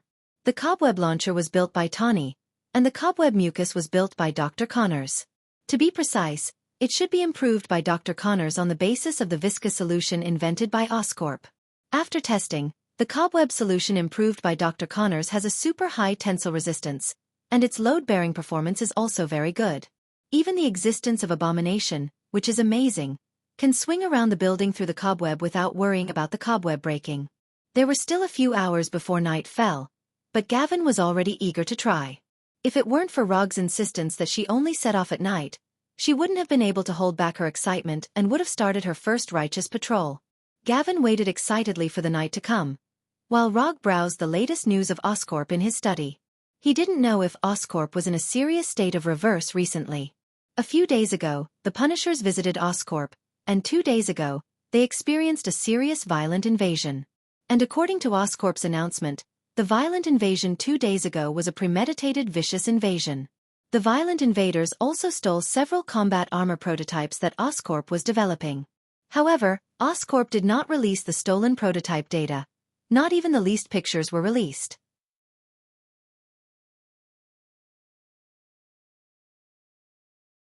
Since the official debut of Tawny's Iron Man armor, combat armor has become the research and development goal of many large groups. Although Oscorp's main focus is in the field of biotechnology, it does not mean that they are ignorant of the field of mechanical technology. With Oscorp's financial resources and research and development level, it is not difficult to develop several combat armor. Rog was not interested in what armor Oscorp lost. He just didn't want these armors to have any impact on Gavin's novice mission. After thinking about it for a few minutes, he decided that it was better to be steady. After nightfall, Spider Gavin set off. But what Gavin didn't find was that not long after she set off, a shadow clone followed her silently. After all, Gavin is still a newcomer, although she has enough power to protect herself and can easily deal with those conventional criminals. But the problem is that this is New York. In this city, anything can happen.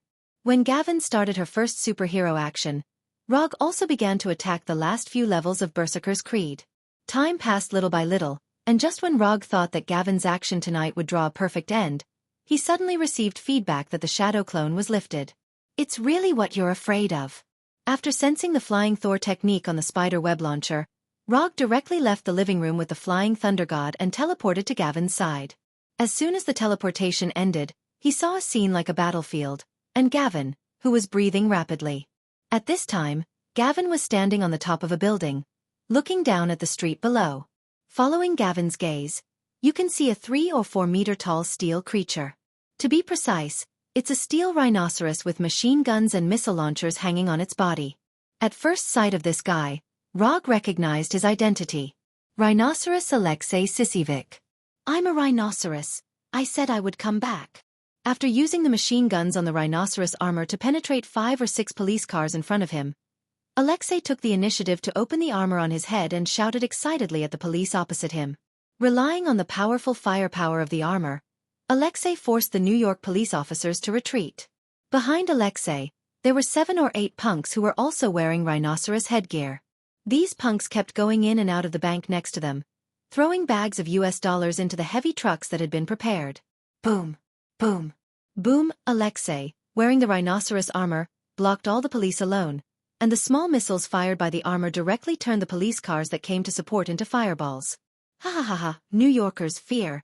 This is the power of the rhinoceros. After saying that, Alexei once again started shooting like a madman. Da-da-da-da-da-da. You did a good enough job tonight, leave the guys below to me.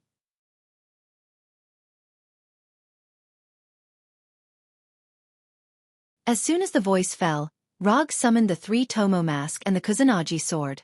Then, he jumped directly from the top of the building. You dare to hit my woman? You're really tired of living. To some extent, Rog is a very protective person. And protective means that he will give extremely cruel retribution to those who hurt the people he cares about. Under the influence of gravity, Rog came in front of Rhinoceros Alexei like a meteorite falling from the sky. Then, under the gaze of everyone around, he directly cut off the right arm of the rhinoceros armor. Lightning release, Thousand Birds Blade. You're tuning in to the Wisdom Diary YouTube channel. Don't forget to subscribe and join us on this journey to catch the most captivating stories.